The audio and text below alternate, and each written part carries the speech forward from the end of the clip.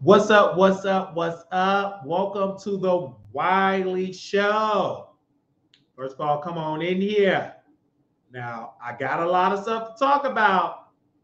First of all, I want to say hey to the Wiley Show producers.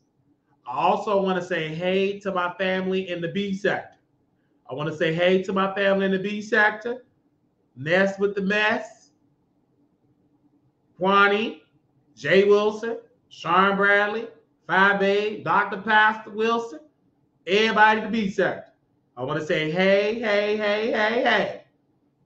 I want to say hey to the people in the B sector. I want to say hey to everybody.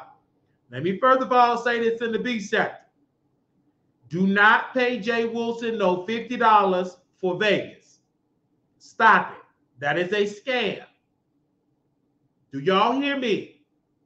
If you in the B sector, do not send no Jay Wilson no $50. Stop it. Jay Wilson, stop trying to scam your audience. Stop it. You're not making no sense. You stupid for doing that. You ain't got to pay no registration fee. If you want to stay at the Circus, get Priceland.com. You get discounts. If you got Afterpay credits, you can break it up. All right? I stayed at the Circus more than 2 times. It was nice. Stop. It is not no Roach Motel. Jay Wilson, stop lying. I tell the Circus to sue you for defamation and slander. Stop that lying. You ain't no pastor. You Jay Wilson. I catfish you out the closet. Stop it. Stop saying your security guard gonna body slam, mess with the Nets. You and your security guard gonna go to prison. Shut up. Stop it. Stop lying to your subscribers. You ain't got no security. That's that same lie when you had your meet and greet in San Antonio. And you said, while if you come, you're going to go get arrested. You were so scared that I was going to drive to San Antonio from Dallas with Tracy. I was going to pick Tracy up, and we was going to crash your meet and greet. You had security with King Giles, and your security guard was your boyfriend who peed on himself at Six Flags. Stop playing with me, okay? You got that Vegas from Sean Bradley. I got my meet and greet from Sean Bradley. Sean Bradley and Club Chat brought me, and producers brought me to Vegas. It was for the cast. It was a cast trip because how good we were doing. And then what happened? These uneducated blacks, sleepy blacks, they started dragging the producer of the show. The Wiley Show LLC owner, Marquise L. Wiley, we never dragged the producer of the show. We never post their pictures of the show. Every time I talk about the show, I talk about what I have permission to talk about of the show.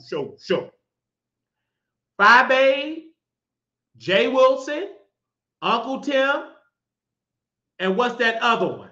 The one was messed up with VS.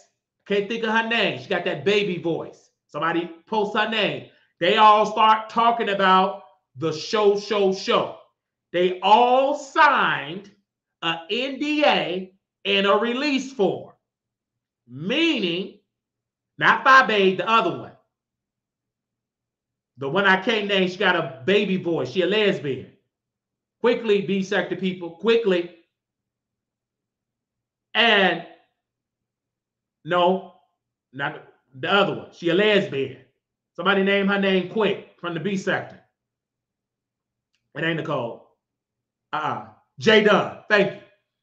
Jay Dunn. They all talked about the show stuff. But what they do not know, let me remind them, you signed a release form and you signed an NDA. In the release form, gave permission to that production company to post that show. They own the footage of the show. You signed your John Hancock on the dotted line. I ain't stupid, because I read the show documents. I printed the show documents. I had to go to the public library, the one that I'm not banned on, print out the show paperwork, and I signed it with Marquise Wiley with the signature. And when we was at the show, we signed the release form of the show. Meaning that they have full control of the footage with Marquise Wiley. You can't even sue. You signed it over. So I'd rather take my chances with the show in good graces with the producers. So whenever the show ever come back, or if it come back, I want to be good, whether it's on air or not on air, because you don't want to mess up with producers of the show. The problem with people in the B sector is that they didn't understand business. But Marquise L. Wiley, the owner of the Wiley Show LLC, and you can go and research that, people. We set it up in Illinois, okay? Some of the people in the B sector don't even have an LLC. They don't even pay business taxes. They don't even have a business account. But the Wiley Show LLC, we do. Okay? So all that talking against the show producer and Tracy was saying, we cut off. I said, oh, you cutting off my boss. You they're trying to talk about my boss. You gone. I don't want you around me. I don't want you around me. You messing up bad. You ain't gonna mess up my bag or my future. Goodbye, Tracy. Because you doing too much. You was posting documents, posting videos.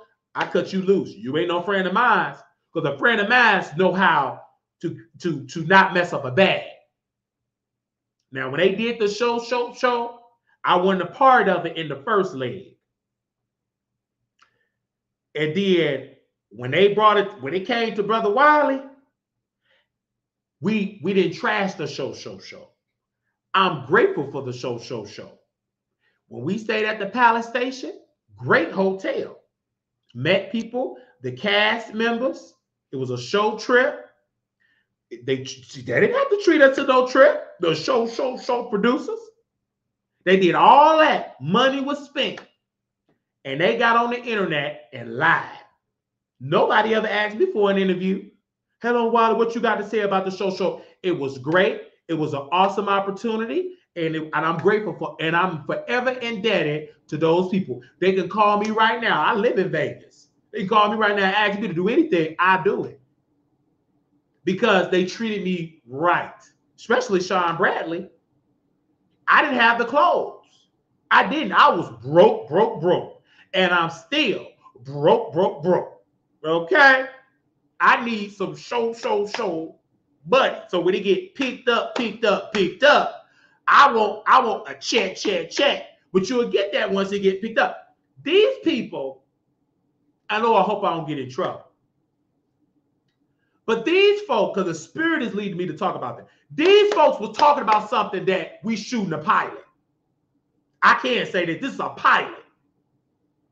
And when you're in the television business shooting a pilot, you got to wait till the pilot is finished.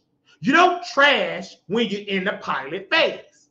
The problem was these folks ran to the B sector, started saying stuff, Uncle Tim, Fabe, just them two that I've seen, and Jay Dunn. They started saying stuff, and I said, they not going to be successful. I'm going to go to this show, and take this opportunity and be grateful. I have upgraded from just being a blogger to being an owner of an LLC.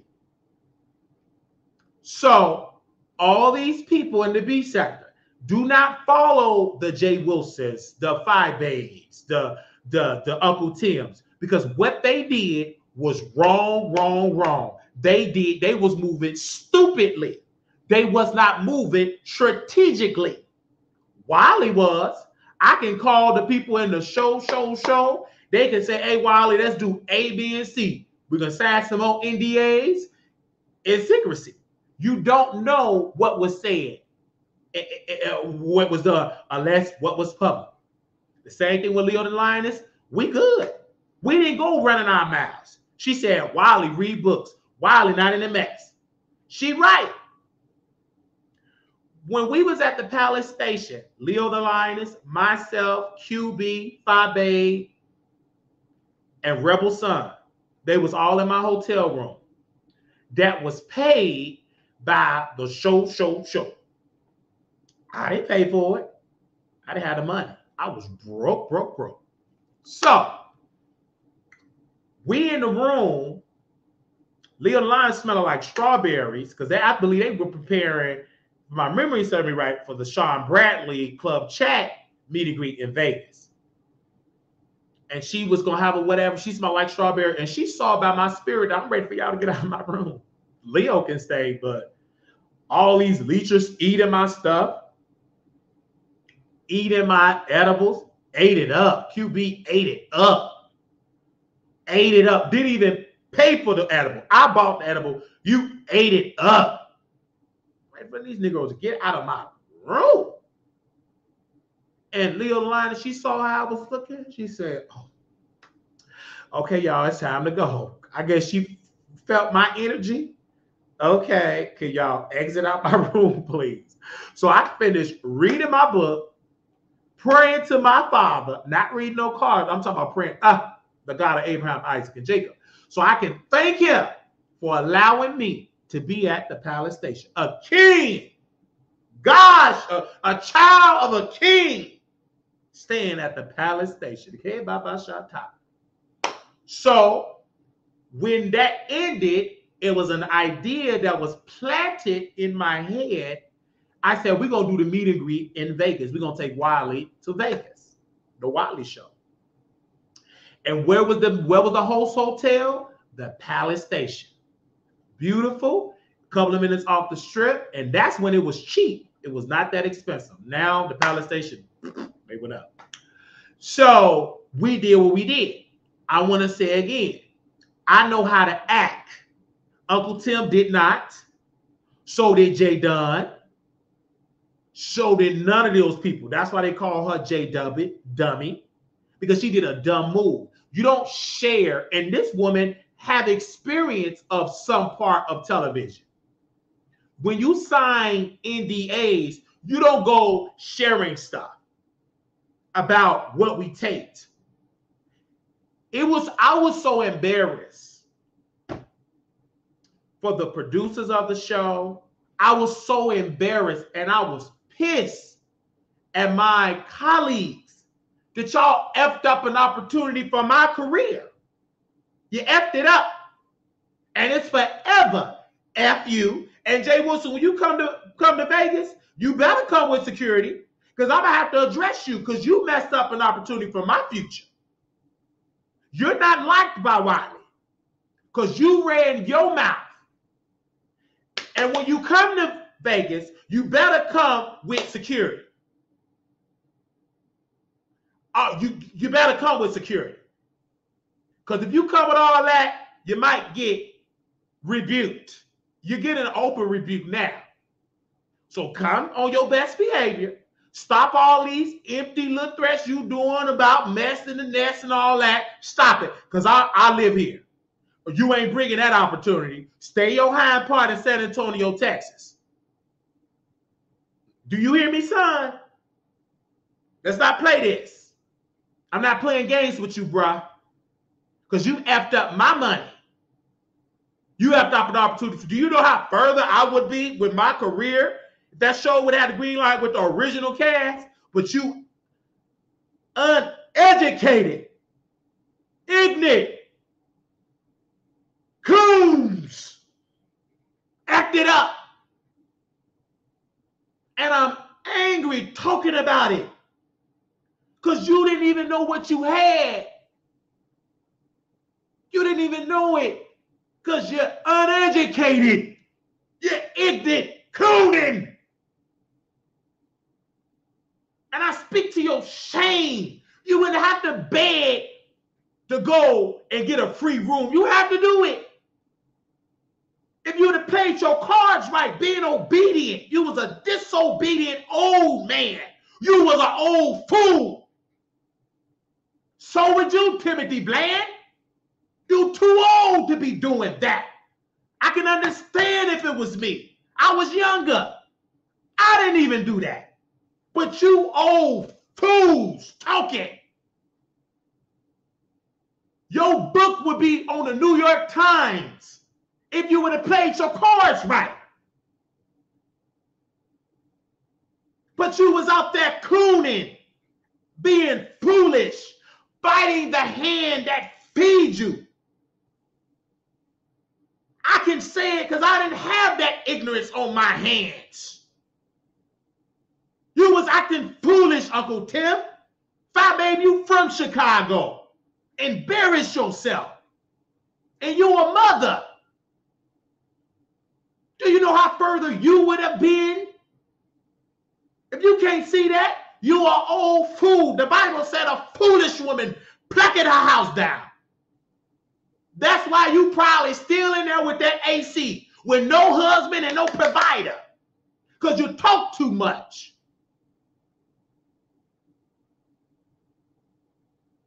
You probably still around QB, gay man.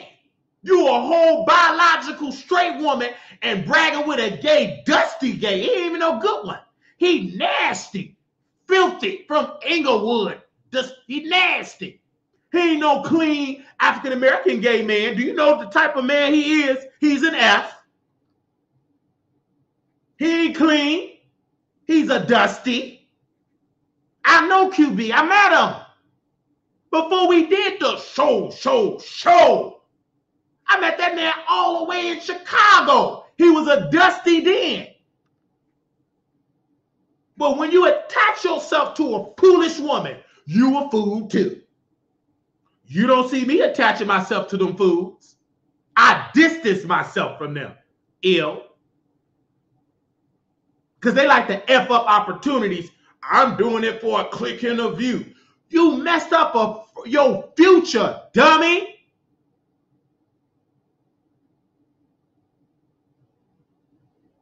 I say it with, I speak to your shame. Look in the mirror and say I'm stupid. And repent and apologize to the producers and apologize to me. I don't want your goddamn apology. Just don't be around me. Don't come to Vegas. Don't even step foot on the Strip. Because I'm going to tell everybody, get away. That's a fool there. He know he messes up opportunities. He can't even talk right. He on the down low. He up there illegally selling prep. I rebuke that devil. You're going to get a public rebuke, and it's going to be live streamed. Bring your hind part to the Strip, Jay Wilson. I promise you, you can take that to Wells Fargo's bank. You're going to be embarrassed publicly. I'm going to have my camera streaming. Look at this man. He supposed to be a pastor on the down low. He committing fornication. He not even married. Put a ring on it, you false prophet. He be at the Diddy parties outside. Can't get a ticket. You gonna get a rebuke. I'm not that. She a woman. I'm a man. And you try with me if you want to. You're gonna lose, son. You're not even that strategic. You tried to leave the beef sector and come into the cheese sector. Didn't work. 3 views. Majority of them don't know you exist. Who is Dr. Pastor? You will see producers when he come to Vegas. I'm going to live stream his tail. Right there on the stream, I'm going to rebuke him. The blood of Jesus. I rebuke you, you devil. You slew-foot devil. Empty house devil. You bed and breakfast devil. You San Antonio devil. Take your hind part back to San Antonio. You ain't welcome in Las Vegas. Take your broke behind back to San Antonio. Anybody that took that $50 and donate, get your money back. And get your own room. You don't help no old man get his or free room. I speak to your shame if you register to that mess. Come out better coming to see a superstar. Come see Wiley. When is that meet and greet? Somebody post a date. I'm going to be right there. Post when they coming, and what in August? Is it August what? When is they coming? It's right. It's 10, 20 minutes away from where I'm at. I'm going to be right there. Come meet Wiley, a superstar. We can go do some karaoke. We can go to the Patianas and a Hakkasan party. You don't need to be around no false prophet. Get away from them. I'm already in Vegas, honey. I'm already in Vegas. I live here, honey. You late. Come on back, Beef Sector. Come on and donate to Brother Wiley. You're dealing with a superstar. Hit the cash app. That ain't change. Come on over there. Let me put it on the screen. You can come on over to the Wiley Show, baby. You come meet a superstar. Deidre, she met me when I went with Couture back. She met me. My brother actually took a picture with us. Where my brother at? He met me in Vegas. Look at my brother. Oh, I was so happy. I ain't stunned. I moved there. My brother, I didn't even know he from Chicago. I said, bro, what are you going to see Brandy? I said, Brandy performed in Chicago and in Vegas. And my brother came to visit. He came to see his big brother. Look how I was so happy. Look how big and strong I am.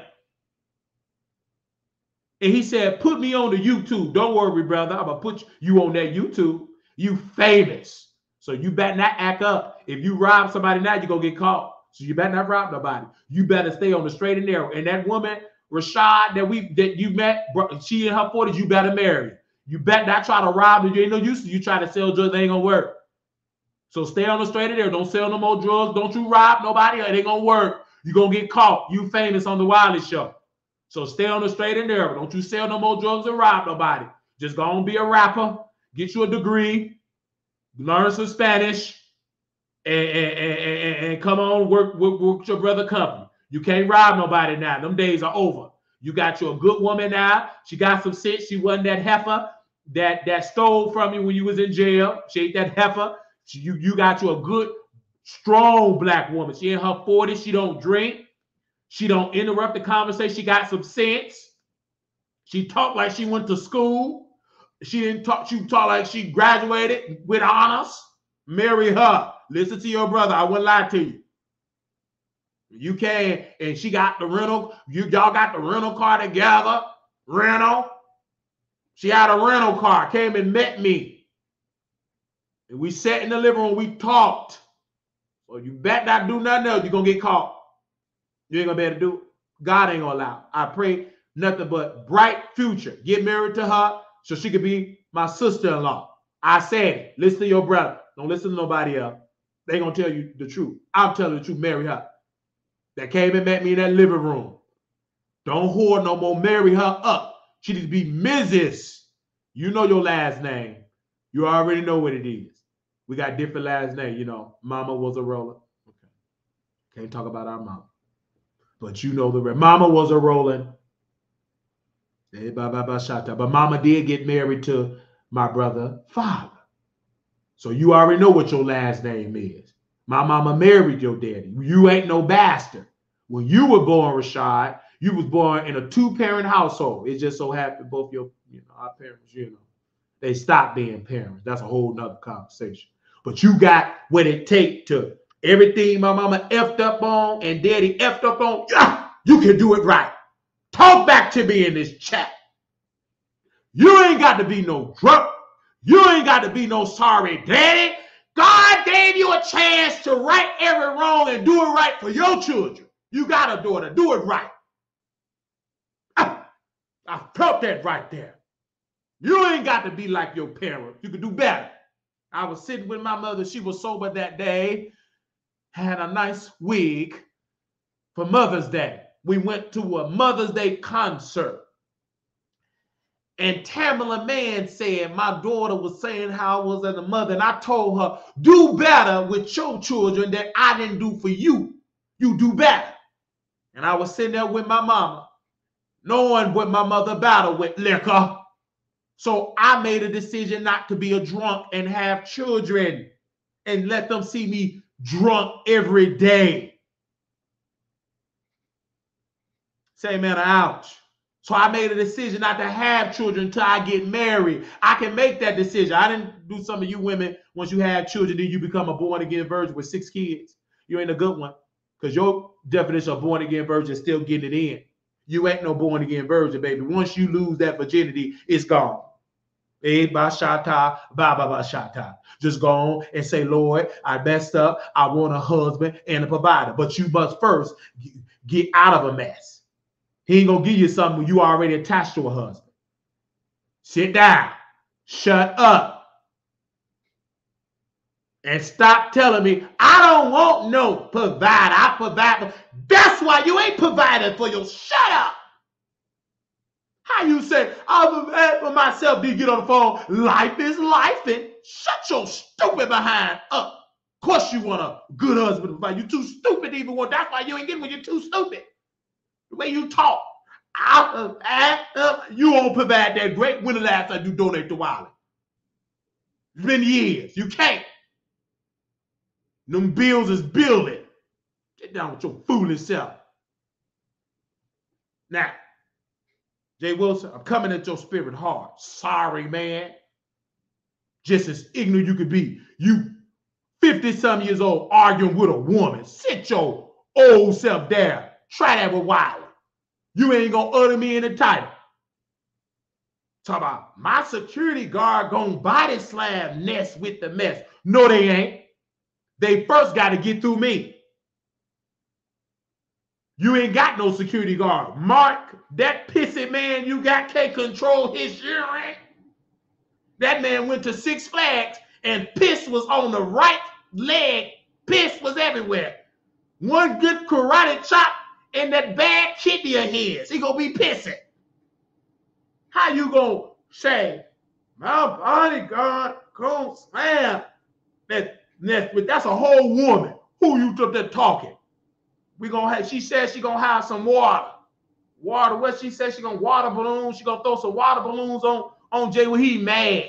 Cause she said, I love Wiley. He upset at her. Of course she love her. She come for me. That's my daughter.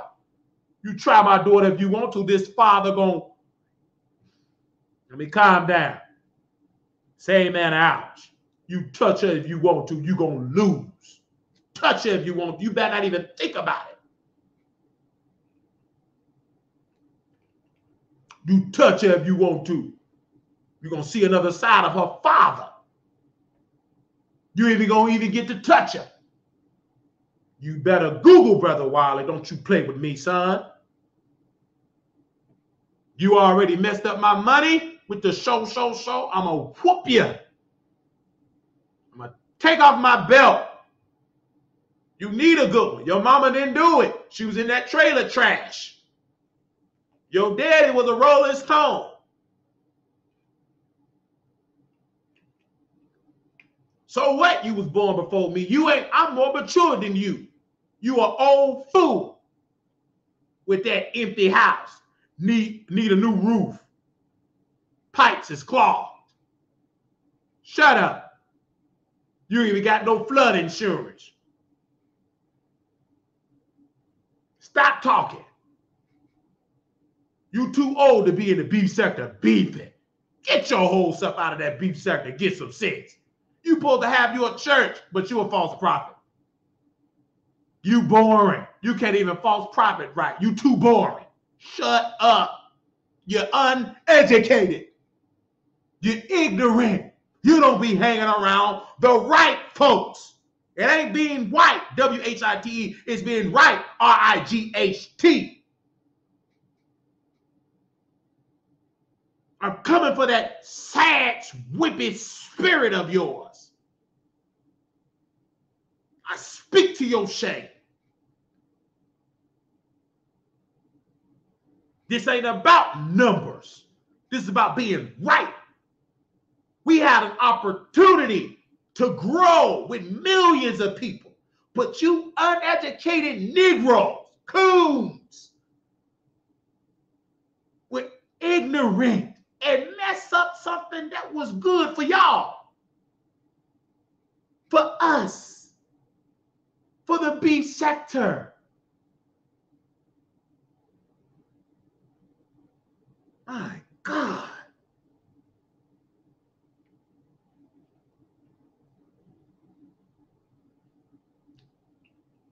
Got to come for that spirit.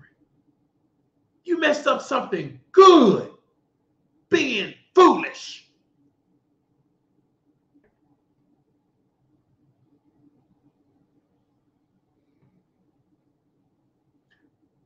Pay $50 to come meet Pastor Wilson. You stupid if you pay that $50. You a dummy. For he can get a free room. If you can't get a room on the strip without getting donations, it's a problem. Jay Wilson, stop it, son. They don't need to be pay no registration fee. Stop it. Everybody that register, unregistered.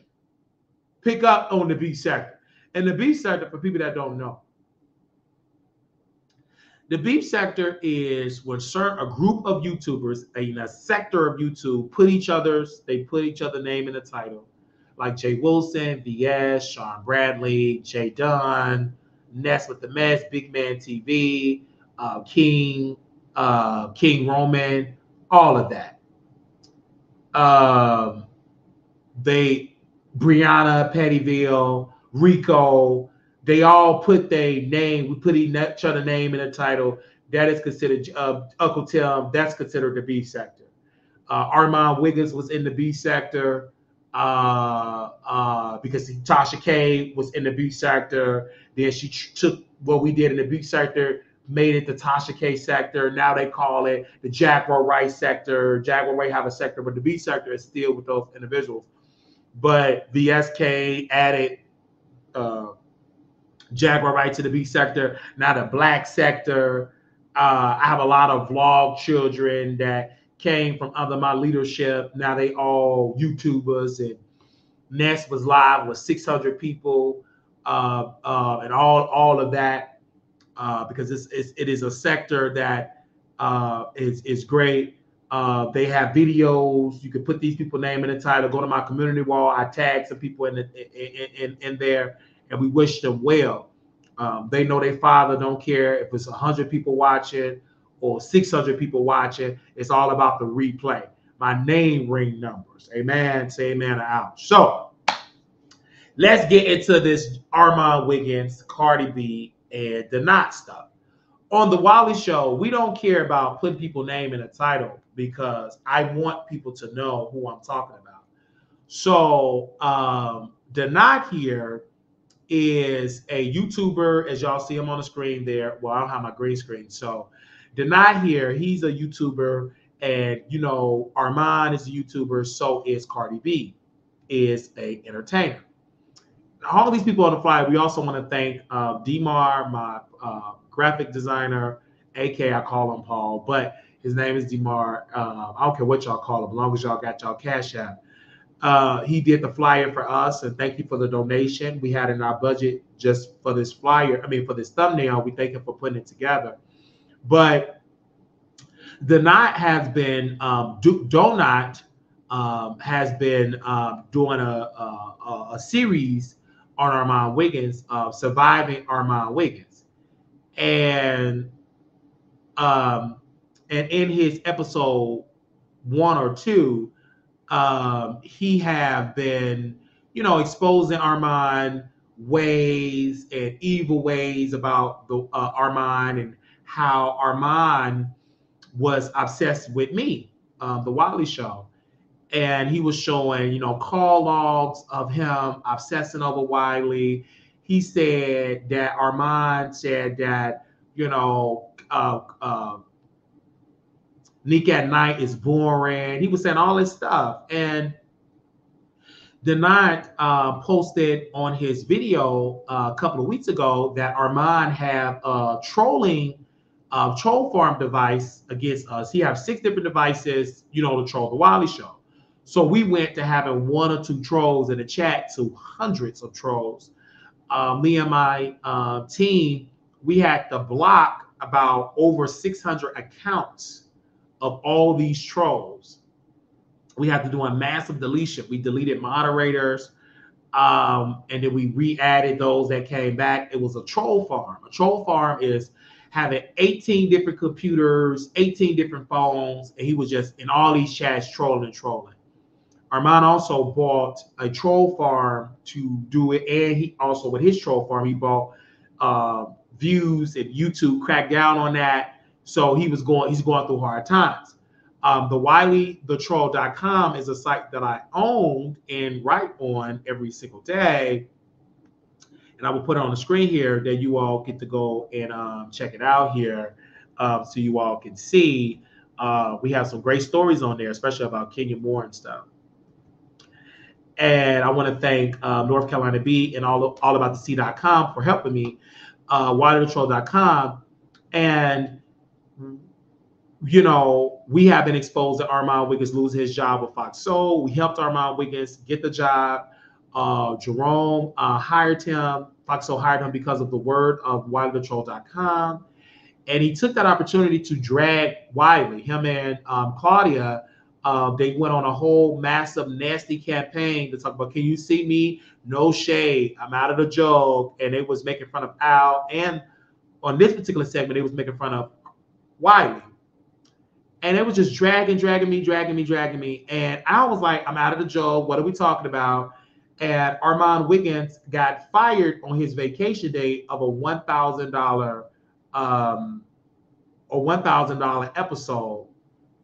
He got fired on $1,000 per episode.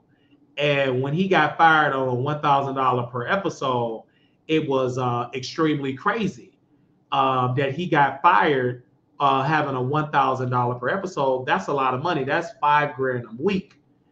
And they fired him.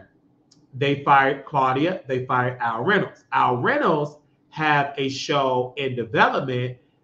He's trying to get it picked up on TGIF, and it's called The Court of Public Opinion, and it goes live on 6:30 p.m. That's Pacific Standard Time at the alreynolds.com. And really a great guy. He is a friend of the show. We follow each other on Instagram. He like our posts. We show him love, and make sure y'all go check out The Court of Public Opinion. And his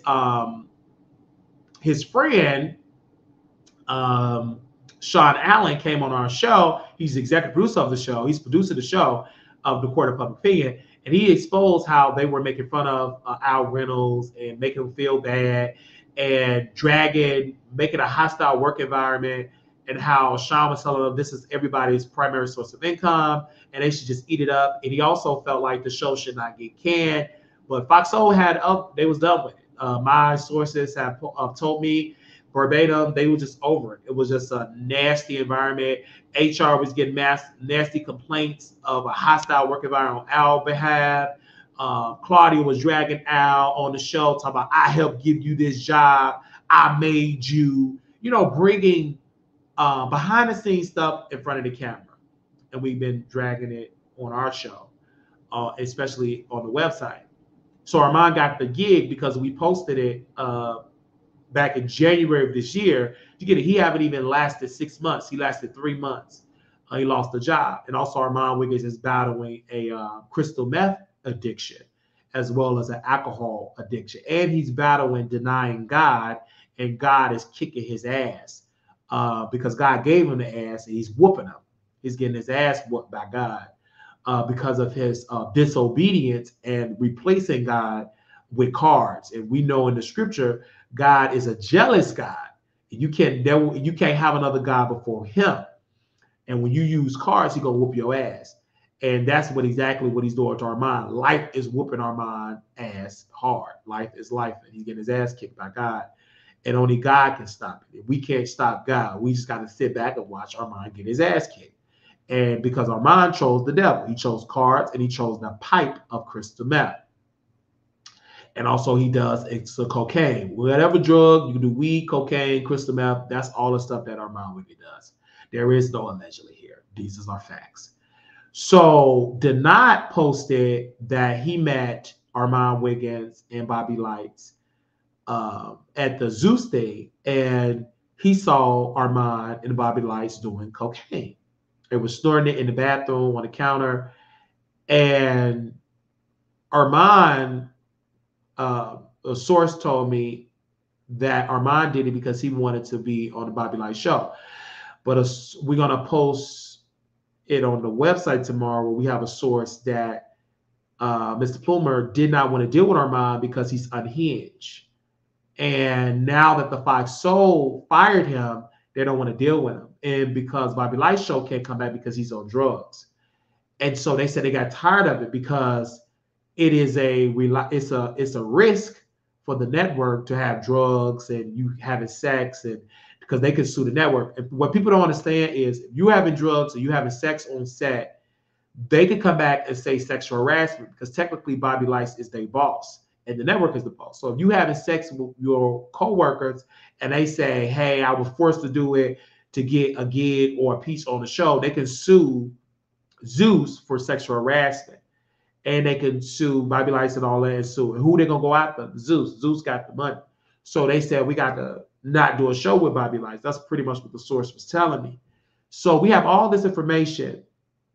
We also have denied testimony that he witnessed Armon doing cocaine. So they don't want to deal with this, because the reunion show was a disaster. Bobby Light was drunk, and the numbers wasn't hitting like the women, and it was just an entire mess. The net was a mess, and they don't want to bring back Bad Boys because they never could get a reunion out of it because most of their money comes from not only just the show but also the reunion. So Denat told me that Armon have multiple devices. We cash app Denat with our number. We sent him $5 cash app, and he called us and he was telling us stuff about Armon. He was telling the grievances about Armon is obsessed with you and you need to come on my platform. We need to drag Armon together and all of this. And I'm like, no, not really. I'm not really caring about dragging Armon. I mean, I've already dragged him on my show. Like, what does it benefit Wiley to go on your show? Because what you should have did, I said, son, if you want to be a Wiley Show student, I teach my students that you record them doing the cocoa and you bring it to YouTube, and you could eat off that. And because you wasn't in the house of Wiley, you went upon yourself. You always record. Anybody would tell you to record, because when I was on Nate 702 and his boyfriend, I got records of his boyfriend. His friend. He was drunk in ambulance, and I recorded it. I record Nate when he was throwing up, and I record. I keep receipts. So if you train from the house of Wiley, you always keep receipts. No different when the beat sector, when I was in DC, I recorded Rico. I recorded Lukerman. That man, he assaulted me by sticking his finger in my butt cheeks. And I recorded him, sent it to Sean Bradley, and I sent pictures of Rico. Chocolate Bay, this poor Chocolate Bay got in a mysterious illness, and he lost weight, a mysterious illness, right? But he was intimate with Rico. And once he was intimate with Rico, he lost all that weight. He is no longer called Chocolate Bay. So it was a mysterious illness that Chocolate Bay got. But he did get it in with Rico without protection. That's a whole nother conversation for another day. But I recorded, Chocolate Bay kissing me and recorded all that stuff. And it was like a big thing. They still talk about it in the B sector, call it DC Gate. And Sean Bradley called it Dookie Gate. Whatever you want to call it. You call it Musty Gate, Sweaty Gate. You can call it whatever. It was lit because I had my receipts. And so, you hear all this type of stuff. Now, Denai here, he had been going through a lot because he said, I thought Wiley was obsessed with Armon and blah, blah, blah. He said, Armon will call he will call me every day about you. He would be saying this about you. He talk about you all the time. I said, well, I know about it. I've been through this. And I said, but why did you go? Because I thought Armon had pull in the industry. He didn't have no pull. I said, brother, if you was in the house of Wiley, I tell you, he don't have no pull. You don't listen to but I thought you were joking. Bruh, when the last time you seen Armon Wiggins out LA and going live? Never. He's not lit. You just look, I'm more lit than Armon. I'm at the Hakkasan. I'm with Natasha. I'm with Couture Bay. Brought her up on a meet and greet with me. She got fans. We got her up to over 10,000 subscribers. We was a help, whether she would admit it or not. Baby, she was under 10 grand. When she got on Two Man the Lady, plus she teamed up with Wiley, we helped her. She's delusional to think she got it on it by herself. You got the help of Wiley. We introduced you to it, huh? You can't crack no views now because Wiley gone. You're going to have to drag Wiley. And if you're a good student of Wiley, you will do it. But you got to put Wiley in the title. And you got to admit that you sent me the information about Tasha K. Couture, you was set up by Tasha. And you never, let me tell you when you went wrong, sis, for free. You sent me evidence that Tasha wanted you to take down the video. Wanted me to take down the video. And you never do that. You always gotta never send receipts because you could have denied, I didn't do that. You sent a receipt. So that's why you effed up. So you just got to sit on the sideline and choose either go against Tasha or Wiley. I'd rather you go against Tasha because she's on her way to prison, because you wanted me to take down a wire for our break. And that receipt that we did on the WileyShow.com, we sent that to a federal prosecutor that watches the Wiley Show. I sent it to a federal prosecutor. I ain't gonna tell you who it is. So, Couture Bay, let's not get stupid here. You naive, but wake up, honey. You on the wrong side. This ain't the good time to be with Tasha. She's at $4 million in debt. She lied on bankruptcy paperwork. Do your homework, girl. Did you say you're going back to college? Baby, just do a simple Google search. Read the court documents, honey. Go get Megan Cuniff and talk about bankruptcy fraud, honey. Okay? You trying to piggyback with Michelle ATL. We had her first. We have more clicks of you with Michelle ATL. We knew her when she did straight from the A. You trying to piggyback on Wiley. It ain't going to work, honey. You're not messy enough, honey. You can't even go and drag August with the shade. Go get August. Should I go and talk to August? Because he said a whole lot about your eyeballs. He talked about both our eyes. It didn't bother me, but it bothered you. So that's what August with the shade said. I ain't say it. They said that you stopped being, you threw Nikki on the bus for Wiley. I don't care. That's you threw Nikki on the, you want to go meet Nikki. August with shade told me you was over there with him. And you was mad because you was jealous. You was trying to take his followers. He told me that. Now, I don't know who to believe, but you did not bring me on your platform when Tasha told you not to. It seemed to me you are pick me. You can prove me wrong, but you ain't dropped the link and let me come on that day. You heard it in your live because Tasha told you so. That's the same thing August Shea said you a pick me. I'm trying not to say you ain't a pick me. Are you a strong black woman or a pick me? Right now it's giving struck down pick me. And you out there cooning for Tasha. She not going to save you. She on tour. You on these YouTube streets windmilling for yourself. Them little subliminals that you posted on your community wall, that don't touch Wiley, honey. You got to go live. Them subliminals, you're not big enough. Subliminals only work if you Nikki and you Tasha. You haven't built a solid foundation, honey. Post the pictures with Wiley. We sang together. It don't make sense. You just played. You just got outplayed. Tasha K played you. And I'm rebuking you. And you've been suspended from the House of Wiley. Now, we could drop you a link. Come on the show. You blocked, but you ain't blocked to come on StreamYard. You ain't going to come in the chat. I want you to come on. Bring your giggly self up on here. Come on. Hit the link. Don't you pay attention to the subscribers. You know what you did. Hit the link. Katie Talk hit the link. Katie Talk hit the link. So you got to hit the link.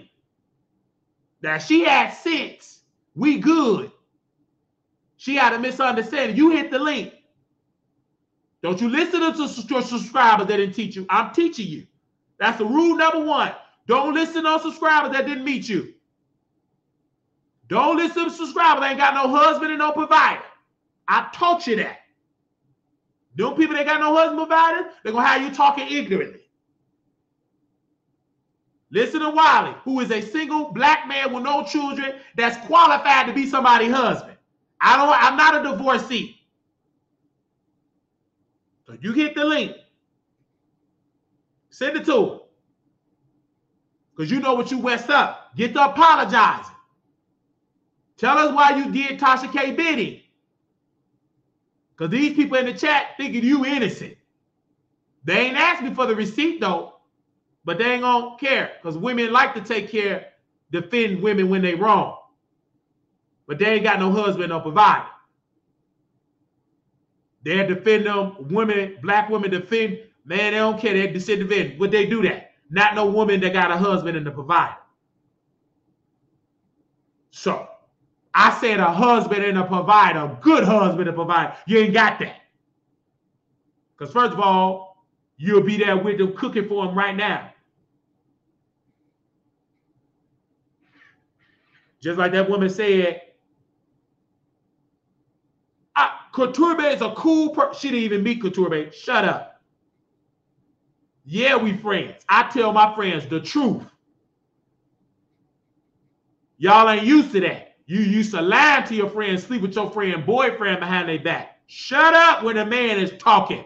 This ain't Tasha K's show. She's a foolish woman. This is a strong black man. You ain't used to watching a strong black man. Shut up. Stop talking. Get the donating. Go to Tasha with that. She had $4 million in debt because her husband wasn't strong to delete the video. He was weak. If he was strong like Brother Wiley, he would have deleted the video. Shut up. Stop talking. That woman lied on bankruptcy paperwork. Shut your black behind up. If you listen to Wiley, I teach you how to get a husband and a provider. The first rule is stop talking. Be silent for 30 days. Go on a no talking fast. Some of y'all can't get a good husband. You talk too much. Shut up. You talk too much. You ain't gonna get a good husband. He ain't coming. He see your black behind, he gonna go the other way. You talking to a man that's qualified to be a husband, and you talking. Shut up. You ain't gonna get no good. You gonna have a boyfriend. Good boy and a friend. You ain't got no husband or provider.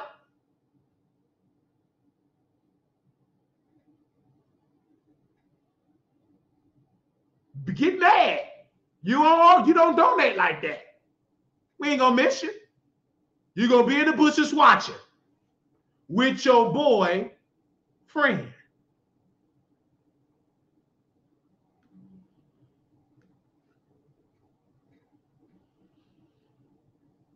Anybody with husband and provider say amen.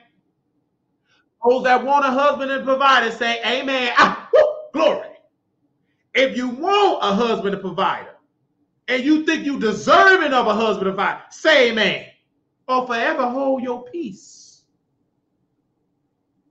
If you want one, if you deserving of one, if you need one, you know you need a husband and a provider. Shut up while you talking. You don't have to work as hard if you had a good husband and a provider. Shut up! Stop talking! Some of y'all in situation right now, if you had a husband provider, you won't be going through it by yourself. You have somebody to help carry the load. Stop talking. You don't make sense when you talk. Some of y'all in the financial strain, you the only one got to carry the load. You need a husband and a provider.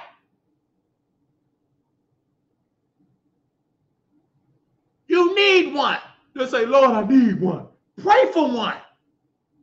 And stop coming against one that say you deserve one.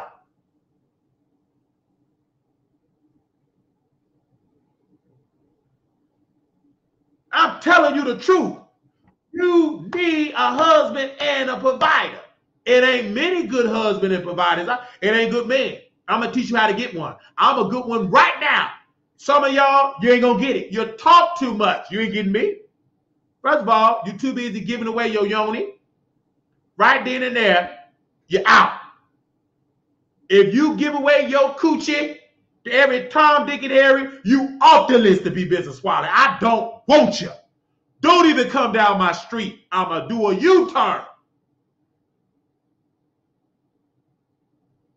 I'm going to do a U-turn. I want people, hey, Katie Talk. What you, Katie Talk? You were backstage. What's she doing backstage? What's wrong with you, Katie Talk? Hold on. I ain't bringing people on. Hold on, Katie Talk. I'm preaching because you need to hear it too. I'm teaching y'all how to get a husband and provide. There is no need for y'all to be talking. Listen and take notes.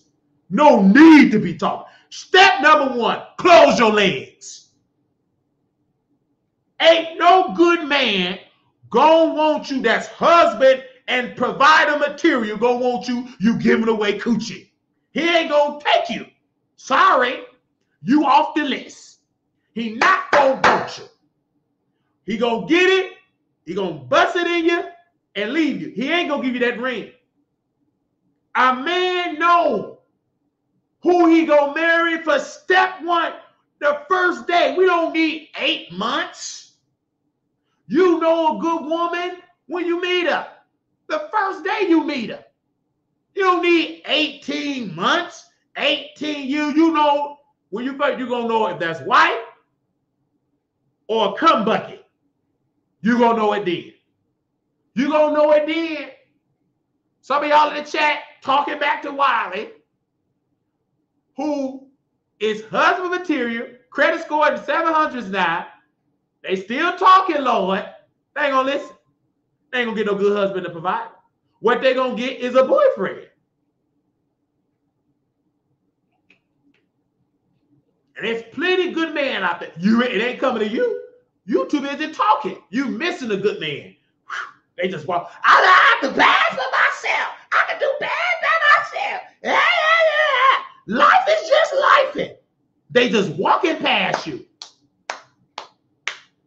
They just walking past you. They just walking past you. Good man.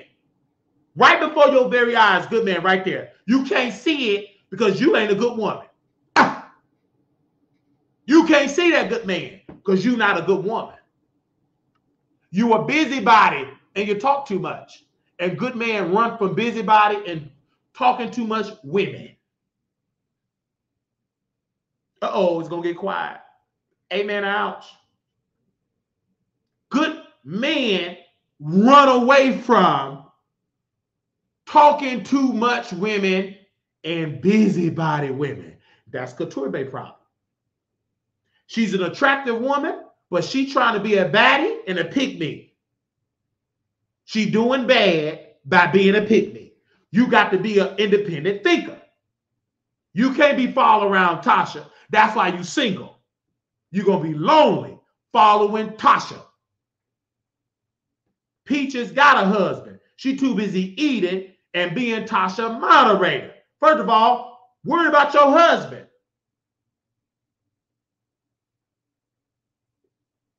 You got a husband, Peaches. Lose that weight for your husband. He told you all you do is be on the internet. You about to lose you lost your husband. Following Tasha? You stupid. She ain't gonna keep you warm at night. She gonna keep you drinking. You gonna pick up her spirit. Foolishness.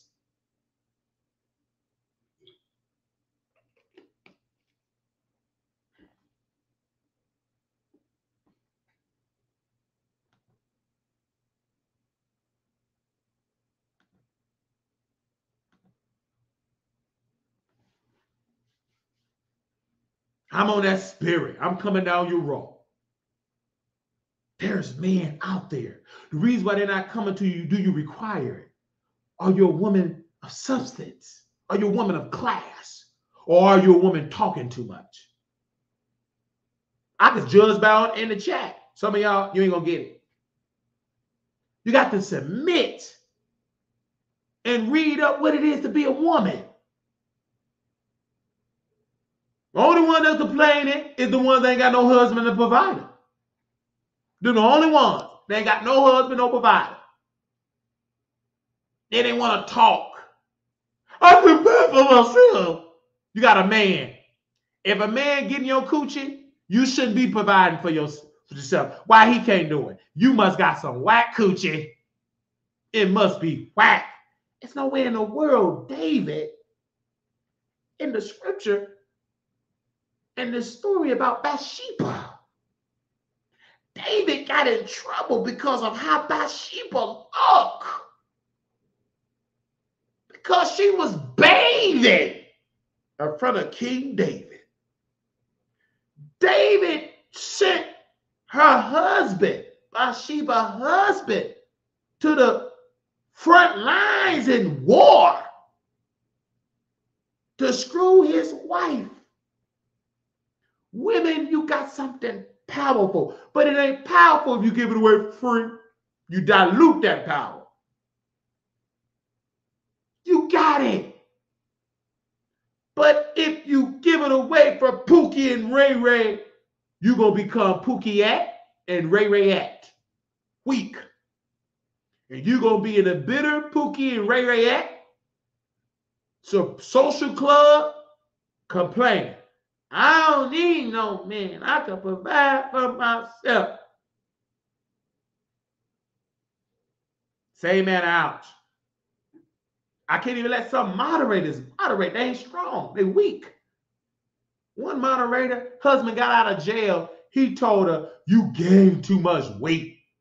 She mistyped my Cash App because she was mad and I blocked her. Get your big tail out of my chat. He got out of jail for selling drugs for the 4th time. He told this sister, you gained too much weight. She was faithful in the while because her man was in jail. Then when she got out of jail, when he got out of jail, he said she got too big. Well, all she did was work from home and eat and watch the Wiley Show. I didn't know she got that big. I didn't know it because she could never come to the meet and greet because she would put money on his books. That was her husband. He was a no good, trifling F. So that's what happened. Now, denied when he exposed Armon and he dragged him. Denat told me, I want you in the chat. Come in my chat. Come in my chat. I said, I'm not coming to your chat, brother. I'll put your name in the title. You are attractive. You look good. You got a nice chest. Your nipples, your chest meat is nice. Look good.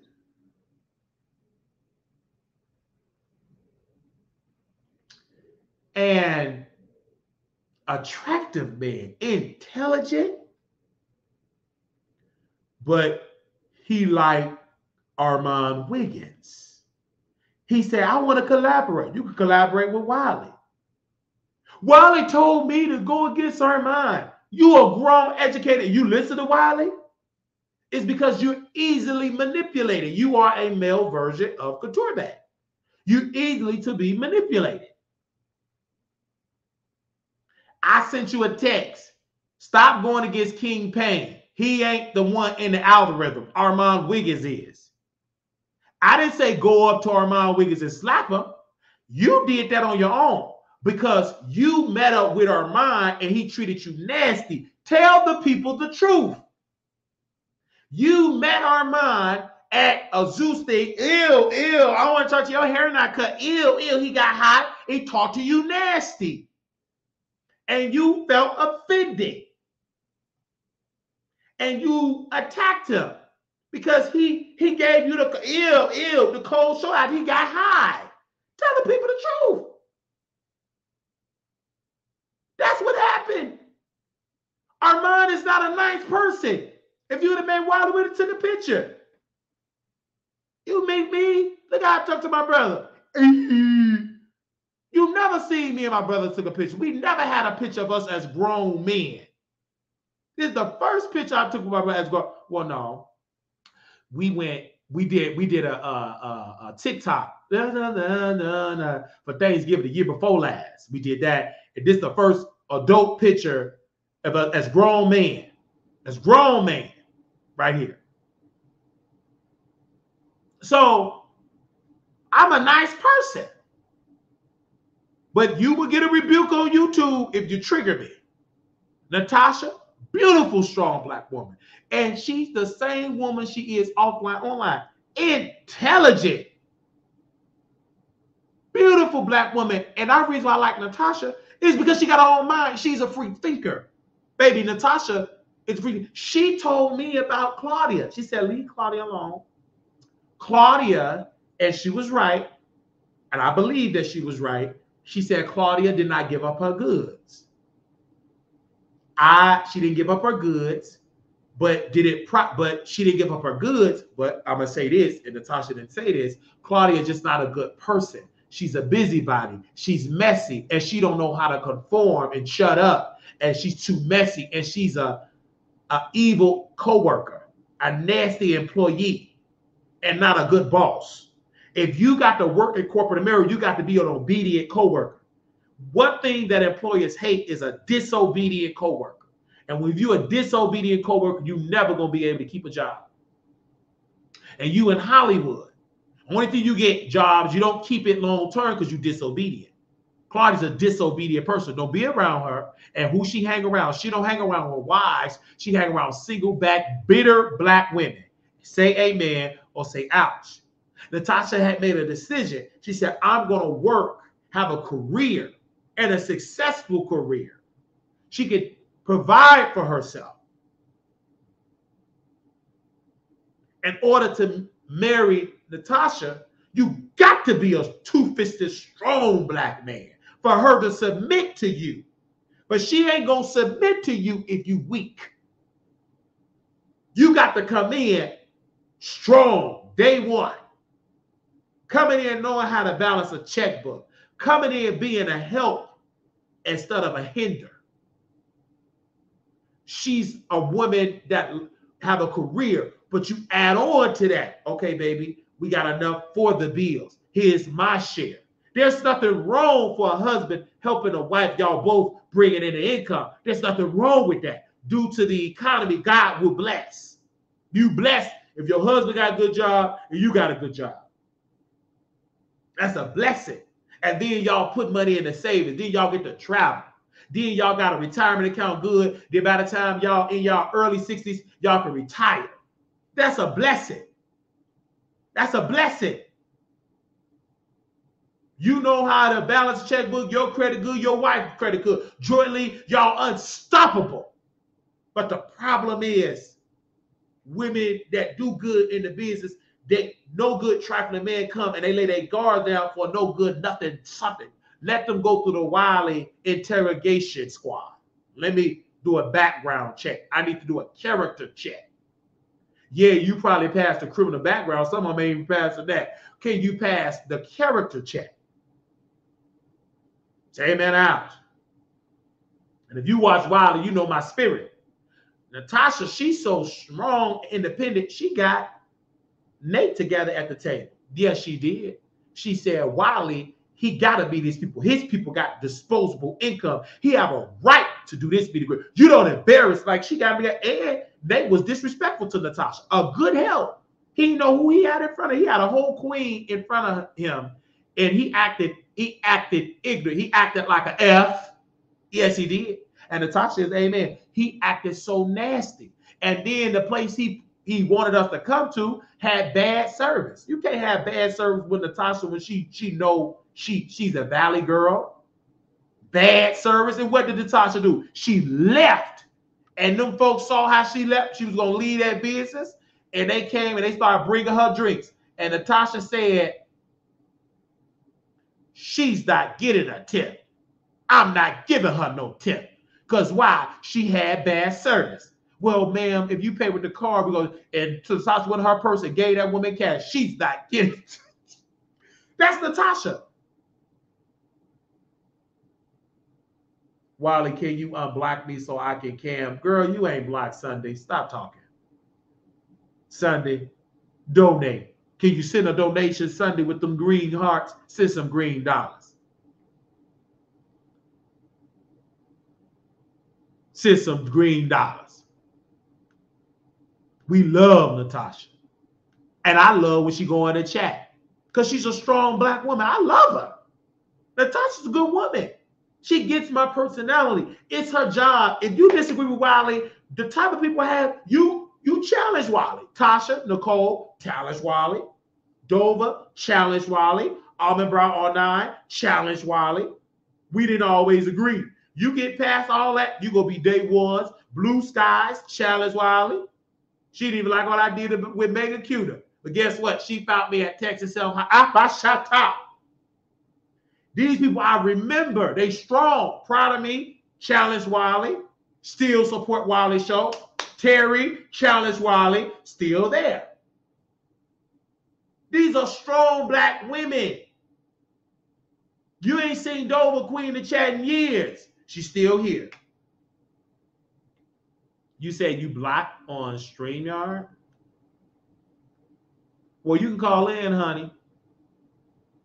You want to cam up? Okay. You just call in. So maybe the spirit is say calling in.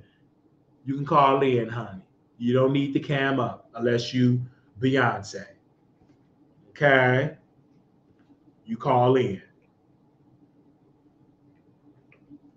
Lala got a husband and a provider.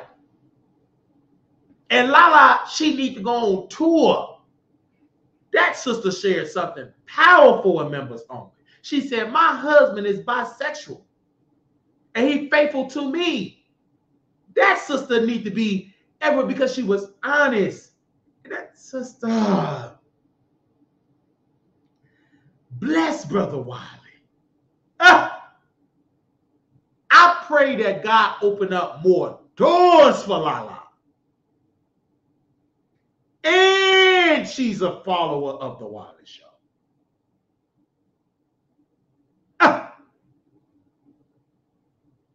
If you listen, God always got one that can agree with that message. You'll see Lala falling out with Wiley. Why? She got a husband and provider and a career. So she understand what Wiley talking about. When I was crying about the nurse home, that was a soul cry. Yes, it was. And God heard my tears. He said, oh, it's time for you to move from Texas, go to Vegas. Because my life, my future is bright. And God tested Brother Wiley. What kind of man can you do good when it's unpopular, when there's no cameras? And we stood up and Brother O'Neal called into the show. Did he do it, Lala? I had a soul cry, crying out for the bad treatment of the industry. It broke me.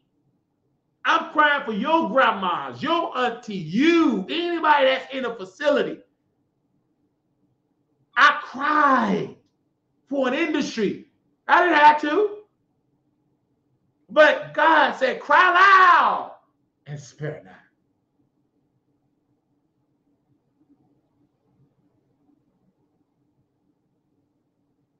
Woo. I felt that. And people in the chat, you got to be strong to be in Wiley chat. You can't come in here trolling. You can troll, but let it make sense. Wiley got evicted. You're going to get blocked because you lied. And you want, in order to get a lot like Jada, strong black woman. Strong black woman on X. She sent me the stuff about Deny. Some of y'all block me, unblock. Did you send me that story that Jada sent me? Nope. Jada sent me a strong story. I said, Deny said this and blah, blah. I said, send it to her. She sent it to me quickly. Some of y'all sent me BS, doo-doo, and I have to block you. She sent me something strong about tonight. His video. Put him on a thumbnail. We ain't jealous of tonight. He's a chocolate, attractive young man. If he get his head out his hole, gets him sitting enjoying Wiley. We the one that talked about it when you had your lawsuit with King Payne. We're going to restream that tomorrow. Actually, we're going to restream it today. We ain't going to wait till tomorrow.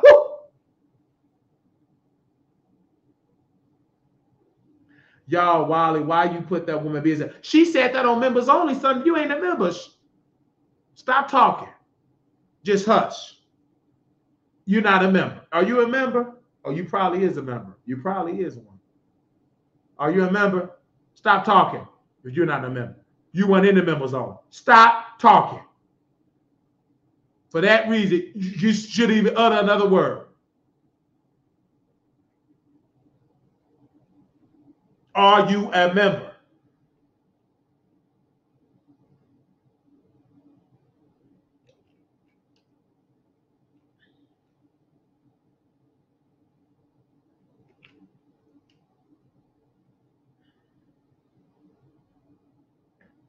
He's an attractive man. Good, just laugh because you know you ain't a member. You're probably providing for yourself. But if you listen to Wiley Sunday, you will have a good Monday, Tuesday, Wednesday, Thursday, Friday, and Sunday. Same and ouch. Hit that like button and share it. Jada said, stop talking before you get blocked. Do you want a husband and provider Sunday, or are you providing for yourself? We ain't jealous of Denai. We ain't jealous of that man. Who am I? How I'm jealous of anybody? I look the way I look. I'm a child of a king. What I got to be jealous of another YouTuber for? You stupid if you is jealous of a YouTuber. And you dumb if you think Armon Wiggins is more lit than Wiley. Repent for believing that lie. I thought Wiley was obsessed with Armon. You thought wrong. Come and follow Wiley. We lit. Come to Vegas when you want to come. I ain't gonna buy you no plane ticket.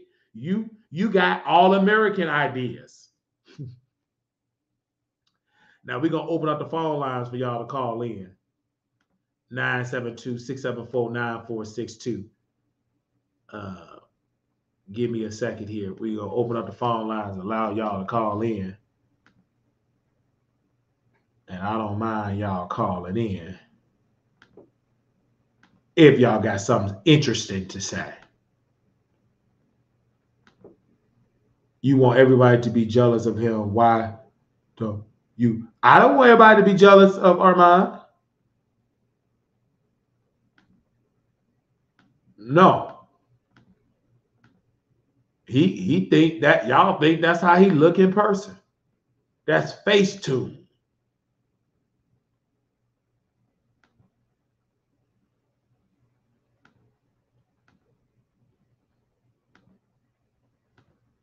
Anybody want to call in?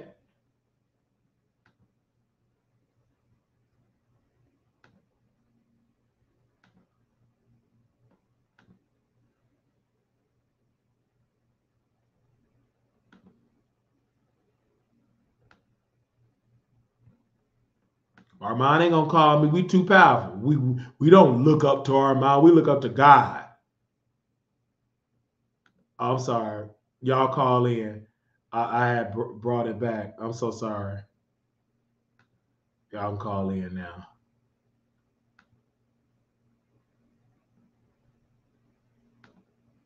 Oh, yes, I was calling so I could speak to Wiley. Thank you.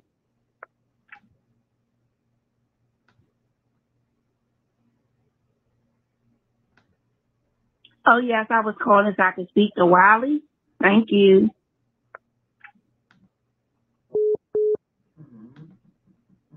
Hey, you live on the Wiley Show.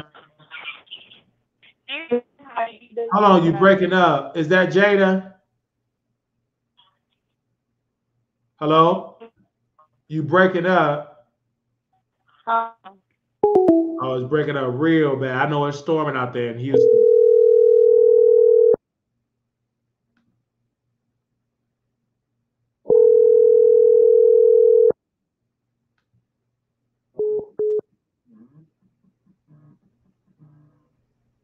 Hello? Yes, you have just called. Hey, you live on the Wiley Show. Hello? I can't hear you. Hello? I can't. It was breaking up. I know it's storming out there, Jada.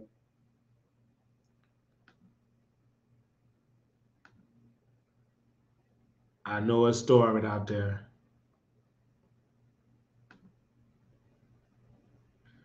Hold on. Let me see. Is that you, Denat? What's up, Wiley? Oh, okay. Because I was like, what is going on? Y'all, listen. First of all, let's do an introduction. This is a celebrity, a king. You don't need Hollywood. You are the original. Hold on. Give me a second. We're gonna shut the phone lines down for a second. You don't need Hollywood. You got the talent. You went to school, film school. You know graphic design. You don't need no Armon Wiggins. You don't need no Wiley. When you did a video, this is Wiley talking. You attractive. You in better shape than Armon. So welcome to the Wiley Show. And we interviewed him when you had your lawsuit with Kingpin, aka Michael Braggs. Your name is on the court and your phone number on the court paperwork. That's how I was able to call you. You remember that, Denai? Yes. So Armon never called you and did the story. He never will bring you on. And I want to ask you a question. You can do that story with the Knuckleberry on my channel. You can. When Armon bring you on his channel? And I'm glad you say that because that's the actual issue between us. Like around the time when Sean and King was doing the doxing and shit, it was Armon and Conscious that were basically giving me false promises to do my own story on that channel. So this was before the first Zeus event and then the second one. Though there's a lot of stuff, you know, as well as I did, there's a lot of stuff that goes on behind the scene. So I responded and was reactionary to that. But I'm just hustling, bro. Honestly. But this is the thing I want to say. I want to apologize because I was wrong when you ran up on Armon. I was under the impression, listening to Armon, and I'm like, oh, Denai did this to go famous, judging you up from Clubhouse. But when you did the facts, you said, no, Armon talked to me nasty, gave me the cold shoulder. He did coke with Bobby Lights, and he just, when you seen Armon and say, hey, he was nasty. Yeah, that's what, right. So I'm gonna be real. Like when I went to the Zeus event, did I go there knowing he would be there? No. Did I have an idea that he would? Yeah. And I was just like, you know what? You had an issue with me saying you had coke, so I was just on guard at any second. And when we was outside, him nor Kingpin had no issue or no smoke. And so when we went inside and had the cupcake girl there, I was just like, well, maybe this is an opportunity for us all to just talk, right? And that's when he got real nasty and stuck his hand in my face and tried to like embarrass me. And when he did that, I went and checked him and quite a few other people. So that video you're seeing is after I already checked them and they got security involved. That's why when you see it, you see me being escorted out by security because they ran and told on me. So that's what you're seeing. So did I go looking for a moment to create a moment? I mean, it's denied. If I go to Blueface court hearing, I'm gonna find the tea. I'm gonna find the content. So I'm not exempt from saying, did I want a moment? Yes, I did. Fuck that. Everybody wants a moment. It's the internet. So did I want a moment to happen like that? No. Armon Wiggins has cried on the phone to me, expressing his frustration. I don't know why you would do this video today, and that's why I'm here because I've decided to back up. He's going through stuff. I've seen because the reason why we're doing the video, Jada, my producer of the show, saw your video. You did a long video and you cut it and you made it short so we see it. Number one, let's make it past YouTube. Yeah. You just confirming with your own two eyeballs that Armon Wiggins is going through life challenges. He's going through pure hell. What you're witnessing with Armon God is whooping his ass. Because when you said out of your mouth, I thought Wiley was obsessed with you, but you obsessed with Wiley. Ain't nobody fucking no ugly ass Wiley. It's not about what Wiley on the outside. It's that Wiley overcame his life challenges. Armon have not. And what Armon did, he's doing drugs to self-medicate. If you know anything with drugs, it's going to add more problems to the situation.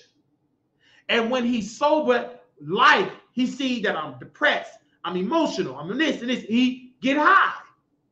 And it's eating his bank account up. You share confirm my prophecy. You shared it on your platform. We're not cool, we're not friends, but you saw how God is whooping Armon ass. You saw the real Armon in the flesh. Outside, you met Armon in person. I never met that man in person. Never. Don't want to meet him until he go to rehab, go to a behavioral health unit, get some help. Then we can meet. You can't meet him now. He gonna want to fight. He gonna talk to me nasty. The security kept you back. They wouldn't be able to keep me back because I'm a little more ignorant than you. I pull up where you at the drug house. I know some of the drug men he deal with and all that type of stuff. Know of them. I'm a whoop you. You good. You ain't got bipolar. But he would have tried with me. It would have been done. Well, so what he did to you was disrespectful. He was high. He ignorant. He's a drug addict. And he's unhinged. And what he claimed that Cardi B and people do to him, he do it to other people. It's just like that's the karma he get. And also there's a narrative going around saying that I lied. Do you remember when you and I fell out because of I didn't feel like going out to Armon, and that I told him, I was like, listen, that's when I found out that he keeps track of you. So I'm not lying. I don't know. No, you're not lying. And what I said about Armon, let's put it in context. I said instead of talking about Kingpin on YouTube, it's more profitable for you to talk about Armon. He's more in the algorithm. You did say that. Now let me ask you something, because you remember the thumbnail, the summer's here with the dragon. Me and Armon, we had a cool relationship behind the scene for months before y'all even knew it. I never involved him in any of that because I'm a loyal person. Like, right, I'm loyal to people like that. And people always like to say, to not you attack people, you get rid of your mods, but they don't like to tell you what they do to me. You understand what I'm saying? So I want to say that I was personally offended. What did it for me is you went around, you said something about a police report that I posted that had nothing to do with Armon. It was just saying that I got an open case for assault and battery. And he took that and ran with it and told the cupcake girl to say that I asked her to file a police report. And so after that, the whole time I was playing cool with him to get me, her, and him in a room together in real life to figure out who told the lie. And I was just going to go the fuck off. So I don't like that shit. Don't play with me like that. Like, you remember the screenshot of the police, the court case? That has nothing to do with Armon. It was showing that, hey, I got an open case. I can't do any of this. I'm known for, I will fuck you up in real life if it get there. That's what I was saying. It has nothing. And then he took what you said, because he's always here, and lied on me. And I asked him a plethora of times, can you use your platform to reverse this shit? You got these people thinking that I'm a stalker when we were supposed to be cool behind the scenes. And now you got a problem because Cardi B made you think y'all was cool behind the scenes, but the whole time she was playing you, and you play people the same way. So it's the karma that you're getting. And so and this is God's heaven truth. I know it can seem like I jumped on Armon when the TGI Fox show and shit happened. No, this has been going on behind the scenes for a while. And you can show this. I never did none of that. I was true to him.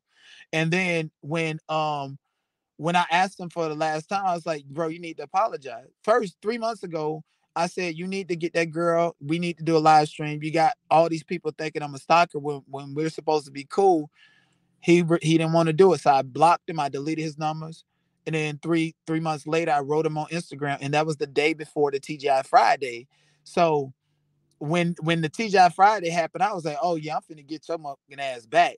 But really and truthfully, like a lot of people in Hollywood, they get their first check, they have a lot of money, book a commercial, make it $80,000, $100,000 a year, blow it, spend it before they get it. Armon, pretty much, he's the oldest child. He wants to make amends and make his mother proud. And with his career choices and his family and stuff, he's going through that transition of realizing that, you know what, I got to figure something else out. I probably made a lot of promises that I intended to keep, but the Fox Soul checks are not coming in. And so he's no different from me or you or anybody. It's just different levels. When Wiley, when you get frustrated and stuff like that, you lash out, but people don't be knowing what's really going on. That's what's going on with him. He love to say he don't give a fuck about nobody and all of this, but he do. He's very sensitive, and I know that about him. So I chose to opt out of that because he needs to figure it out. He cannot burn bridges like the way he's doing. And one thing I always told him, listen, I've been out here for years. Why do you think I'm not quick to up and party with these celebrities? Once you cross into their personal life, they will not respect your professional endeavors, especially if your professional endeavor involves talking about them. He don't want to listen. He the king of LA because he can go here. I don't care to go to the BET Awards. I don't care to hang out. I want to work with them. And so I stay out of their face on my personal time. I don't do drugs with them. I don't do none of that. And that's how I preserve myself in LA. What they don't tell you about LA is so many people jump off the Hollywood sign. So many people come up unalive on side of the Hollywood hills, come up unalive in their car with fentanyl and stuff in their system. And I've always tried to tell him about that and to educate him. But he wants to live that fast, hard, quick life. You only been in LA for a year and a half, sir. It took Kevin Hart 10 years before he can get his big break. Tiffany had people that's out here that's doing it. Jason Lee been in Hollywood for 16 years. And he barely hanging on, doing his own award shows and raising. You understand what I'm saying? It's like Armon wants that quick, fast wham bam. And it's like a part of Armon reminds me of me when I first got out here. Even though we're grown and we're older, you cannot sacrifice that. You cannot do that. I told him, save your money. How you gonna get on the platform, Storming Road platform, talking about saving money and not spending it? Well, where's your money for Fox Soul? You just built a whole new studio outside. You got a whole nother bill in a whole nother place that's just as expensive as your apartment. Like, he's going through a lot. And I think, and one thing I've always told him, I was like, Armon, people think that you are a nasty person. And then I had to say, well, maybe he's nasty and pretend in real life, but there's a speck of hope. He just needs to be transparent about everything. And then, well, you say he's going through, to the people out there, what is he going through? Because I talk about my situation, the library situation. I just told you he's going through what every man go through, and now what is that? Financial, drugs. Yeah, like you literally sign contracts and you say I'm with this show and I'm making this much money a week and this much in a year, and everybody around you, you're the oldest child and you're the best person that you know or that they know. People want things. People want to go on trips, and people want you just spend the money. His family, huh? So he said his family asked for money. He giving money to his family. That whole studio he has, and that interview he did with Jaguar Wright and stuff, that's his family helping him. He has to be the way shower. And that's some. And the thing about it is breaking generational curses is what it is. But the thing about what Armon, I'm not giving him that sympathy. You can give it to him because he said we raped our grandmother. He told Michael Braggs to do the series. So until he right that wrong, God is going to continue to whip his ass. You cannot, exactly. I'm gonna tell you this about Armon. You cannot continue to make God's anointing cry and think you're gonna be successful in Hollywood. When he got the job at Fox Soul, I posted on www.wileythetroll.com in January. You got the job. You didn't keep it because you're not a person that talk about multiple subjects, Armon. We know this. But you're going to lose it within months. He lost it. Didn't even have a full contract, full year. Until he stopped being mean and nasty, everything he touched is going to crumble. And when you meet him, get away from him, because you're going to get what God got to him. You're going to get it. Step back and watch him self-destruct. Now, he's going to lose that apartment. He's going to lose that office space. And this is when the police going to come in, because the police ain't going to touch him until a crime is committed. I didn't get the help from my mental health till we did damage to the library. When he started losing stuff, that boyfriend, and I'm going to tell Pops this, and I want you to send it to him if you have his number. The spirit is telling me you better move and leave, because he's going to put all that anger on your face. It's all, you said something tonight. It's messing up your relationship.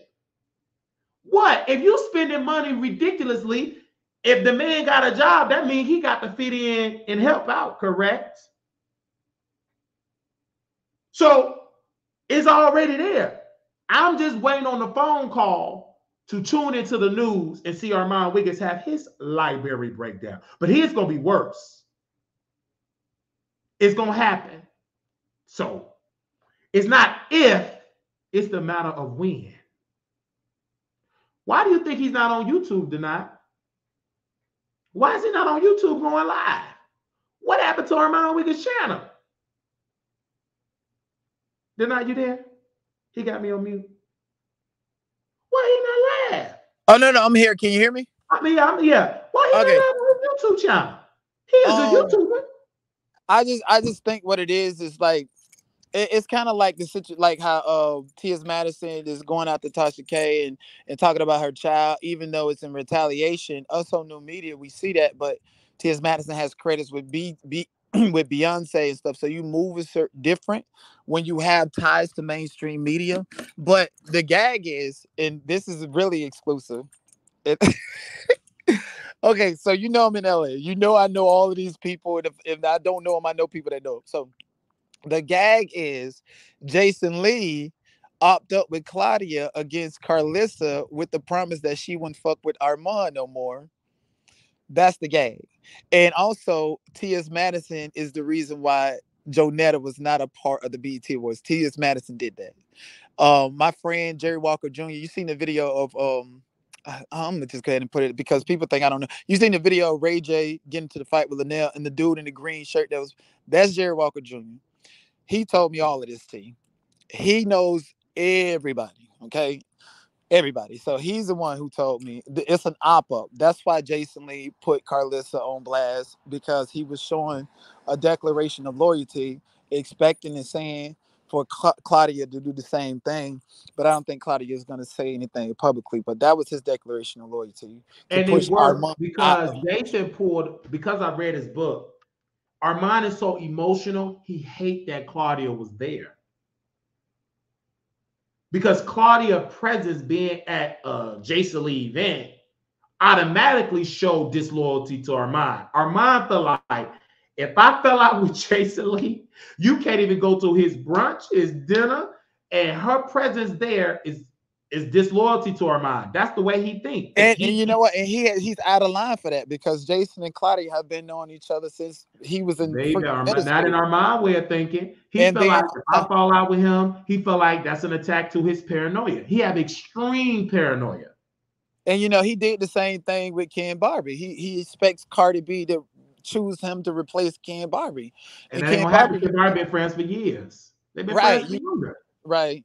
So really, and then I heard Armon Space, and I'm pretty sure you probably heard it. I heard it when Milagro was playing it on Station Head, and he was basically like, "Oh, Ken, I don't give a F about you. Cardi B is a celebrity. The only reason I made cool with you is because of her." It's like he's telling on himself. You don't value people unless they can put you in a position to win. And people that are in positions to win, especially in LA, are used to people trying to use them for an opportunity. These people are not dumb. You've been in LA for a year and a half, 2 years, sir. You are a baby out here, even though you're a grown man. Like, he's been out in LA longer. However longer.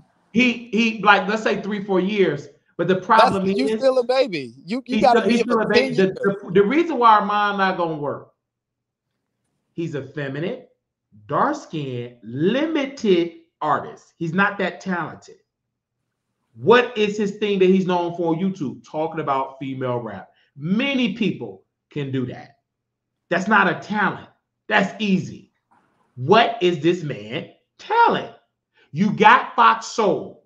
The reason why it wasn't successful, according to my website and sources, the ratings dropped by 200%. Al Reynolds liked the post.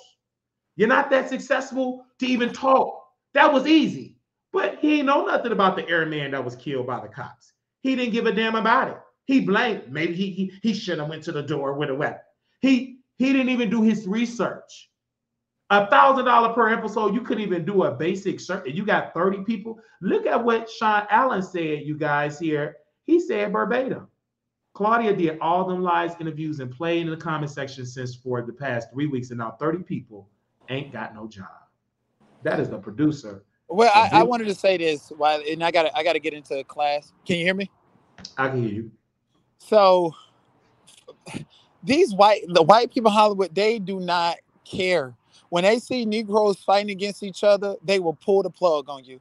You think they cared about Empire being the e-poach of all this black content? They will pull the plug on you. Pull the Justice Smollett. You think Hollywood cared that Lovecraft Country was the #1 show? They telling too much truth. Pull the plug on it. They will. These people in Hollywood have deep pockets to where when they produce a TV show, they're counting the money that they're going to make off of it in 25 to 50 years from now. Or don't let another Black Lives Matter happen to where they put up all that content that Oprah Winfrey and Spike Lee made in the 90s. They don't have no rights to it. They're going to make money off of it. So they don't care about that. When they see black people fighting against each other, they get paranoid and nervous. TGI Fridays could have been the #1 show on Fox Soul or Fox period with what Armon did and how they bickered and came out here. And then on top of that, you got to understand what he said to Al was deep. How Al has nepotism with the workers and what he do behind the scene. Those people got scared in the area of Me Too and workplace, all of this. And then Al doing a live stream talking about workplace, unfair treatment, trying to pull a Don Lemon. All of them played a significant role in the cancellation of TFI Fox. So all of them equally. Right. And my point is but this. Armon was out of line. You just got because Armon really want to make, he didn't even got a footstep in. At least Al can get another gig, Claudia can get another gig. Not Armon. I believe that was his first entry and last entry. He's too unhinged. He's too unhinged. And the crazy he messed up with Jason Lee. Jason Lee got connections. He messed up with Jason. He burnt the book and posted receipts. Like you said, they get scared. You cannot talk about stuff in private. Armon did. And you got Jason. You gave him more ammunition to continue to blackball you. Yeah. Armon did it himself. He can't blame He can't blame Wiley. Armon needs to blame Armon Wiggins. In wrestling, when Jim Ross asked Vince McMahon, "Did you screw Bret Hart?" Vince McMahon said, "Bret Hart screwed Bret Hart." Armon screwed himself.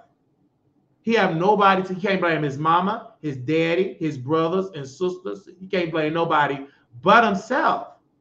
He screwed himself. He did a video about you tonight. I took a picture with him and I said, "Ill, get away." He even lied in the video about meeting you. That y'all just took a picture. The picture happened after you ran up on Armon. And then on top of that, when you witnessed him doing cocaine with Bobby Lights. Well, somebody said he took it because he was scared or what. I don't know. He took it to discredit Wiley. He's obsessed with Wiley. If I say, he did that, all they friends, but I knew it wasn't gonna last because. And the crazy thing, Wiley, is I didn't want to you know how many celebrities I see. I party with people, no phone policy type of people, right? It was Armon Wiggins' idea to take the picture. I didn't want to take it. He's the one who told me to get the phone out and take it. He's the one who came on my platform, called into my show, and said, "Where's the picture?" I said, "I have it." And he was like, "Oh, release it." He did that for Wiley. We didn't care. We are denied. I don't care about being in. I'm in Vegas. I live in Vegas now. Do you think I care about going to integrate with them white folk? I take money, but I don't want to change the system. Pay me $1,000 per episode. I'll be happy. I'm not trying to change a system within their system. I'll be better being like Tyler Perry, creating your own table. But these Negroes, I don't understand Armon. He needs to get sober. He don't understand himself. Get off them drugs, honey. Because you can't be in there, integrate with white folks, but acting ignorant, and then say you a boss. You're not a good employee, neither you a damn good boss. You lost with Fox, then you take care of your family, they're going to bankrupt you. They ain't no good. Because if your mama and daddy had sense, they'll give a guardianship. You need a conservatorship. You spending money you don't have. You need to be on a conservatorship. You and Britney Spears need to be on a conservatorship. She need to be back on a conservatorship, and you need to have a conservatorship. Simple. But your family ain't no good. I'm not even going to send them no letters because they use you for money. They ain't no good. I knew your mama wasn't no good. She couldn't stay with your daddy. They ain't no good. Good. I'm glad you're going through it. You talk about me and my family. At least my mama is a drunk. She not coming over here. I have to live up on my dad. She won't. I tell my mama to repent and put that liquor bottle down. Your family taking your credit card. Hope they spin it off. Take it. They ain't no good. Your daddy and your mama that look like Evelyn Lozada. She ain't no good. Taking them to Paris for what? Knowing your son got some psych problems. Get that man some help. Put him in a behavior health unit. But you don't care as long as you get $1. You got an office space. For what? You ain't in no business. Thank Denai for coming on. He got to go to school. He got class. It's 8 o'clock over here. You ain't in no school. Now, Denai was on the show. Now, because we got a well-produced show. We ain't trying to go to, we want to go to Hollywood. Yeah, we'll go. I audition for some movies. Give me a check. To be or not to be? That is the question. You are casted. We looking for a psycho with a wobbly eye in their 30s. I audition. I do that role. Baby, you ain't gonna worry about me. I ain't paying me fairly because I'm gonna keep me a 1-bedroom. I may upgrade to a 3-bedroom condo. I ain't gonna be like Taraji B. Henson. You ain't gonna catch me in no mansion. I'm gonna live a low-key life, stacking my bread. I ain't gonna worry about my family. They don't want to do nothing with me anyhow. I told them to keep that same energy when the millions come in. Everybody shut up, stuff. I don't even deal with them now. I blocked my other brother, and sent me a cash out request. I said, go answer that warrant. You know you got warrants. You ain't getting no cash out request. And I told the police, go get him. He ain't no good. He don't treat his kids right. He need to be in jail. So don't even ask me for no money. I'm not giving it to you when I'm broke. You think I'm going to give it to you when I'm rich? Don't play with me. Armon life is kicking good. He lied about Wiley. You think I'm going to have some sympathy for a liar? I'm glad that I came. I don't have no problem with it not attractive. That man is good looking. We went to our graphic designer and got a good flyer. He's attractive and educated. He just went over there with Armon. He wanted to meet Armon. Lord bless his heart. Armon was talking to him nasty. Ugh. Get away from me, Wiley. Get away from me, Denai. He nasty. Look at this ugly stuff. You know this don't look like Armon Wiggins. That's filter fish. That is filter fish. Look at that. You know that ain't crazy. Armon Wiggins. Hey, I think you have me blocked. So I don't know how you look. What? How you block what? We had a lot of denies blocked because you had more than one account. No. That's another thing I had to come back and tell you. There's people like the meat cruises and stuff that are you trolling your name. I have troll form like a big, like they're trying to expand. Well, yeah, I have it too because they have like 5 so many denied shows you have what? To, like, yeah, denied shows, denied. It's so many accounts of you. Yeah, I know you have what you have to do is and it's unfortunate, but look at the account. You got to click on it. Sometimes they put a period behind your name. But who gonna have all the time with that? I got you on talking. This is more profit on me talking to in Right. your shirt, and when you had your shirt off, I don't care seeing you in the chat. I want to see you in person. I'm coming to LA. I'm gonna come to LA. In Armon, I don't want to meet the man. Get him away from me. He too mean. He ain't gonna try that with me though. He gonna leave town when I come. He gonna leave town. I'm a strong black man. We will do all that F activity. I'm from the South Side of Chicago. I know Armon. I gotta get back in class. I'm gonna say this: the Freaky Boys, Pierre and TT. They from the West Side. They're my friends. They don't care nothing about Armon Wiggins. We knew that man was a piece of nothing. You ain't one thing you can say about Wiley. I ain't gonna meet Armon Wiggins. We knew he wasn't that. He was a liar then. I wanted to move to LA. I'll move to LA with you. Why? And then I said, I'm moving to LA. Somebody help me move there. You moving there before me. Shut up. You been paranoid then. You jealous drug addict psycho.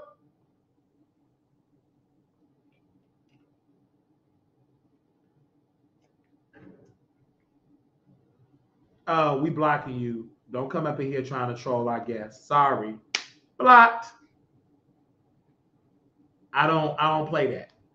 Y'all coming over here trying to drag the guests. Sorry, you gone. You ain't been over here at the Wiley Show. We know the people over here. Anybody want to call in? Because I unblock his account because it was so many denies. Like even on IG, a lot of denies pages. So I don't know who real. Even on Station, it was deny show, deny. And I'm like, the real deny. Hit the link and come on. And so now we know. So I'll make sure once it's broadcast over to go look at his account and see to make sure what was because it's a lot with the troll. Like the troll farming is a lot. I wanted to ask him about the troll farming, but the troll farming, it is ridiculous because even he dealing with the troll farming himself. They're trolling his name with a lot of stuff. So I just went on and just block, and be like, if it's the real deny, get him on the show, come on the show.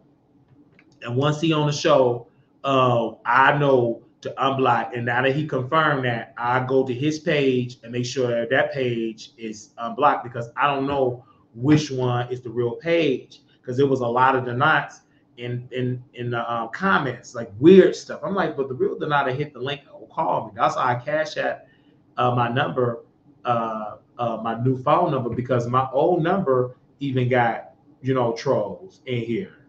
Sad. It's crazy. It's just ridiculous. So we'll drop the link. Anybody else want to come on? You don't have to show yourself. Like I had Donato didn't show it because he wasn't on camera, but you heard his voice, you guys. And y'all go over there and everything. We allow you can't speak freely. You can gotta block you. Come to hit the call in.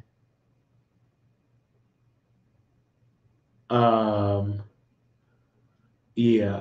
So if your username ain't making no sense, I block. So let me see. I dropped the link. Also, I will put the phone number in here. We don't have no privacy. Again, this ain't no spirit of me dragging Deny. It didn't make sense because Deny said some very important information about the host, and we apologize for getting it wrong when Deny, when he met Armon. And I was under the impression that he tried to get a police report. He was listening to the Wiley Show and the whole thing about what was her name? Chocolate, whatever the lady name is, the one that they had the $50 French fries. And that whole situation, because she lied with Armon and the lie and stuff like that, but didn't care because it benefited him for a reason. But then he just saw how life was in him. I believe did not feel sorry for Armon. I don't know why, because he got a heart. But all them allegations Armon put on me, shall bye. I ain't feeling sorry. What I gotta feel, and God will get you. He don't even Cupcake. Thank you. He don't even want you to feel sorry for people that do you wrong. He'll tell you to stop crying. It was a prophet that was praying to God to stop doing the door, and God told that prophet, stop praying to me. You got to get this word. So many words. He got to get that. And God gonna get the glory out of it. Anybody want to call in? If you want to call in, you can call in. Denai came on. If I was Armon, I'd call in to defend myself. Man, Armon, yikes. This is someone that met Armon Wiggins and literally met Armon, and he saw nothing. Hey, you live on the Wiley Show. Love how the knock came and bless your YouTube. Like, I love that network. I like that for you guys because you guys are standing on business. You guys are putting Armon in his place where he needs to be because he is wrong. He's losing his mind. And I believe what you're saying, he's really doing the troll fall because he's not the same. His numbers is not numbering anymore. You guys blew it up. Right. And then he was talking about his family taking advantage of. I don't feel sympathy for that because you're making money, baby. You tell your family to be employees of your company. But he's not, Armon is not exempt because they can manipulate you if you're a drug addict. Mm-hmm. You're guilty. Because I remember the mom was doing the switchboard. And then you let your tacky ass mama do this. She ain't no good. Stop trying to boost your mama up of being a good woman. She's not. Let me tell you why your mama ain't a good woman. Because she's over there doing the switchboard. She should have been over at the courthouse getting you admitted to the hospital. She don't care nothing about you, Armon. It's sorry. Just admit it. There are some no good trifling mamas out there. The reason why we and you click, we got a lot of similarities. We got a no good trifling mama and no good trifling daddies. That's how we clicked. Admit it. And women that take up for no good trifling mamas, you got kids, you in that group too. See, y'all so quick talking about no good trifling daddy, deadbeat dad, but there are some deadbeat mamas too. Armon got one, and so does Wiley. Wiley, I believe you because when he talked about OG looking like a monkey, the mom, I don't think the mom put Armon in his place. No, how can she put in a place if she's too busy hoeing? Yes, it's just crazy. The question is, why didn't Armon Wiggins' mom and daddy didn't make it? Why did the marriage fail? Did he ever address that? He addressed that. Then you understand the root of his issue with black women. Ask him that. Why didn't your mama and daddy work out? Once he started being honest and transparent, you'll understand why he don't like black women. You understand? I understand. Y'all the subscribers. Get to subscribing. You can't ask him that question. You know when he shut down? The phone lines. You can't even call him no more. He's not strong as you, Wiley. He ain't strong. He weak. Well, keep your weak behind lips off of Wiley. I'm going to go back to praying to God. I don't need to pray for him no more. I don't need to pray to God about you no more. Once I cried that last time, that's it. God said, okay, that's it. That's it. He lost that job. Poof, job gone. You making God's child cry? And you think he lost Tasha K. He lost Tasha K. He lost Jason Lee.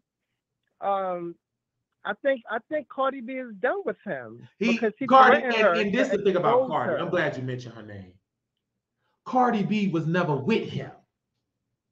You can't be done with somebody if you never was with him. Mm-hmm. Cardi B invited him to a party, meaning gave him free invitation, but he wasn't in the VIP with Kim Barbie. Go back. With the family, yeah. Neither was Lovely T. Understand, look, go back to when he did it. I remember he used to call them the sharecropper bloggers, and it seemed like it was. I didn't lie. They was the sharecropper bloggers did, And then the sharecropper bloggers out. What is a sharecropper? You're doing all the crop, all the bidding, but you never own the crop. You never own the land. Never. They give you more work to do on the sharecropper. What is he doing on Twitter Space? That is him being a sharecropper. He went back to what he know, being a sharecropper. He's not no owner. He's not no boss. He's not no influencer.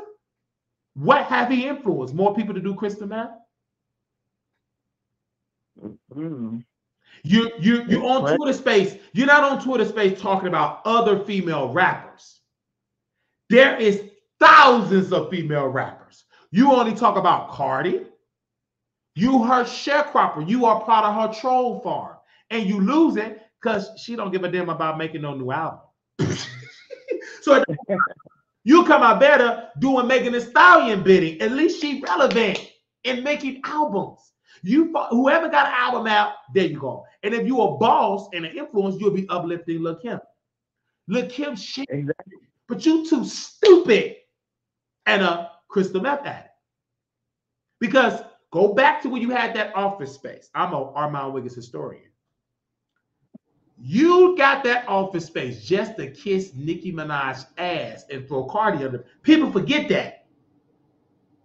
And you threw Cardi under the bus with 2 flat screens. A Wendy Williams ghetto to be set. And it didn't work. Then, if I got white men, I will throw my legs back. I did it for free with coups, and ain't nobody say a word. I'm gonna just be like my mama when she took her husband's best friend. We didn't know that they were screwing until Daddy had to leave, and his best friend moved in. His best friend stayed, and my mama moved him, and he's still with my mama now. You got to know how to move in silence. Shut up. And you ain't gonna see me doing the work. I'm in this. Remember the show. Did you see me dragging the producers? I got you. Yes. I signed the NDA in a release form. That means they have power on all the footage. And guess they can use it 5 years from now, 2 years from now, 20 years from now. They can put that out at any time. I'd rather be in their good graces than be against them because they got the power to put out the footage. And it's doors that can open up among other doors. Yeah. I'm glad the knock came on. I ain't mad at all that the knock came on. Man. Yeah. And being that he came on now, I'll definitely check out some of his videos. Yeah, because he's a great creator. I see talent. Couture Bay, she ain't nothing wrong with her. She's a pygmy. And then your content will give pygmy. You'll be doing somebody bidding. But if you can't get a sit down with Tasha, is it worth it? No.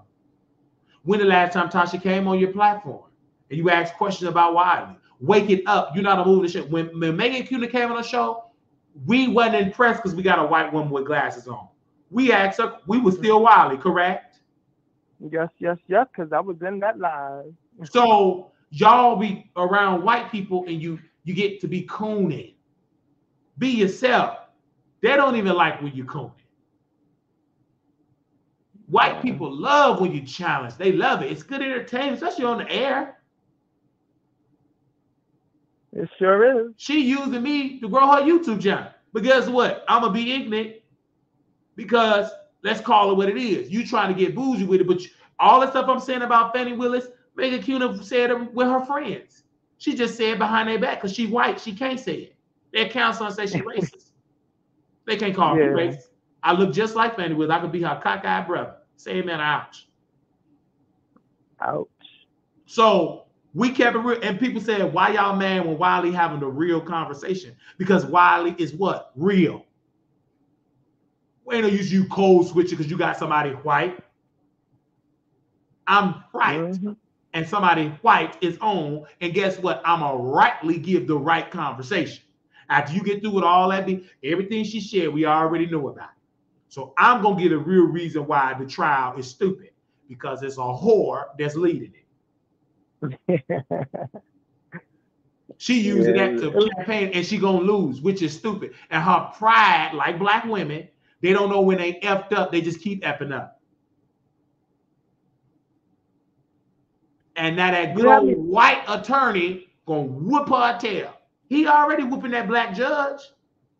Yeah, Wanda, you had me thinking earlier when you was live, and you said it's going to be a mistrial, and I remember you talked about Kaylin Walker, you talked about Tory Lanez, and you were right. It was spot on with Remember Kaylin Walker, now a convicted rapist? Remember he came on the Wiley Show?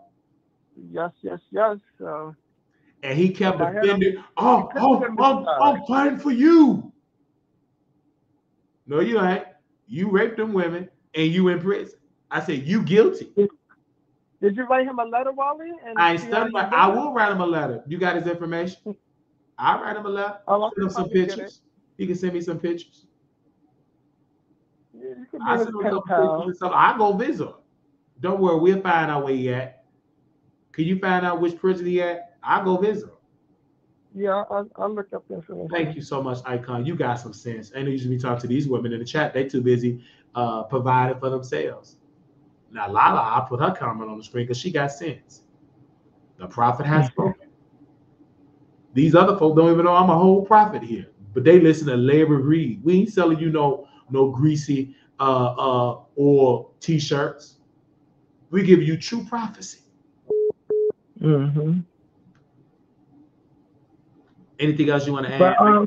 Go ahead, bro. No, I just want to say, Amar, you know people are watching you. They praying for your downfall, and you just beating them like you handing it to them. Yeah. I just wish you would stop doing what you're doing and like. You ain't gonna stop it, brother. Some people, you gotta whoop them so hard they got to fall, lose everything in order to get to build everything up. Armon, he got multiple issues. He need mental health because the drugs and the mental health thing. He gotta first resolve that.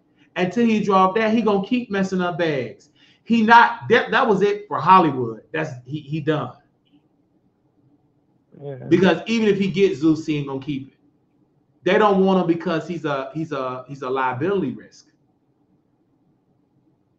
Who wants somebody on drugs and unhinged? You got to be careful with that, because if you get down with that, when the lawsuits get to coming, that's why Zeus 66. I'm surprised they're getting away with it for so long, but eventually they're gonna do it to the wrong one and get a nasty lawsuit if they ain't already got lawsuits and they do secret settlements. Yeah, that's true. So you got to be careful. Why you think Bobby Light's show ain't back? Who want to see a crackhead do a show? He need rehab. Bobby Lights do rehab to get his life back together. That show maybe will get ratings. Do a show with the gays on Crystal Metal getting their life together. Go get Hot Rod and get him off the streets. That will be a ratings. And then Hot Rod get his life together and come back. That's a ratings show. Sure would. Look at that life with Hot Rod. Did you see that baby? That grown with gray hair nappy? He lost. Oh no! Wow. I used to have a crush on him too back then. Yeah. Now you don't want to see him come. When you see him come, you crunch your purse and your wallet and go the opposite direction. And Hot Rod, you guys, is an adult entertainer. Type him in, and I'm gonna do a story about him tomorrow. Nasty looking. Did you see how rough he was looking? But he kept playing around with them drugs. Just call it what it is, y'all. We got to be honest. Kept playing around. Kept doing them drugs. And guess what? He did it for the last time. And it hooked him. Now you hooked. It took your mind gone. And see, Armon is about a couple of more episodes with them drugs to be a Hot Rod. And his family gonna disown him. Because usually when you get on drugs, you don't do right, they're not gonna open up that door. Say man ouch. If they do, they're gonna lose whatever they got. Yeah. And Armon was watching now. The reason why he can't troll in a troll farm, you ain't got the money.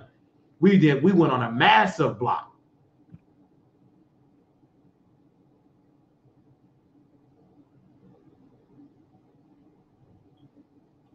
Yeah. But I just want to say, good Love stuff, you. Wally. I'm gonna jump back in the bushes. Thank you so And very much. I'm I'm gonna go. Somebody else had called in. Thank you so very much. all right. I think somebody else had called us. Give me a second. Grandpa on the show. We'll let you call in. Hold on, because you gonna cuss me. If you cuss, I gotta let you go. You gotta have some sense, Grandpa on the show. If you don't talk right, I'm gonna let you go.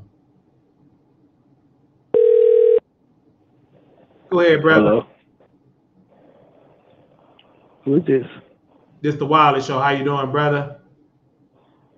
Oh, what's up, Wiley? How you doing? You called into the show, sure. Yeah, I was on so long, I forgot my train of thought. Oh, I'm so sorry about that. Old age would do that to you. I ain't that old. Okay, then. This is just boredom. It's Gotta let you go.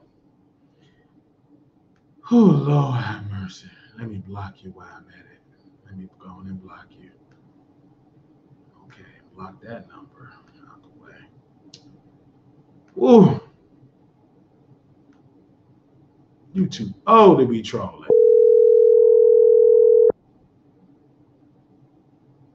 Okay, I show Spring.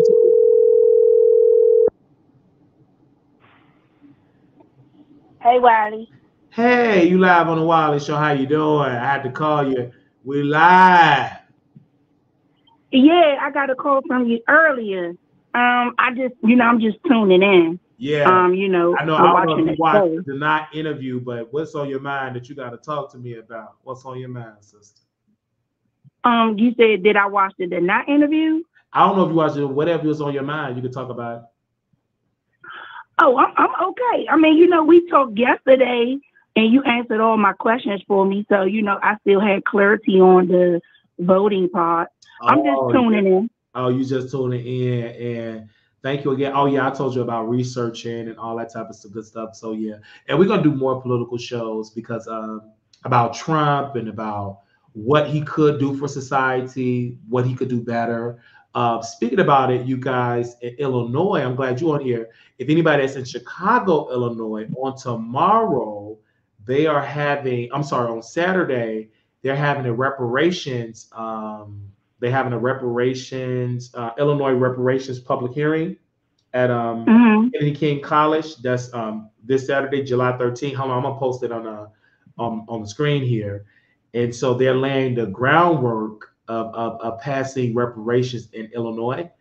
So California did I believe they did they form a reparation. I believe Evans, Illinois, did they form a reparations, and I think that it's being challenged in the courts, but you all keep an eye on it in your local area because reparation is gaining momentum and stuff. And also the conservatives, some people are challenging it because they feel like you shouldn't just do reparations only for Black people only. So I'm about to show y'all the flyer here.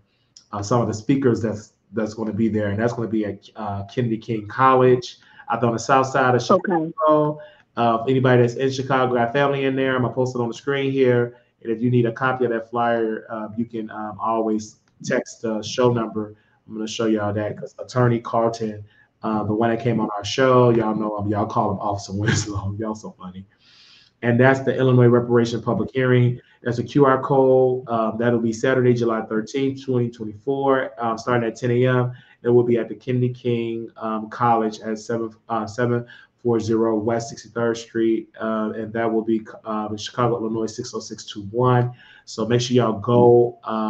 Anybody that is interested about reparations, got questions, go there. Some speakers on there on the screen. So the featured speakers that's going to be there, and tell them that the Wiley Show sent you. And I asked him, would this be live stream? He said, no, it's only in person. I wish that they would live stream some stuff. Now, I would love to go to that, but it takes finances to go and fly and stuff like that. And so if y'all want me to go, donate so we can fly in and go in on there and fly out. I'll have to be at work the next day. So I can fly in that morning, early morning flight, go there, Kennedy King College, and then fly out later that night.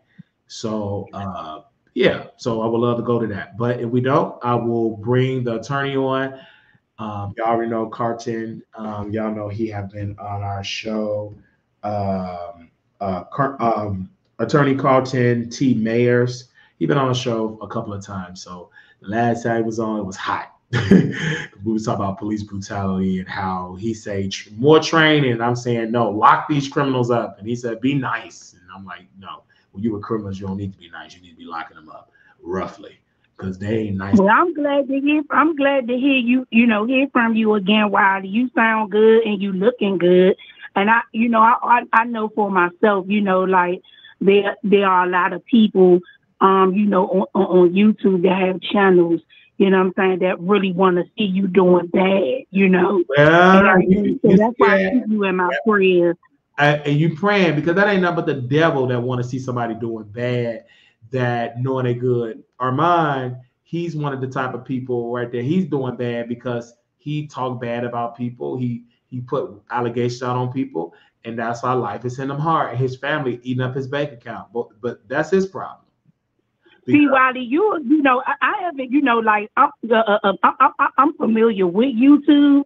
YouTube isn't strange to me. However, I just, really got kind of like more active on watching you and some other people. You know what I'm saying? So I'm not into the drama part of it, but when I watch you, with your commentary, you are funny, and there are a lot of dry people on here. I mean, I must say. Oh yeah, yes, ma'am. Like your commentary has people. It's funny, it's hilarious.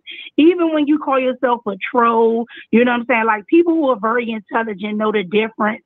You know what I'm saying, when someone is saying that they a troll and they doing it in a fun way. You know what I'm saying? Versus somebody trolling and that person out to do harm, harm to people and things like that. And I don't get that from you. I don't know everything about you. We don't have no personal relationship. Right. However, I just know that you're not a do dirty, grimy type of person like that. Because you said it. I'm not like that. I am a man that loves to deliver great content, and it's not from a malicious intent. The issue is with a lot of these YouTubers, it comes from a malicious intent. And, yeah, it does. And they get mad at Wiley because I'm coming from a joyous intent. It's for you to laugh, have a good time, and move on. These people thought my quote unquote downfall was in. No, it wasn't a downfall. It was that you being exposed by how you really feel about Wiley.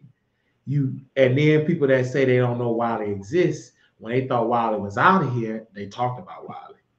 So, and they did it with their chest out.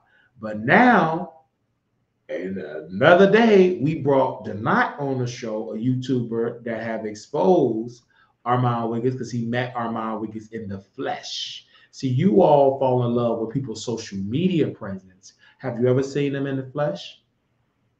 They do. I'm not a fan. I can't become like one of those people who are fanatics. And I have witnessed like people who have been subscribers and members to people's channels that what I'm saying, that when you make have a comment in the chat section and they disagree with it, they attack you. They really do. Like they really attack you. And that's crazy, Wiley. that is crazy. I tell people when they come on the show, we have disagreements, but you can always call in. These people don't even meet their folks in person. You can't get on the phone with them. You can't do a meet and greet. We have a meet and greet coming up in Virginia, the last weekend in Virginia in September. These other folks ain't doing that. We did one in Vegas. Then next year we have our annual Vegas meet and greet doing WrestleMania weekend, and but then we're gonna do New York. I do New York for my birthday. And that week, because my birthday is on November 11th, so I'm looking at the calendar now.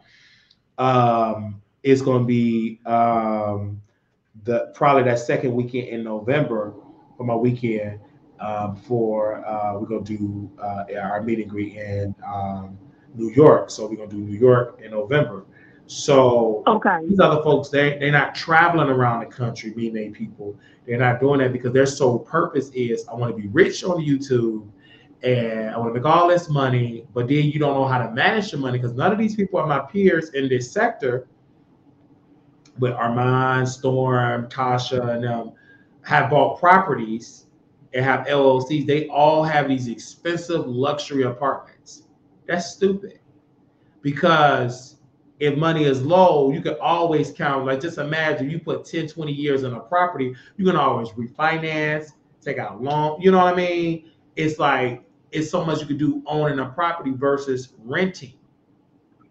Hell, if push comes to shove, you can rent out your place and Airbnb it.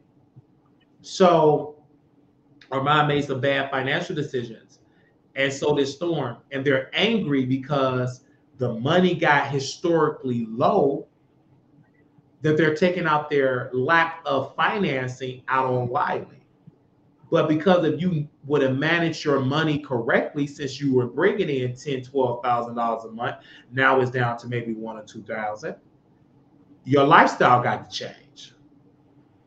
That's true. And whose fault is that? That's yours. It's not Wiley's fault. That's a you problem. When you get all these big bucks, just know you might have a dry spell. So when the money is good, save, save, save. And these people going on all these trips, drug habit. Storm got down low men he's screwing, all these escapades, and then now your money low. Now you got to post shorts. You do know you're not making money with shorts. Shorts don't pay you nothing. YouTube shorts don't pay nothing. It just subscribers. But you doing all this because you're trying to get in the algorithm. And it's low views. But you should have thought of that before you purchase views. You purchase views. Now YouTube, correct, that's against the rules to purchase views. You can't do that. That's the case. Everybody would be purchasing views. Who would work hard? And see, you ever slow? Yeah, you know what I'm saying. See, you doing things slowly. It may seem, I mean, I'm gonna say like this, Wiley. You know what I'm saying? The first time I watched you on here, okay, and I seen the difference in you. I'm quite sure I'm not the only person who, you know what I'm saying, who has told you this. However, there is a difference, you know what I'm saying, when God set his people apart. You may, like, and when I say you, I'm speaking in general. You as an individual, you may want to fit in with the inner crowd, the inner circle, the intersection of those people. However, you would never fit in with them. And one thing, what I'm saying, like since I've been watching you within this short period of time, what I'm saying, I listen. I don't just hear what you say. I listen to what you're saying. I'm watching, what I'm saying, with my spiritual sight, and listening with my spiritual ears of what the Lord shows me about people and what's coming from their heart. I don't know your heart, and I don't know the heart of these other people that got these YouTube channels. But what I do know is, Wiley, what I'm saying, is that yes, you are covered by God. Indeed, what I'm saying, the blood of Jesus is on your life. So what I'm saying, so it's like, one thing I can say about you and what I haven't heard from these other people, you tell the truth. You tell the truth about the lifestyle that you're currently living. And I say currently. You tell the truth, about a lot of hurt and pain and things like that happening in your life. And you know what I'm saying? And one thing they don't see in you, Wiley, is that they cannot control you. They can't control you. And you won't be controlled. You just won't. You're going to do things the way, I'm saying, God wants for you to do it. And if you don't do it the way God has for you to do it, Wiley, I'm saying, you already know what comes with that. Because know why? Because you're a child of God. And as long as you stay on this YouTube, you're gonna do it the way God wants you to do it. You know what I'm saying? So this is why I love encouraging people. You know what I'm saying, such as others and myself, because I was telling my mother this yesterday. We were talking. You know what I'm saying? God clearly let us know that David encouraged himself in the Lord. David did not encourage himself in himself. He did not encourage himself in men. He encouraged himself in the Spirit of God. And this is why, told you yesterday, I trust God, baby. I don't take heed to what other people saying. I trust what the Lord tells me to do. Because one thing about it, I would rather have wisdom, knowledge, and understanding from the Lord than for me to sit up here and try to fit in places with people where I don't belong. I know how rejection feels. I know how disappointment feels. I know how hurt and pain feels. You know what I'm saying? So when I see you on here, and when I see you on here talking about your situation, you know what I'm saying, and seeing other people, laughing at your pain, laughing at your hurt and everything. One thing about it, baby, vengeance belongs to the Lord. And I will continue to pray for these people, because one thing I believe in righteous prayers. When you praying for somebody, the will of God, God works it out for you, and He work it out for the other people. And you know what I'm saying? So this is why, I haven't become uninterested in your content. You know what I'm saying? Because I believe in the will of the Lord for your life, and the Lord thy God healeth thee. So I speak to every person who subscribe to your channel, every person who a member of your channel, you know what I'm saying, who's thinking and feeling that you're going to fail, and you're going to crash, and you're going to be a disaster, and you're going to be a joke for them, and and not so. Not so. It doesn't matter what happened in your life, in your family. It happened in everybody's family. But what I can say about you, Wiley, you know what I'm saying, that you do keep it real. You got people you don't get along with, other content creators. It's okay. God got that too. Because know why? Because God knows how to separate you and put you and humble you where you need to be at. He knows how to surrender you. So, you know what I'm saying? So, yes, I do agree along with, most of what you be talking about, you know what I'm saying? But when you talk about, women need to be submissive, and they need to submit themselves to a man who has surrendered himself to the will of the Lord and not his own will.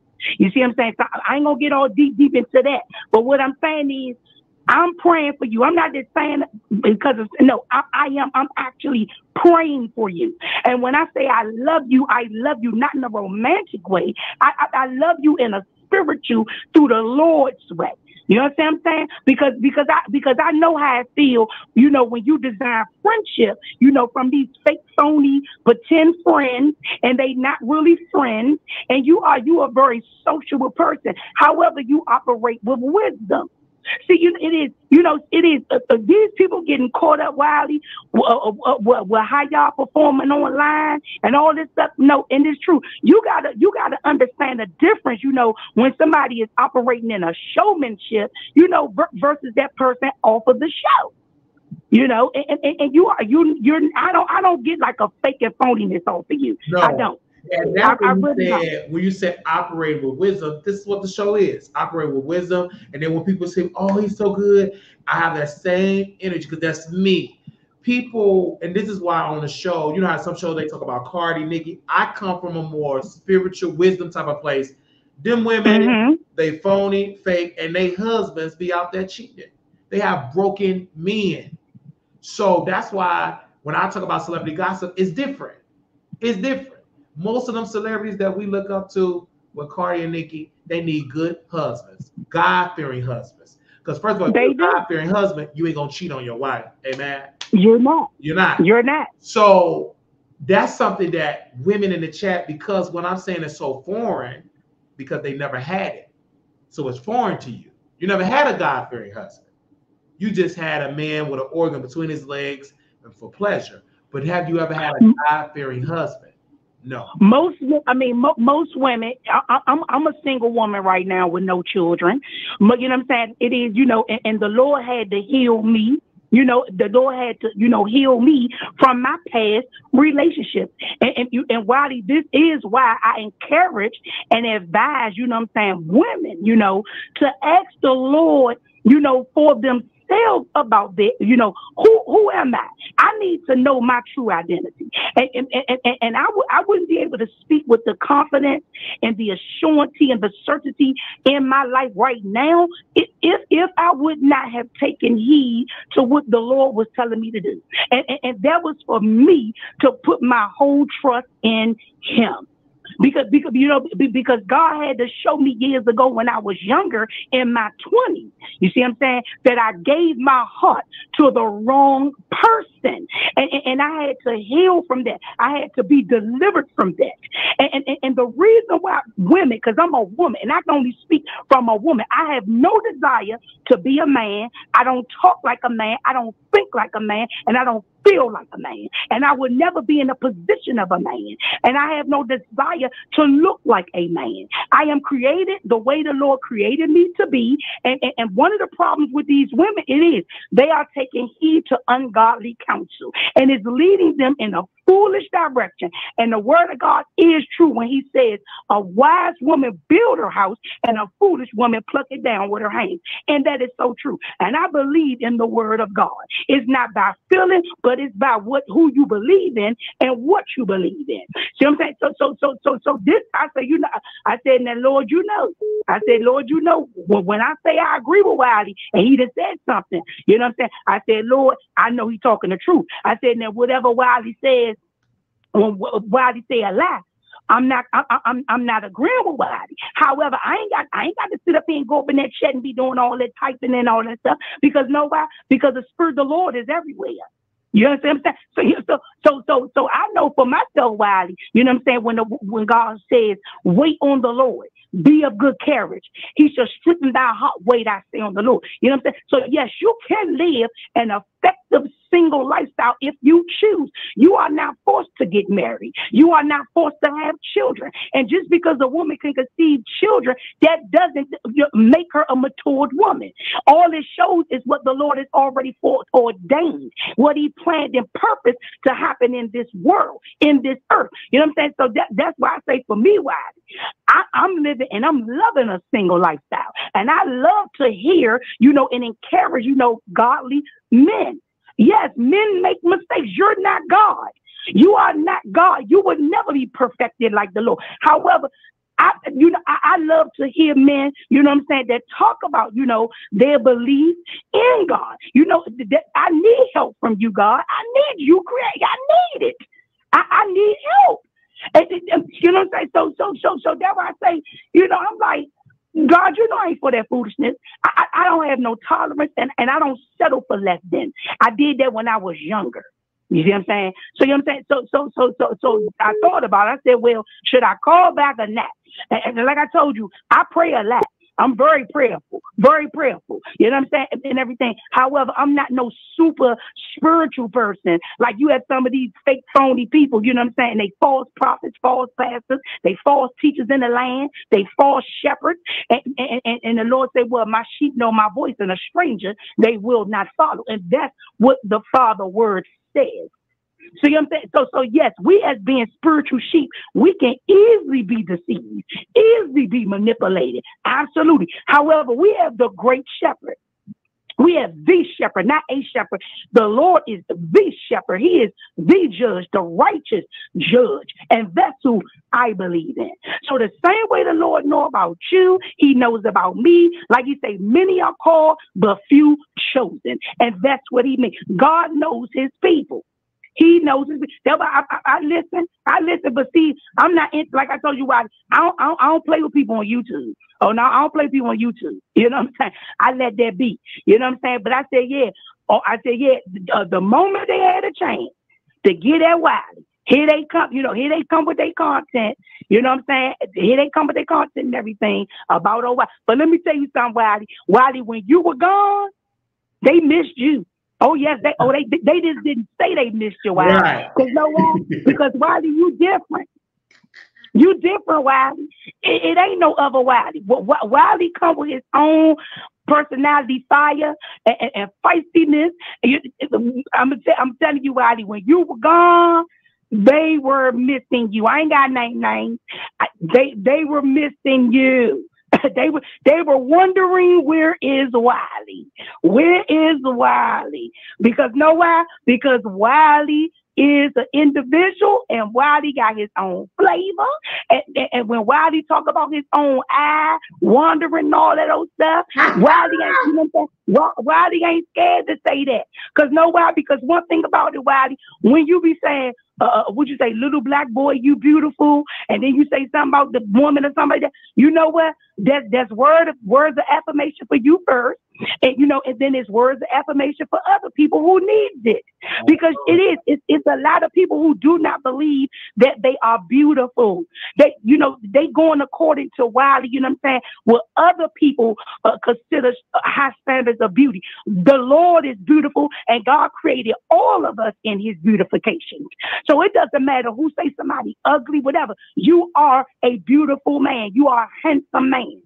You are an intelligent man. You are a wise man. And you got to, continue to speak those words of affirmations, you know what I'm saying, to you. And the same thing for what's the name too. Wiley, they need Jaguar.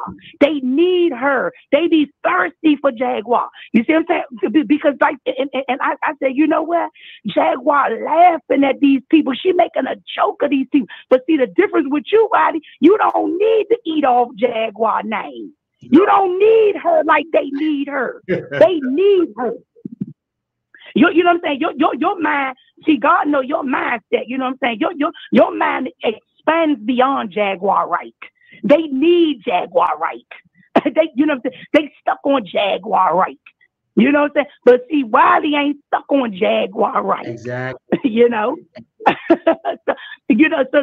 So whatever you talk about, let me tell you something. You had people that stay interested in you, but I tell you what, they wanted that old Wiley. They was wondering, where Wiley is at. And where I was at, and we were good. Is that God wanted us off the scene? And look, that's right. When we was off that's right. Those gigs, people got their walking pink slips. When you do all that line, all that going against lost pink slips, people got that's funny on YouTube, and the main one of them they hurt in their bank account because they mad that Wiley didn't live beyond his means. These people got these expensive apartments. It's hard because now some of these folks got to go back to a regular job. They gonna be some of these y'all gonna be seeing gonna be doing Uber and Lyft, and they pride. But you know what? Why do you even say that about your own self, baby? You know what I'm saying? You said, hey, if I got to work a job, then I'll work a job. I mean, my pride will humble itself. I don't have that ego and that type of. But these people, they too big. That's right. That's right. And they do. They want to be. They want to be famous. They do. These the fame folks that's famous. Taraji, if you listen and watch, she cried because they ain't pay her fairly, and she got good talent. These folks ain't got an inkling of Taraji talent. You know what, Wiley? I would rather for you and anybody else, Wiley, you know what I'm saying, to live a life of simplicity, baby. You know what I'm saying? Instead of you living in misery. I love that. Instead of you living a miserable lifestyle. This is my prayer. That if I go traveling when I get married, we get land and we thrive, we ain't hurting, my children take care of, and we wealthy. Because there's nothing wrong with acquiring wealth. God wants you to be wealthy. He don't want you to fall in love with it and let him replace God. That's the issue. That's why the Lord say, what? For the love of money. People misquote God's word very often. He said, for the love of money. And he said, for the love of money is the root of evil. If you fall in love with money, that means you replace money with God. Your heart right there. That's where your heart is at. He already let you know where your heart is. Your treasure is there also. He already letting you know what I'm saying, where you really live and reside. Your heart is there. Your total you is there. You are so invested that you're willing to say and do anything and say to anyone to get that money. And I say, I would rather I said, Lord, Lord, I will rather, Lord, you know what I'm saying, be in the place, in the position, Lord, in which you intended for me to live, Lord, that I will continue to keep my faith in you, because I'm one of them women, I don't cry a lot. But when I start talking about God, the Lord Jesus Christ, when I start talking about my family, that's when I start crying. I never been a crier. However, when I start talking about the goodness of the Lord and what the Lord has done for me and what he's still doing for me, you know what I'm saying? That's when I start crying, Wiley. You know what I'm saying? And that's why I say I like to encourage people, you know what I'm saying? Because I know how it feels, when you are someone, that value friendship. However, what I come to learn, Wiley, you know what I'm saying? The calling upon my life, the calling upon your life, the calling from God upon, his children's lives, you know what I'm saying? You must learn, you know what I'm saying, to understand that you're going to have to be alone. You're not lonely. There's a difference when you live in lonely and when you living alone. And you have a lot of people, who are suffering in loneliness. And I had to ask God, Lord, deliver me from loneliness. I cried a lot in my first apartment. I called it the honeycomb hideout. I cried a lot because God knew what I had, what I needed to say. You know what I'm saying? So the Lord take it out of my heart. And I did. I didn't know I was lonely, Wiley. Because Because I'm a daddy's girl. I'm a mama's girl. My parents been married for 45 years. You know what I'm saying? And I had codependency on my family, on my daddy and my mama. You know what I'm saying? And God had to cut that natural biblical cord of what I had on my parents. And I cried out. I didn't know because I was a sheltered child.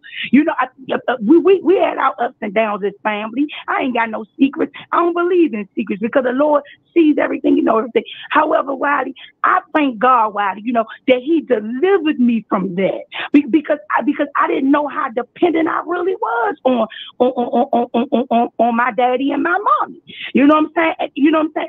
So, this is why, I know I'm a talkative person. I talk till I go to sleep, baby. But I don't mind people saying, to me, look, we got to end this conversation right now. Thank you, baby. I appreciate you for telling me the truth. I respect you. I'm going to continue to pray for you and keep it moving. And I said, God, I don't need to be with a man, who is unwilling to be truthful with me.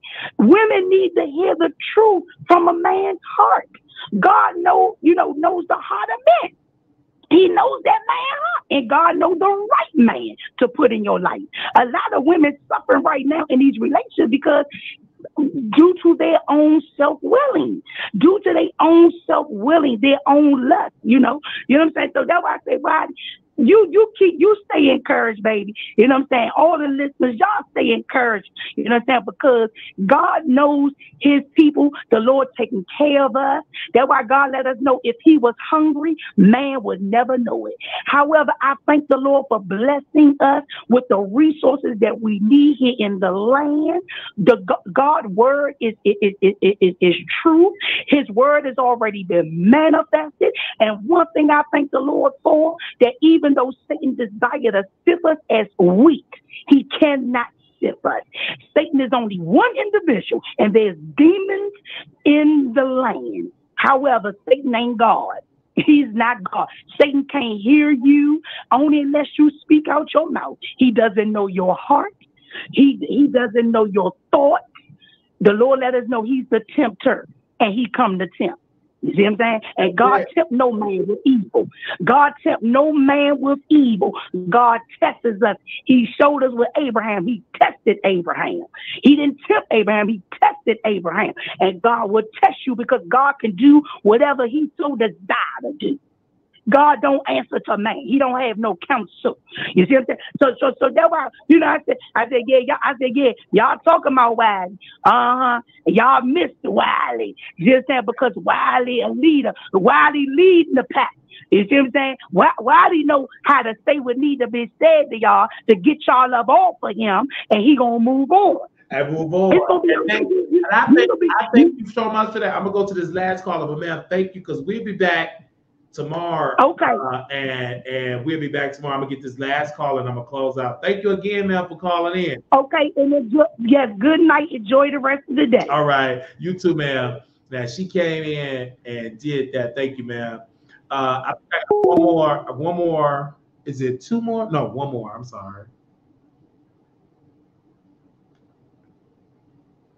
Let's see. I got two more. Then we close.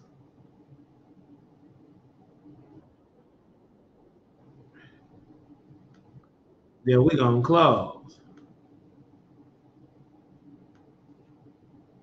Got one more, and then I gotta unblock the not channel. Give me a second, you guys. I'm gonna unblock. I'm gonna do that one to show us, so I know which one to unblock. Okay, that was it for that. All right, thank you so very much. That was a show we did. Thank you all so very much. We also want to thank the viewers. If you all want to contribute to this show and be a blessing to us, we will have a PO box in Las Vegas, so bear with us, you guys. We're gonna have that soon. To then, our cash app $ Marquise Wiley 28 Zelle Wiley Show @gmail.com. If you want to contribute to the show, we also do have a wish list. I'm going to post the wish list in the comments here.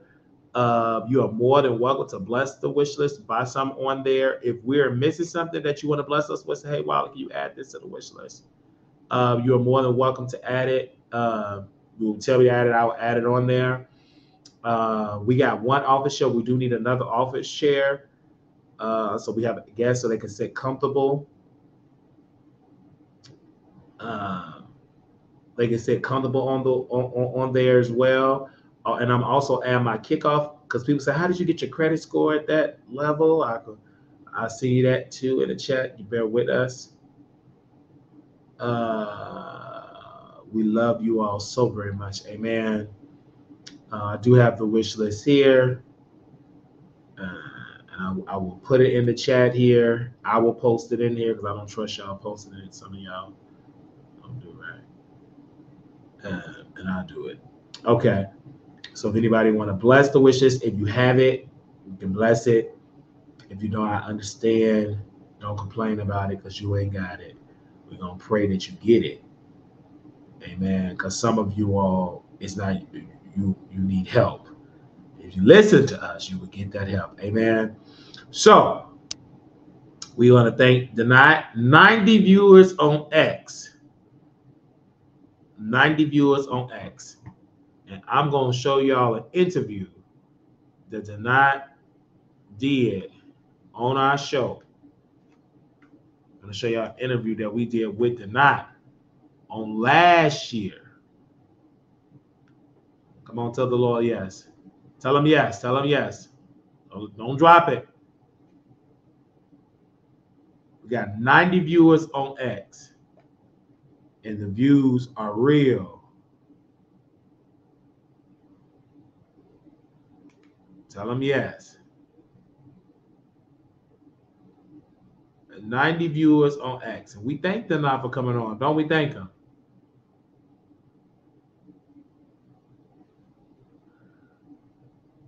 We thank him.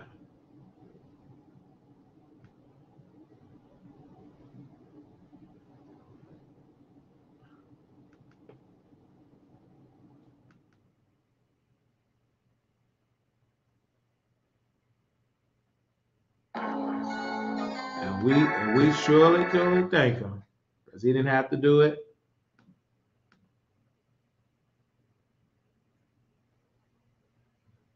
Oh no, that don't want to interview. That's an old school video that we did. But we're gonna play it though. Why? Because it's the Wiley Show.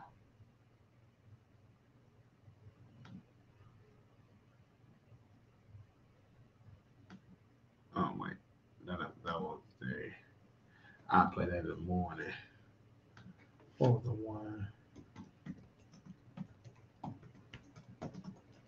It was one that I want to see when he came on about Michael Braggs.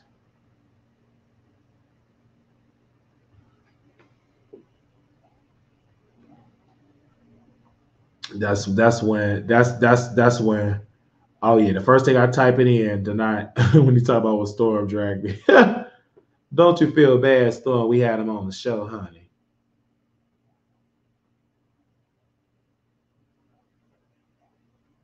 We had him on the show. You can say whatever you want to say. We had they're not on the show, and this is multiple times we had him on the show. This ain't the first time we had him on the show. I believe this would be the third time we had this man on the show. We gonna roast and gag, but it's okay. And see, this was the Zeus 9 months ago.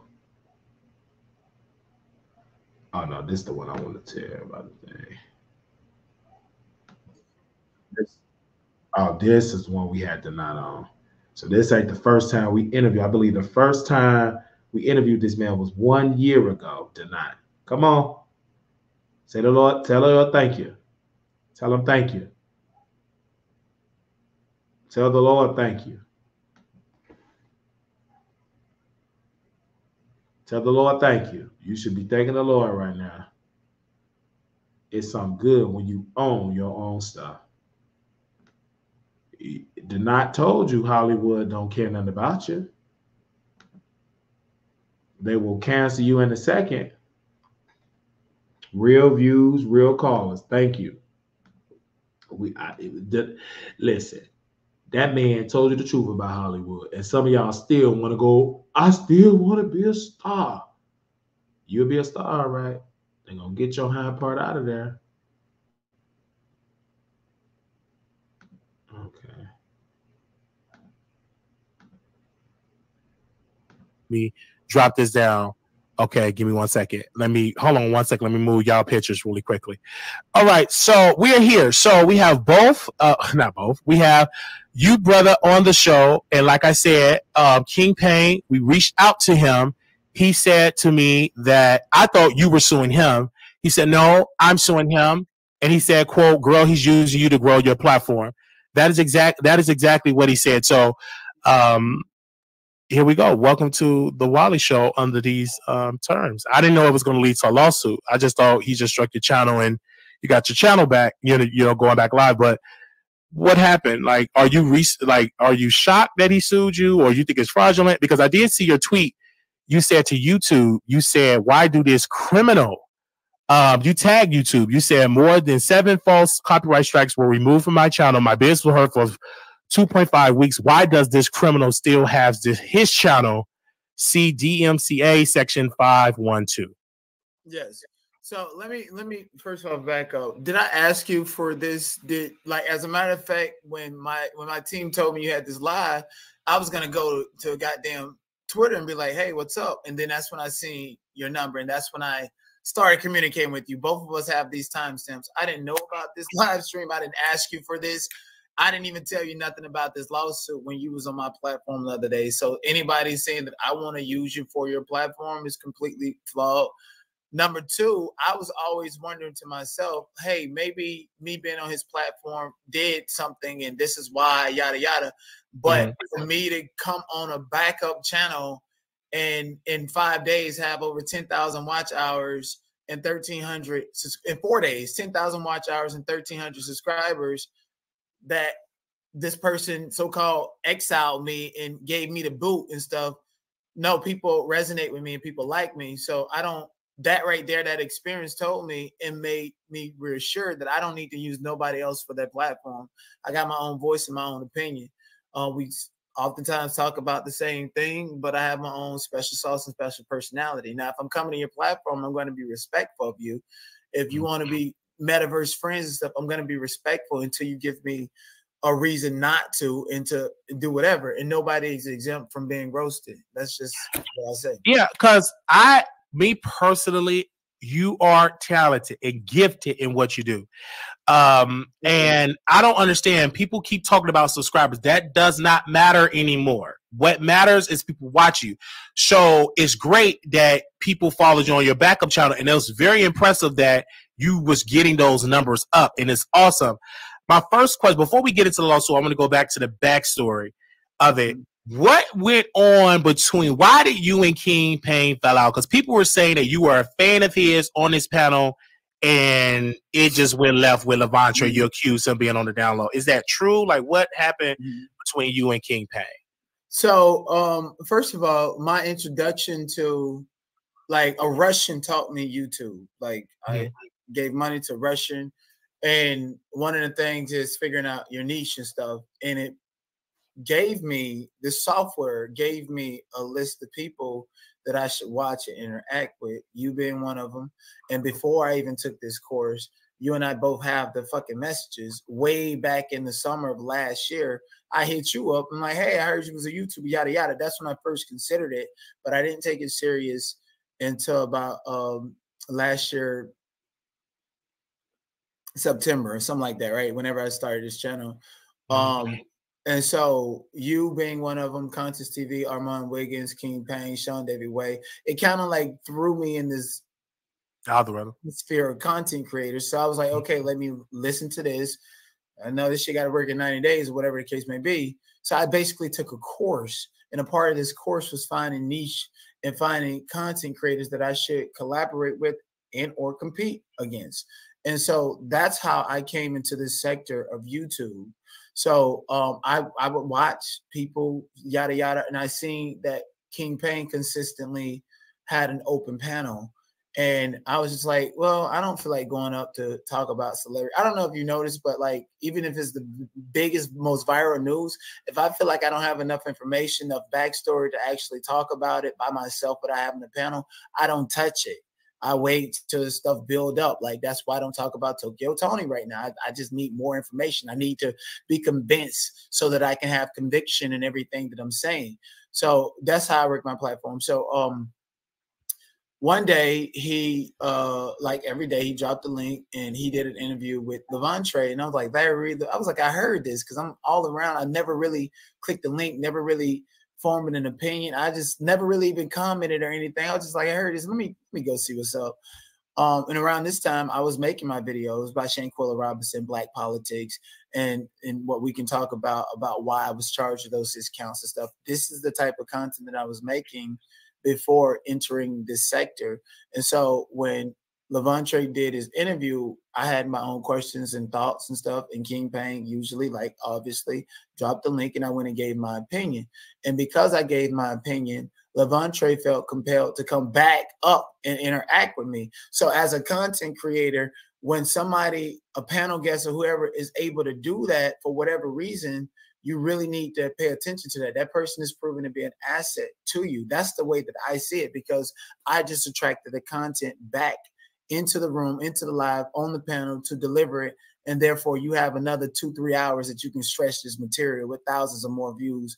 And ultimately you can reach your quote. So that's the way I processed it. But at the time, people didn't know me as a content creator, coming from a more hostile, more aggressive, more, in my honest opinion, advanced environment from Clubhouse when it comes to drama, beef, politics, polarizing conversations. There's nothing on YouTube that you guys can talk about that I haven't already talked about and discussed. And so I'm just transitioning to YouTube. So I did come here with a high, strong opinion about content creating. And I knew for a fact that if I would have went to the stage and said my opinion about Levontre, it was going to shake the whole live, because they were operating from an echo chamber. But what I didn't expect was him to come back and I was like, okay, this is cool. This is content. This is entertaining. I never took it serious. But what that did was, because I was in an environment that created the opposite echo chamber, and this narrative was going around for a substantial amount of time, I guess everybody already had their minds made up. And because I'm in this environment where everybody who having a difference of opinion than me, it was now, let's attack this guy. We don't know who the fuck he is. He's a problem. Let's get rid of him, just because I had a difference of opinion. And I wasn't upset with King Payne, because I, as a content creator, knew that, hey, now I'm the content. Because now these people are coming up to target me, attack me, say what they got to say about me, as if I give a fuck. I'm like, I'm the content, and this is King Payne. He let me up. I appreciate it. And I know for a fact that I'm being the content. So, hey, if that's what has to happen to jump me into the sector of YouTube, then that's what's going to happen. So I never took any of that personal. But outside of that space, what happened was it created a domino to where these other group of content creators that I had a list of that I should watch and have been watching and interacting with, when I started like, let me go ahead and interact, it was just like this echo chamber that was like, oh, he's a problem because he have a difference of opinion. It essentially blackballed me from Perry and Sherelle space. They tried it with Conscious, and that's why I used to think Conscious was cool, because Conscious was like, I'm not going to do that. And so I had to fight against that. And because I had to fight against that, the first time people see me in my own space is they see me defending myself. And when I defend myself, I'm trolling with the truth. I'm honest. I'm going off. I'm just doing all this other stuff. And I know for a fact that it's entertaining to most people, not to everybody. So I'm like, okay, well, if this is what they want, and this is the aspect of me that has to be introduced to this section, then so be it, because I'm quite used to dealing with this stuff and doing this stuff. You know, so what happened with me and King Payne was I would still go back to this platform. And there's this bitch that was yelling and screaming. No. Then one day he shut his YouTube down and went over to Instagram. And I was on Instagram with him, and he was like, oh, yeah, I'm in Hollywood. Oh, I was like, okay, cool. Maybe we can link up, go for drinks, yada, yada, yada, won't, and a dumb. Because regardless of the thing, it's like, hey, if me coming on your panel or you share my live, if you have a service that charges for that, please let me know, because I don't ever want to put myself in a situation where you feel like I owe you something because you helped me. Don't do that. I'm a content creator, and it's valuable for me to be in your space and on your platform. I understand my value, even if other people did it and still don't. I don't give a fuck about that. I really don't. So when we was over on Instagram, planning to link up because I'm going back home, I'm taking a break from school, all this other stuff, before I went on vacation, before we even fell out, he knew that, hey, I'm going to be back in LA this day. He knew the exact dates, everything, which is why him and everybody exactly targeted me and started attacking me the day I went on vacation, because he knew the exact date that I was going. So anyways, he let Michael S8, verbally sexually harass me, and I didn't appreciate it. I was like, yo, bro, I'm chilling with you. You supposed to be home. This ain't fun. This ain't content. I can understand if it's one thing on YouTube and you need the numbers and you need to preserve your live. Okay, yeah, whatever. But we're now in a small space where only 15 people are in this. Why? This is not content. So this is the way you are, because you let people attack me and stuff. I'm thinking you're doing that because you need the content, and I don't mind, because as a content creator, shit, I might do you the same way one day, and that's just what it is. But now we're in a smaller space, and you're allowing some sexually inappropriate comments and stuff to be made. And I'm telling you, yo, bro, chill. We just chilling. I'm not with this performative shit. I'm just chilling. I felt like I was chilling with my homie. Let's get to know each other. Let's link up, yada, yada, yada. And after that, I was like, oh, no, I'm not going back over there. That was another viewer that did it, not King Payne. The King Payne was doing that to you? So it's this dude named Michael. Oh, okay. It's another guy. Okay. So, but King Payne would make sidebar comments. But you got to understand, I've been in Hollywood.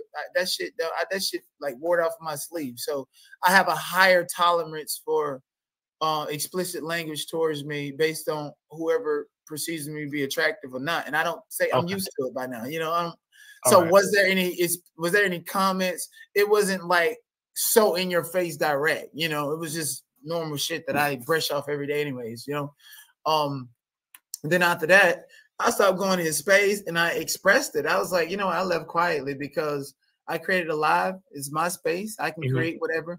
And I was like, you know what? This dude sexually harassed me. King Payne did. I'm done. I'm not going back over there. And I think he felt some type of way, because when I did go back over, somebody just threw me a membership. And I was like, how the hell did I get this crown? What is this? And I figured out later it was a membership.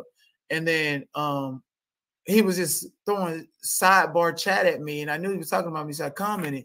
He's like, what are you talking about? You got your own platform. He sounded so hurt. And like, I was like, oh my gosh, like really? So I went up to his platform, and there's this chick named Dummy. I was trying to have an actual conversation with him. Like, yo, bro, I didn't appreciate that.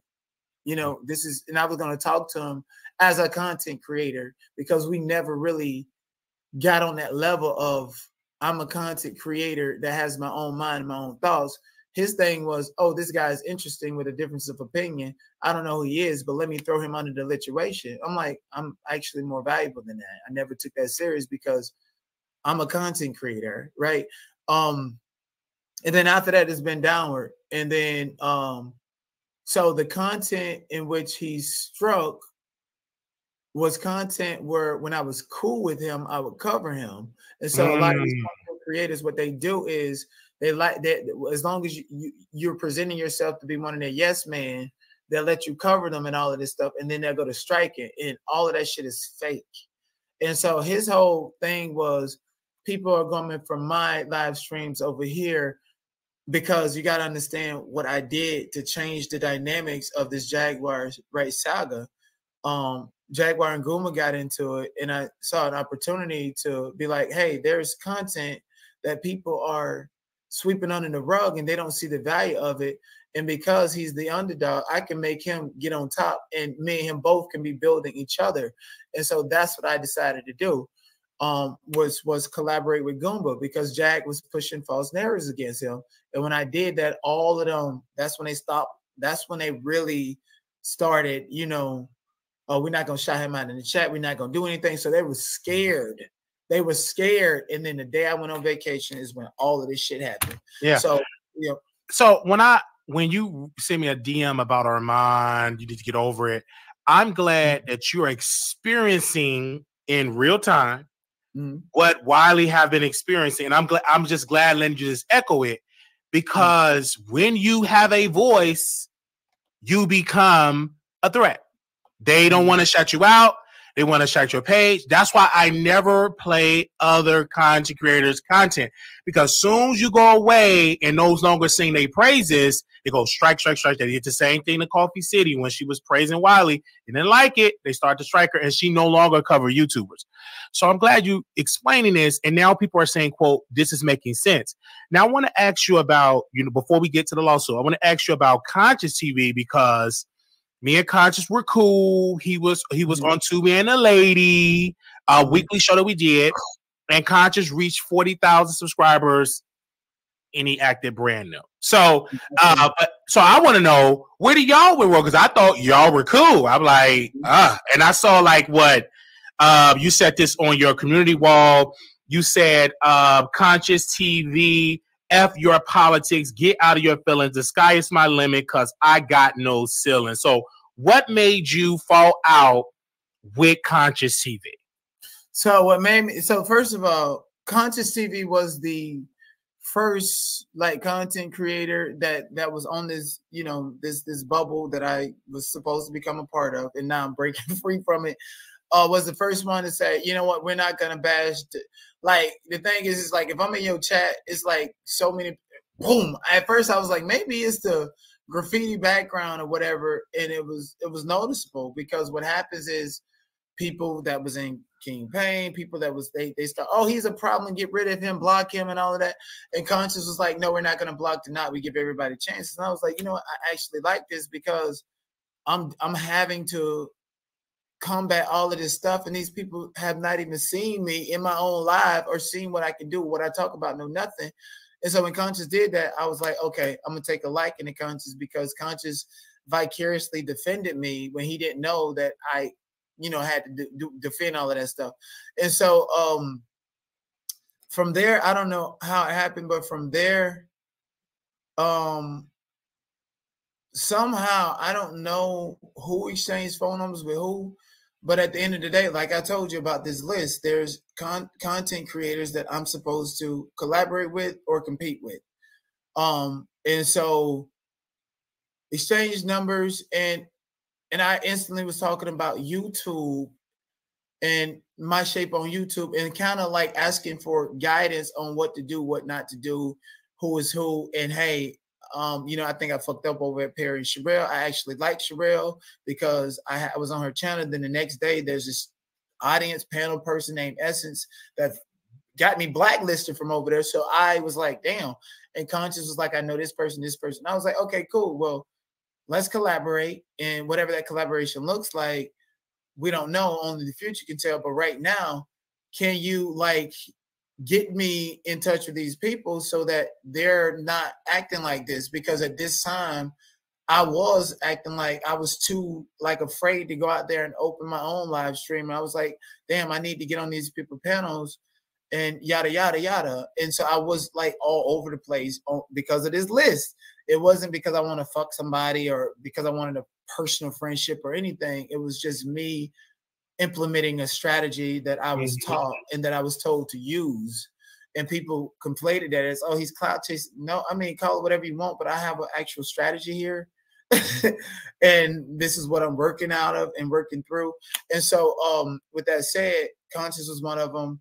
Would have a plethora of conversations with Conscious about me. Mine was about YouTube or my day-to-day. Nothing sexual, nothing too personal or anything. It's just and there was not for me, at least when it comes to too personal. And then so before, I'm gonna tell you, so because I was like in touch with Conscious, I was like, Conscious, I'm about to blow up on YouTube. This is at this time, this is when I probably had, like, this is before Goomba started coming over. So not very many people was paying attention to me. So I was thinking ahead because I already was utilizing this strategy. I was like, yo, Conscious, I'm about to blow up on YouTube. And when I do, these people are going to dox me on some fuck shit that I've already addressed and answered. So how about we do a live stream where I go ahead and put this out there to get ahead of it? How much do you charge? What do you charge? This was my initial interaction with Conscious TV. Let me see. Was like, let's do an exclusive to put this information out there so that I can get ahead of it. And that was my initial interaction with Conscious TV. How long that was at? That was like a couple of months ago, correct? No, I'm going up right now. I'm showing you. Okay. Perfect. All it is is between me and Conscious. So all of this is between me and Conscious. Okay. All it is. All right. So it's still going up. Okay. So y'all had a communication, and when you brought it to him and said you will pay to get ahead of the story, what was his response? What was Conscious' response? So the reason why I was like I would pay is because I had a budget. It was a part of my budget to do this stuff. It wasn't like I was like, you got a platform, you're on this list. All these people that's watching you gonna eventually start watching me, vice versa. Hey, let's do this interview so I can get ahead of this, so I don't have to answer this. What's up? Okay. So, because we have a person here, and I want to read this. They said Conscious did not want to get involved with him with all the stuff that you was into. They said Conscious never got back to him. Then stuff came. I think that you blame, this person is saying that you blame Conscious TV for not doing the interview. And they said Conscious TV said he doesn't owe you anything. So I'm glad for me. Oh, go ahead. I'm sorry. I just wanted to correct that before we go off in the tangent. For me, to y'all saying Conscious and yada yada, but to me, it felt like because Conscious knew before I even spoke to Conscious about what was happening, the fake doxing, the fake narratives, the fake health freeze, Conscious already knew. So therefore, Conscious was in the bushes on YouTube, on other platforms. And so when I spoke to Conscious about it, it wasn't like, oh, I don't want to get involved. It's like, damn, I wonder how emotional is the not going to react to this before I get involved. It was never like I never want to be involved. It's just about the right timing.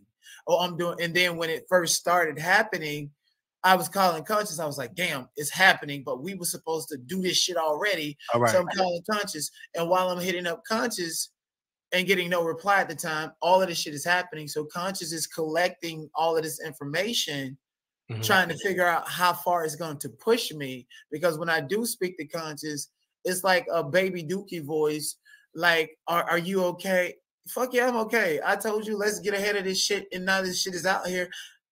Like I'm kind of tight because I came to you saying that I have a budget to do this too. So you won't say that I use your platform for free. For free. Thank you. So I don't owe you anything. If we got in the text messages that my initial thing was like, what's your, like, what are you charging? So let's do this because this shit is going to happen. And I need a solid, more well-rounded platform to get ahead of this. Yes. So that all this can be disputed, not by me, but by the fucking shit that's already there. So why do you think, in your opinion, that Conscious said no? That he did not. Conscious did not say no. In my opinion, Conscious is a communal narcissist. What communal narcissists do is they like to get close to you, like to take information about you, like all the personal shit, and then either use it against you or use it against you by making content out of it, or using it against you by looking at you down and out in some type of needy situation to then come in and present themselves as a savior, but it's a narcissistic trait. So it was never like, I don't want to get involved. It was like, when is the most appropriate time? Oh, now you're desperate because all of this shit is out. Now we can go ahead and do it. That's the way I interpreted it. Okay. And even interpreting it that way, see, people think I go off, and I be like, nigga, I have more fun than trolling than you. People think I'm stupid, dumb. No, I'm not. I'm very educated. I can have any conversation. So it read very narcissistic. Let me help you when you're desperate or in dire need to correct this shit. And how I look at it, he didn't want to help you and push you further. You know what I'm saying? And that's how I look at it, because when Conscious grew in numbers, he was different. So now that you having this experience, I said, he getting it now. And that's why when you experience this, I seen everything happen. I'm just watching. I said, he's going to understand what Wiley is going to, because he's going to experience it. Because when you jump on these different panels, it's all good once you get 10 people in your lives. Once you start getting their numbers and higher, they're going to be different. So now you're going to hear and you receive it and all of that. And that goes for every content creator. I don't care who it is. If you start doing better than them, they're going to turn against you. That's just what it is. They're not going to say your name. My name is blocked in multiple chats. My name don't go into titles. And you know why? Not because they don't want me to get the clout. So you experience that because you with Conscious, you on their panels, you here with King Pain. Once you start growing and get popping, because I seen the numbers, I said, they're going to feel some type of way about that. And you're battling with all these forces, all because you just the hottest thing around in this T sector. Like, you're new and you're new and fresh. Now, that was a Conscious TV piece. Okay. Now, also with the AD2 piece, you also said, wow. Oh, okay, hold on. Let me finish up the case. Let me finish it up. We're Conscious. Okay, go ahead. So, I despite all of that communal narcissism, I didn't mention it. I didn't say anything because it's the world we live in.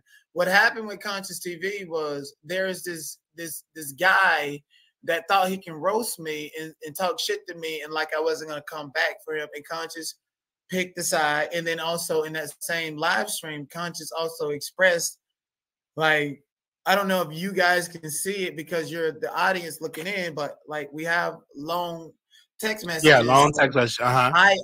There are certain text messages and certain things that was said over the phone and certain things that was said on YouTube in front of y'all to where your interpretation is not the same of it as me.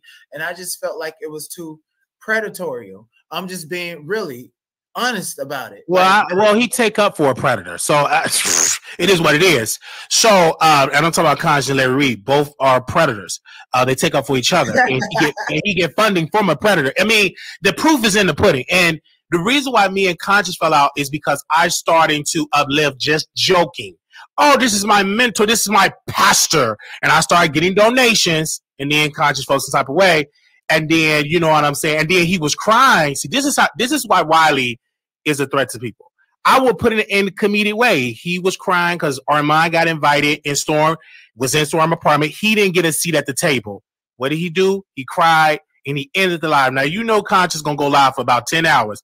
This particular live, he ended it within 40 minutes. He was hurt because he did not have a seat at the table. So all that bootlicking and licking Larry Reid laddie pad, he invited your ops, Armon Wiggins. You know, but hey, that's him. But I'm glad you was able to clear it up. Now, I want to ask you said something about AD2. You said AD2 hiding behind a paywall, selling a lie, big A word, couch, potato, living off your mama. Okay, so what went on with you at AD2? So here's the thing, like, you gotta understand something. Coming from Clubhouse, like people have built empires off of exploiting my name and my likeness, right? And so coming on YouTube, when I see that happen, I have to gauge people's intention.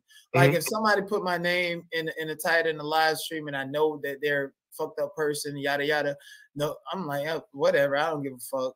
I don't give a fuck. But then if you present yourself to be cool with me, like, oh, we had a small issue and then it was settled, and then you're putting my name again and talking behind pay. I'm like, and I hear him. I was like, he created a live stream and I was sent it.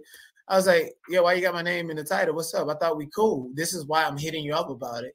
Like if a bitch put my name in the title and I'm not cool with you, I don't give a fuck. Like say that shit. Matter of fact, let me look at it to see if you're funny or not, see if you even worth roasting and trolling back. Yes, sir. You understand what I'm saying? So when he did that, he got slick out the mouth. I was like, bet. Cause see, and he stated out of his own mouth, he said he like you because when you troll, you're funny and you're not hurtful. And when I troll, I make people angry and get under their skin. And yes, that's what I'm gonna do. And so he just and then I'm glad. So you bringing up, I want to say this. 82, number one, he has some serious allegations with. Who the fuck is 82? I'm talking about AT2. Y'all know. Y'all, he's been on the show. 82. That nigga do look 82. That's his new name. So 82. Mr. A, the T, and the 2 was accused 82. of serious crimes dealing with children. So I made the conscious decision to distance myself because I said publicly and privately, I said, you have these serious allegations and you're going on this platform and you need to sue Sean David Way because he's accusing you of being a person that violates children. So that's a serious allegation. And then also, I seen how he turned against Monica. He was a huge fan of Monica All About the Tea on her panel, begging to go on her panel. And then it was a big fallout with the panel. He dragged Monica from All About the Tea and did a funeral for her. And so we did a whole funeral. So we did a show, Two Man and a Lady. And he said, I want to be on Two Man and a Lady. I never said yes because I knew how he did my friend. And I know how he do people. And I never brought him on because he will befriend you for bigger numbers. And then once he see a downfall, you getting dragged, he will join in on the drag. So I said, can't deal with you. You one of those type of people. And you never know who Wiley knows. And I would sit here and act dumb and slow, like I don't know nothing. And I'm getting all this information and just watching how you move. And when he did that to you, I'm like, that's his character. If he feels like you have a downfall, he will drag you. That's what it is. It's like but he's this bitch, I don't give a fuck if he have 1,000 people, it won't be 1,001 because I don't give a fuck. He is not even entertaining. He's not good. He has nothing going for himself at all. Like, that's just my honest opinion, number one. And number two, I firmly believe that it's trolling going bad. My nigga, if you want me on your platform and on your panel, then say that. Like, or if you're trying to present yourself as an op and I don't know you, pay the fucking fee. Like, I already been to your panel. You've already talked shit to troll me on your panel. I'm not finna do that. You don't get that luxury anymore. Like, I go where I want. And if I don't want to go there and you want to show, pay the motherfucking fee. Yeah, so that's what I want to say because him and Sean Wiggins, he accused him of serious crimes. They actually said that he watches children getting on, that's all illegal. And I don't think that's great to be listening to that and not do anything about it, because that's serious. So I distanced myself from that. And then how he did Monica, I distanced, and I said he would never be on Two Man and a Lady because how he did so. And then when he did that to you, I'm like, that's his character. But I'm glad you see it. So moving on from there. Now, go ahead. I'm sorry. You want to add on to that? I'm sorry. Well, I was wondering if you wanted to get to the HIV allegations. Oh yeah, I had the list. So okay, then go ahead. Yeah, because they were saying that you were evicted, you had a lawsuit with the AIDS Foundation, that you were sued, and I was like, oh okay, and I posed the question. I said, wait, do he have that or do he not? And then people said you denied it. Then they were saying Sean David Way interviewed your ex-boyfriend, and they put the allegation that you are positive, and I said, okay. I don't want to believe no ex because how do we know that's his ex? Because we don't see no visual. This is all audio. So now we're here today. Do you have it? And if you want to disclose, that's up to your business. And what happened with the eviction with the AIDS Foundation? Okay. First of all, any of my exes, they have shit to lose. They have jobs, careers, families. and a lot of stuff to lose. I highly doubt anybody would be able to even get in touch with any of my exes. As a matter of fact, I typically don't put out my personal private pictures with my intimate partners, whether they're guys or girls. That's just my status quo. I posted food, but not the date. That's number one about an ex. So that's fake content. That's fake news. That's pump faking. And whoever listened to that, do me a favor, don't ever come and listen to me and believe whatever you want to believe. Mm-hmm. So that's number one. Number two, I do not have HIV/AIDS. Since the filing and the pursuit of litigation of that particular lawsuit, I believe it was in 2018, I have taken I've taken at least 7, 8 HIV/AIDS tests, never tested positive, not even a fake positive, none of that. Mm-hmm. I don't have no HIV, I don't have AIDS, I don't have no STDs or anything like that. I'm a very clean person. I'm a very direct person, especially when it comes to sexual health. All of that is fake content, punt faking, right? As a matter of fact, I actually self-doxed myself and showed 3 years worth of HIV/AIDS STI tests, and all of it said negative. I did that here on YouTube, and then I deleted it because I have friends that's living with that and are emotional about that, and said that nobody should have to go the length of self-doxing themselves just because somebody else is calling them out on sexual health because they're not fucking you. So I felt bad, and I felt like I was doing the HIV/AIDS community a disservice by having to put that out there, because just imagine if somebody do have it and I'm this person who has influence, and they say, well, did not put out his test results, why can't you? And that person don't want anybody to know. You never know where somebody's mind is. So I have to be socially responsible. But any day I prioritize sexual health. I encourage every Black person to know your status, know your results. Go get tested. Go get tested every 3 months, every 6 months, whatever the case may be. Go and get tested. Know your stats, know your results. Absolutely. And it's funny how it's 2 gay men who take more dick up the booty than anybody put those allegations on me. David Wade looked like he lost over 50 pounds in the matter of 3 months. You look like you got AIDS. Officer Dust Mite King Paint, he is dry, dehydrated, ashy mouth, ashy lips. No, we don't. I want to say I don't know if they have it or not, but I've been accused. They look like it. Okay, yeah.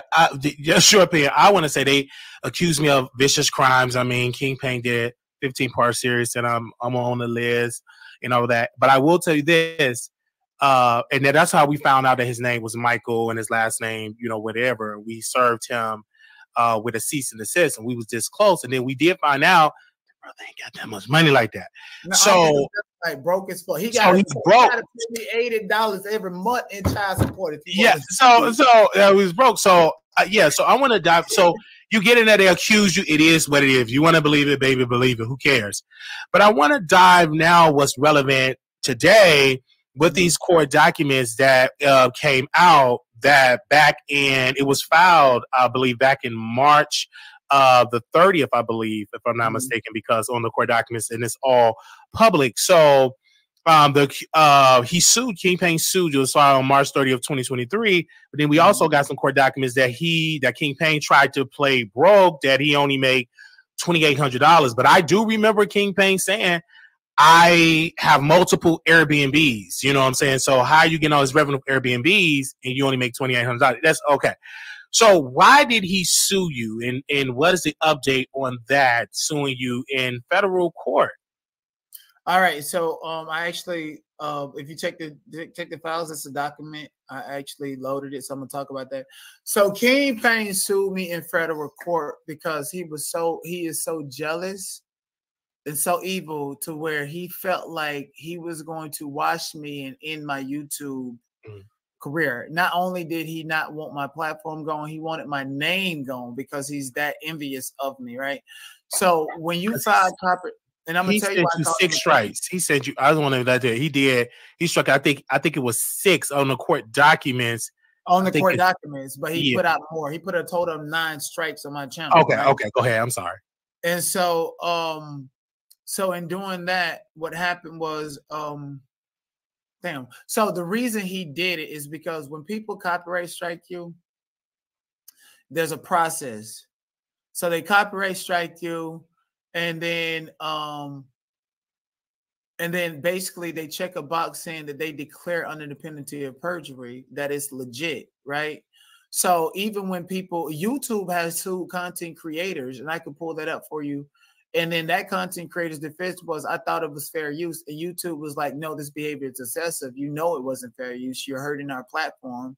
And so it's a crime when you copyright strike somebody and say under the penalty of perjury that, number one, you own a valid copyright and that is not frivolous, and number two, that is beyond the scope of fair use. So in doing that, YouTube is like real niggas. They shoot first and ask questions later. Let's be clear. And so there's a process where you get the counter notifications. So you send a counter, you have to wait 10 days. He was waiting to respond to those, to drag out time and all of that stuff. Right. And then within the 10 days, YouTube says if this person does not file a lawsuit or have a court order, then we'll reinstate it. So he was that adamant about getting rid of me on the YouTube streets to the point to where he actually he left LA because, first of all, he didn't want me to know where he lived at in Los Angeles because I was going to show up at his house. No questions asked. I was going to show up at his house with my camera out and we were going to be live on YouTube or Discord or somewhere. Y'all was going to get the content because I was going to beat his motherfucking guys out for playing with me. And so he drove all the way up to the Bay Area and used some fake address and filed the fake ass lawsuit up there. What I mean by fake is it's just unintelligible. It's broad. It's boilerplate allegations, right? In order for you to bring a felony copyright infringement, you need the Department of Justice to do that because that's a crime. So you meant civil copyright infringement. And ever since 2019 in Fourth Estate versus Wall Street, the United States Supreme Court stated that you must own a valid copyright before bringing about a copyright infringement lawsuit. So it's frivolous. The court don't even have jurisdiction. And it takes about 6 to 10 months to get a copyright registration from the Copyright Office. Like you can go and copyright it and get a case number, but you're going to have to wait about 10 months to actually get that registration. So that's number one. He don't have that. So it's even if he's 100% right, the court has no jurisdiction because he has no registered copyright. He needs the copyright before commencement of litigation. So even if this case goes on 6 months later and he get a registered copyright, well, the date that copyright is going to be post-dated after you filed the lawsuit. So now your case is going to be dismissed without prejudice so that you can refile it. And that way your copyright is predated before you filed the lawsuit. I know all of this, and I'm pretty sure you've seen me actually battle corporate attorneys for a substantial amount of time. And I was telling King Payne, I was telling him all of this. I was like, you don't have a valid copyright. What are you doing? This is fair use. What are you doing? Oh, your image, this is fair use. Here's the case. What are you doing? And every time I tried to like communicate with them and be like, yo, listen, you're wasting your time. You're going to lose your platform in the end. And it just seems like he got more and more torturous. And he don't realize that once the court dismissed that lawsuit, I'm going to have my attorney to come in and contact YouTube legal department. He's going to be out of here. And I'm going to sue him, David Way and Jaguar, for defamation. I got all of the receipts of them saying I got HIV AIDS. I screenshotted everything in David Way, made a call, got rid of his Patreon like that. And I didn't get rid of Dust Mites because I feel like there's more real estate. But you keep on digging and poking, I'm going to get rid of Station Head. I'm going to get rid of all of that. Who represent King Payne? He represent himself in there, or do he have an attorney, or y'all both representing yourself? Yeah, he's representing himself, and he's representing himself. You are allowed to represent yourself. Yes, I mean, yeah, absolutely. That segue into another portion of the conversation. Okay. I did a whole video about it, about me facing the 6 counts of practicing law without a license, where if you go in Highlands County Sheriff's Office and get the actual police report, which is public record now, you will see that in that police report, it specifically states that Denot Ricketts signed probate estate documents on behalf of himself and my mother and all of them. We was involved.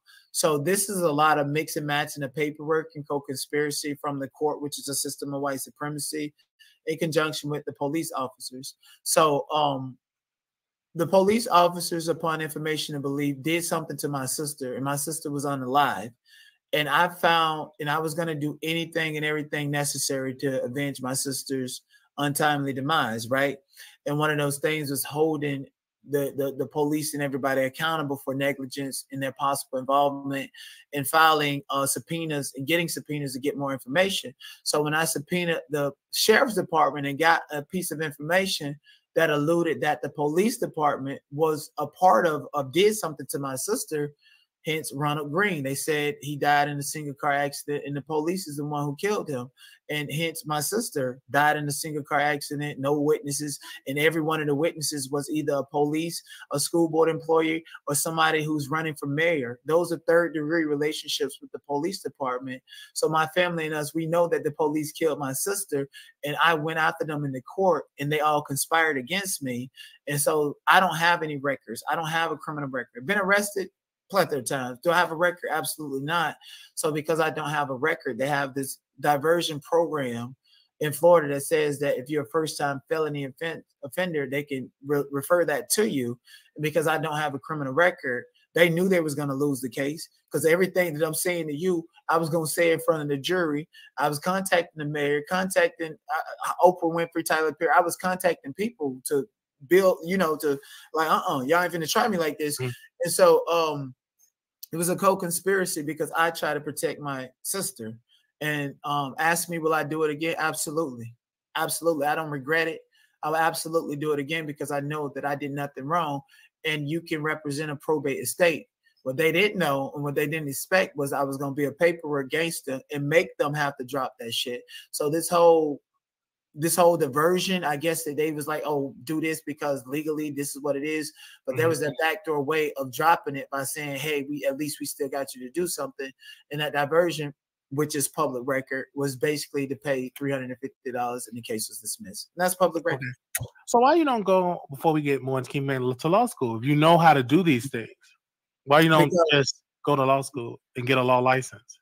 I'm glad you say that, because in the state of California, you can study to become a lawyer rather through your own cases and having some attorney to sign off on it for 4 years before you take the bar. I have about 3 years of service hours and stuff that don't expire for the next 10 years. Well, in this case, for the next 7 years, it don't expire. So all I need is another year before I do that. But I don't want to do it because you're taking a sworn oath of office to be a part of what I consider a system that is not for me.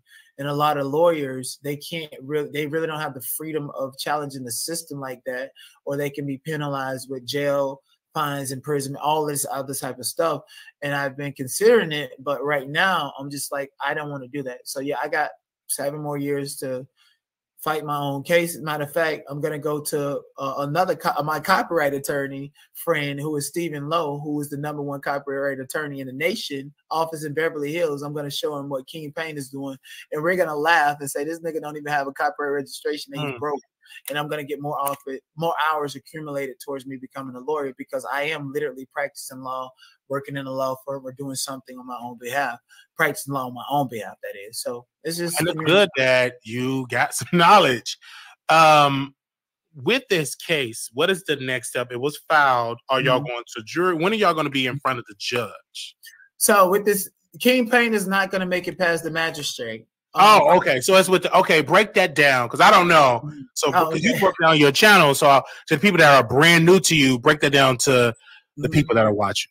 So when you're in pro se, which is representing yourself without a lawyer, rather he paid the $402 or not, he still has to go through the technical aspects of what it means to have a pleading and a complaint. So if you look at King Payne's filing of a lawsuit, it's on generic papers. So he doesn't have to go through the rules and the regulations and the federal court rules when it comes down to pleadings and stuff. But there's nothing there in the complaint he filed. So what's going to happen is, at worst, the magistrates, basically, I filed the motion to strike his motion to proceed without paying court fees by telling the judge, yes, on this paper, he says he makes $1,800 as a barber, but he's committing perjury because he didn't count his YouTube check, which YouTube give you a W-2 for. He didn't count his cash outs, PayPal, and all of this stuff. He didn't do any of that. So I asked the court to actually investigate him and hit him with perjury. And so the court got that on April the 17th, and there was a court ruling just issued 4 days ago that basically the judge basically acknowledges my motion to strike without acknowledging it by saying that you're gonna have to pay these fees. But I wanted them to acknowledge that he committed perjury. And so they're showing him grace and leniency, even though, like, and I know how to read court documents. I know these judges, their temperament, how they think and everything. And at the bottom of the first page of the document, you have it right there. You can use, the judge says, although we sympathize because you broke and can't afford legal fees, you're going to have to balance paying for regular life and paying for this court case because you're going to have to pay us this money. Basically, that's what the court said to him. So pretty much like a payment plan. So it's a payment plan. So Officer Dustmite has to pay $80 since that's my son, you know, or since I'm his son, allegedly. He has to pay $80 every month in child support to the federal court for the next 5 months. Or if he missed one payment, if you make a late payment, if it's on the 16th, I don't give a fuck if you had to go to the hospital. I'm filing a motion to dismiss because you paid late and it wasn't on time. And then on top of that, the court is going to throw it out either way because they don't have any jurisdiction. And once the court files and get that dismissal, YouTube is going to take his platform because he violated the Copyright Act under Section 28 USC Section 512F. That's the DMC Copyright Act, the takedown notices, where he's signing these documents under the penalty of perjury. YouTube have sued people for that, and they're finna take his platform, and I hope they sue him. Yeah, so I see. Wow. So when is you got the answer on that? So when is the next step? Do y'all have a court date, a next hearing, or no? So no, my motion to strike his motion to proceed without paying court fees was supposed to be on tomorrow, Tuesday, because it is past midnight. And then they're gonna take that out the calendar because the judge has already made a ruling on the motion to proceed without paying fees by saying you're gonna have to pay this. Your first payment got to come before the 15th. You got 5 months, and if you late, we subject to dismiss this. So if he's late and I get a court stamp on the paper on the document saying he's late, what he do after that is done. So what if he's not late? Then what? What if he's not late, or if he go ahead and pay the $400? I'd be happy because at this point he's just buying himself time. His platform is already gone in my mind. It's already gone because see, I know how this stuff go, and he's so freaking dumb. He can't even fathom thinking about what he's doing and the harm he's doing to himself. And as I continue to try to tell him that, he just took it as like it was some game, like he used it as content. Yeah, like, because now this is like literally a court battle. Have anybody like Armon or anybody reaching out to you regarding this? Because them two did fall out. This is public record. I'm not surprised why a lot of content creators not talking about it. We're talking about it. Once it came, the case number, and I was able to see that, okay, this is real, you know. So have they reached out to you to end this or no? If anybody reached out at other content creators to say, hey, let's bring you on the platform to talk about your story with this lawsuit? So, like I said, Conscious TV, we were supposed to do the exclusive about the docs and shit, that about my public information and who I am, yada yada, to be ahead of that shit. That shit happened. And so because that shit happened, Conscious knew that there was a lot of steam around my name and that my platform was taken down and I was unable to go live. So Conscious was like, okay, let's, you know, I created the title, the thumbnail, that title, the thumbnail, all of that is my shit. I created all of that, even down from putting the donut in the emoji in the chat. That's all me. And I was like, Conscious, use this. This is the title. This is the thumbnail. It's going to go viral. And it did. So Conscious was the one who, because I, like, whenever, like, court documents and stuff come up, there's select content creators. I send it to them. Like, you want to cover it, cover it. I sent it to Sherelle. I sent it to Pear. I sent it to Conscious. I sent it to Tony the Closer. I did not send the actual court document to Armon. I did not talk to Armon about him actually suing. The last conversation I had about KP with Armon was that he put false strikes on my channel. So Armon is not aware that a lawsuit was filed in the litigation. So no. As I know he's aware now. Oh, this is I'm learning from this. Is sad because I did know about this when Armon's channel was struck by Kaya, and they were talking about how you have to go to court, blah blah blah blah blah blah. And so I didn't know about this, but this is like the first time I'm seeing like two content creators go back and forth talking about, you know, the copyright material and that you have ownership and about fair use and all of this. So I'm quite interested to know where this well, going to I battle. Well, I battled Hollywood executives by copyright infringement in court for 2.5 years. So like, why would you take me to court when I don't think he did his research. You know, I don't think he personally did his research on you and all that. Because when I read the file, I'm like, this brother was filing motions and all. Like, it's in the article. Like, you were actually filing motion. You know, they don't like that when you black. If you was a white boy, they probably would have gave you a medal. Like, congratulations, but you're black, filing motions and all of that. So you're a threat to the system. I want to ask you this: is there any resolving if King Payne were to call you today?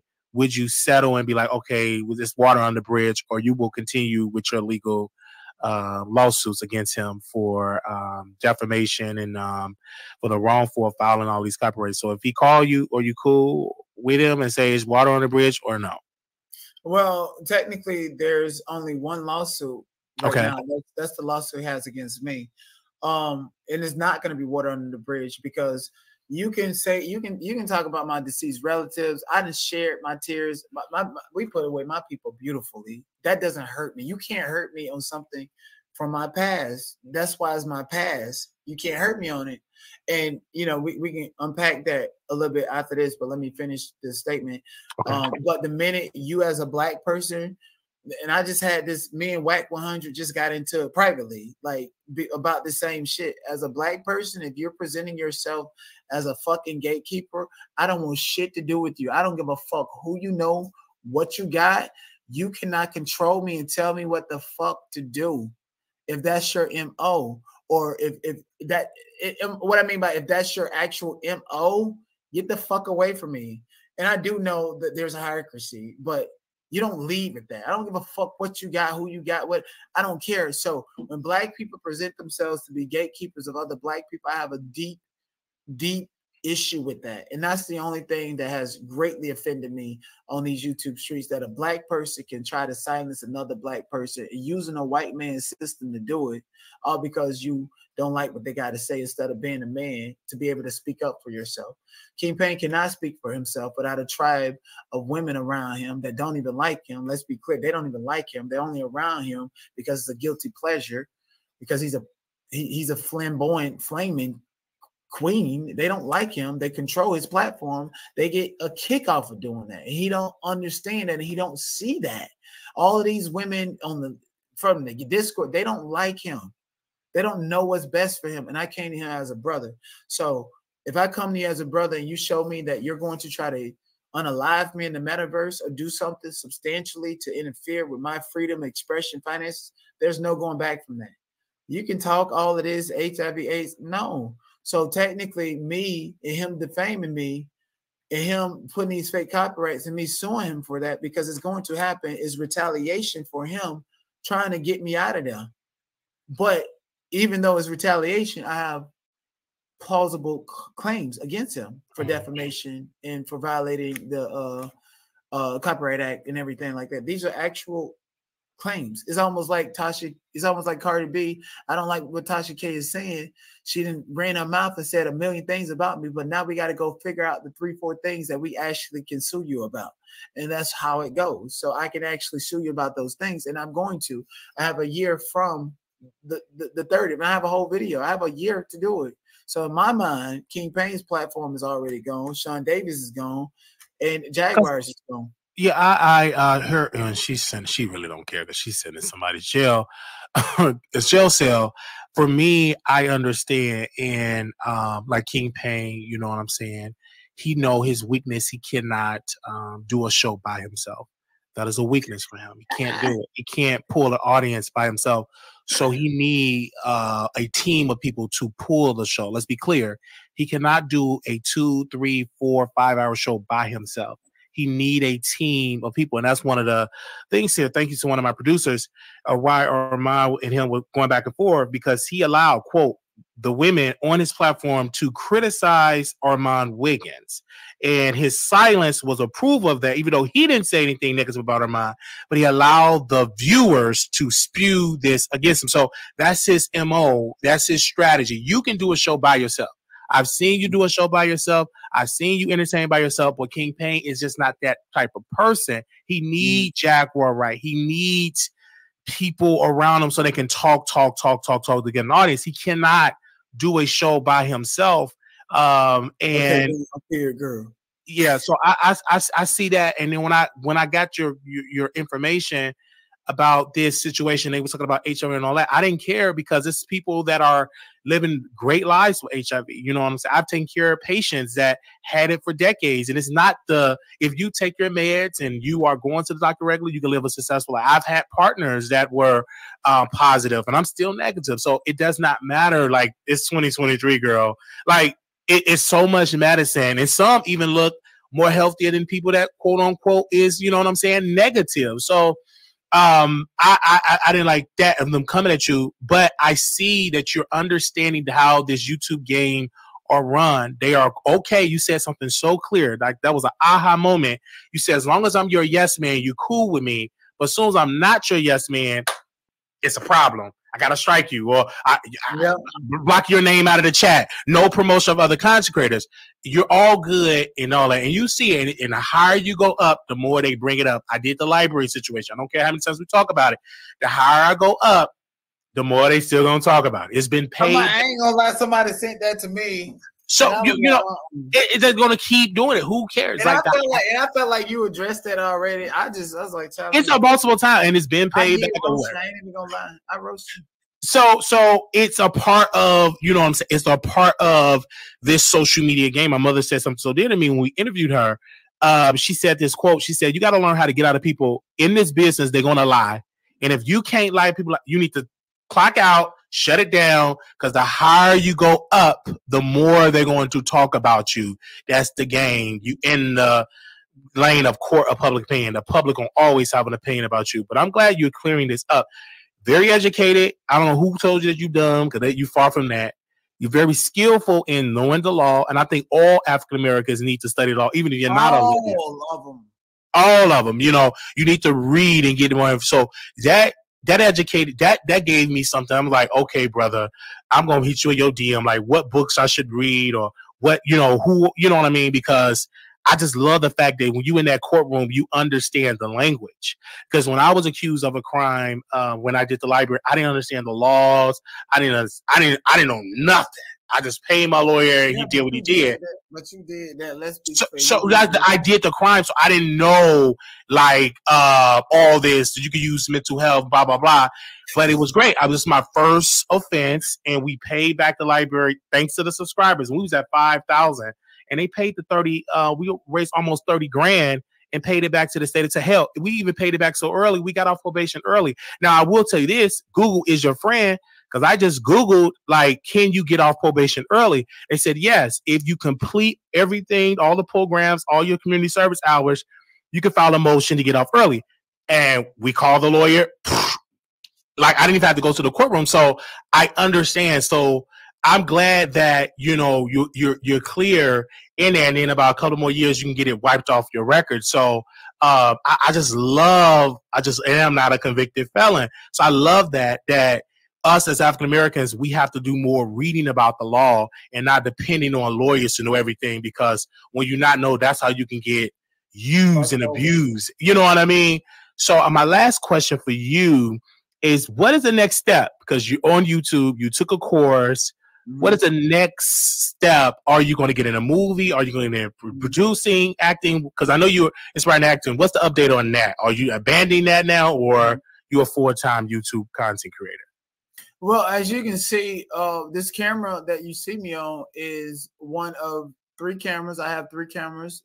Okay. These are Hollywood cameras. I have my own production company. All American was stolen. Excuse me. I had to litigate a lawsuit behind my creation, independent creation, in the producers and corporation with All American. And I felt like, you know, we had to settle it. It was settled out of court. So there's no, they didn't steal it. They did steal it. So it's a settlement. We both decided to walk away from the situation. So you guys can read between the lines. And that's the only thing I'm technically able to say. And I felt like if I created something so compelling for people that's been doing something since before I was born, to be compelled to look into it and to pay attention to it, it's a backhanded compliment. So why would I stop being me and stop doing what I'm passionate about? So as I told everybody, YouTube is an outlet. It's a way for me to get back in front of the camera. It's a way for me to figure it out. And right now, like, I still feel like rough around the edges, cussing people out and shit, having fun and not taking it as serious as I probably should, especially wanting to navigate and move into those different spaces. There's a lot of YouTubers got endorsement deals. There's a lot with the record companies to make millions. Yeah. Make millions. There's a lot of them that get invited to these parties that go into YouTube, go into the movies and stuff like that. So my whole objective right now is to continue to build and balance the socioeconomic benefits of being a YouTuber with everything else that I have going on. Now I do have a full-time job. I am in school. I got a lot going on, like really. But I still try to make time to be consistent on YouTube, because ultimately I wouldn't be going to school if I didn't want to continue to be in entertainment. Yeah, so that's just what it is. So I'm here on YouTube. You know, aiming for the moon, and hopefully I land amongst the stars. But that should not stifle my opinion or anything. It's never going to stifle my opinion. And whatever a career in Hollywood looks like for me is what it's going to be. I figure since Monique was able to continue after she, you know, had a situation with Netflix, why can't I? I figure like all of this public information about me, people just looking at it on its face, can think the worst about me as a black man. It's just more character arch, gives me more of a story. You know, like I came over here and we're talking about stuff in the public domain, and there's more that you can unpack and probably question and stuff. And knowing your goddamn ass, you probably actually just do that. But like, I was gonna pay conscious to do this, and now I'm just here with you, and you got your subscribers, membership, whatever. I don't care. Like I want to talk about different aspects. The reason why I don't work with a lot of people, because if you're trying to be in a clique, it's like high school, they're not going to receive you. You was over there with Wiley. So I say no to a lot of people, not because no, I don't want to do it. No, that I don't want you to get dragged for being on Wiley's platform. I've had people that worked over on Conscious Show, and they got dragged because it was over here. So I say no to a lot. I say, you know what? I just do my show by myself, not trying to work with other people, because I know when you're trying to work with these other group of content creators, quote unquote, the popular girls, they're not going to receive you over there at that table because you sat with Wiley. So you're learning that because of your personality, you're becoming that you're difficult to work with, you're this and this, and blah, blah, blah. So yes, but I'm glad that you came out and you told your story, and I talked about it, but I wanted to make sure that I get the court documents, and I'm going to let me know about the hearings. I might fly in to come there and see that, because this is great content. This is more entertaining than Tory Lanez, to be honest. Listen, King Payne is never going to even get to the district court judge. So he said he's not going to get past the magistrate part. He's not. They don't even want to see him. They're going to be like, oh, we don't need to hear for this. I promise you. So, I want to say, Ali TV, I've seen a plethora of your comments and all of this other stuff, and I hope I've answered a lot of your speculation and allegations. It seems like you're dead set on pushing the narrative against me. I'm not going to block you. I'm just going to correct you. And I think I've done a great job. But I do want to correct you. You say, oh, he stayed with the court case. Well, I don't have any court cases out against me right now. Excuse me. I don't have any of my own court cases out right now. I have not filed any new court cases or anything like that in over 2.5 years. The court case that's against me, I'm a defendant. Anybody can be made a defendant in any situation, the same way anybody can represent themselves in court. but that's not my doing. Like, if you have a problem with me having a court case, then maybe you should talk to that person. Because for me, this is a sport to me. Yeah. I'm gonna have so much fun with him. Yeah, because you actually know, like, the legal proceeding, like the knowledge, and you say that you in school, I mean, for this, or working on a lawyer or a law firm. So and I found that out through Kim Kardashian. Like, you can go and get hours to come and take the bar, because she took the baby bar and failed. I don't think you will fail. I would be shocked if you fail the baby bar, or you fail the practice test, or that. I believe you're going to be successful. And we need more African-American attorneys in this system. We need more judges. We need more prosecutors. We need more people in the system. KLE, I am definitely going to continue to wear a crown because I feel like I'm a king. You should feel like a king yourself too. Oh, yeah, absolutely. Because the people say you stole that from King thing, but I'm like, he don't have ownership of a crown. And then on top of that, it all started as a troll that I was like, you know, I feel like a king, you know. And then when I say my, or start swatting the cicadas, you know, they call me the net, right? I'm like, well, bitch, if I'm a net, you a cicada. I think this is really good for YouTube. It's good for your numbers. Did he silence you? Is he still mentioning your name on YouTube? What's the update on that? Oh, you don't watch him. Well, the thing is, he's embarrassed because because there was two things going on with me. Number one, my moderator's been told me to start a backup channel, and never in my life did I think that I would start a channel with nothing's outside of and get over fucking 10,000 views on the fucking first. That's unheard of. Like, and I'm just like, it's just personality. Wasn't really covering the celebrity or anything. It's just YouTube shit. YouTube.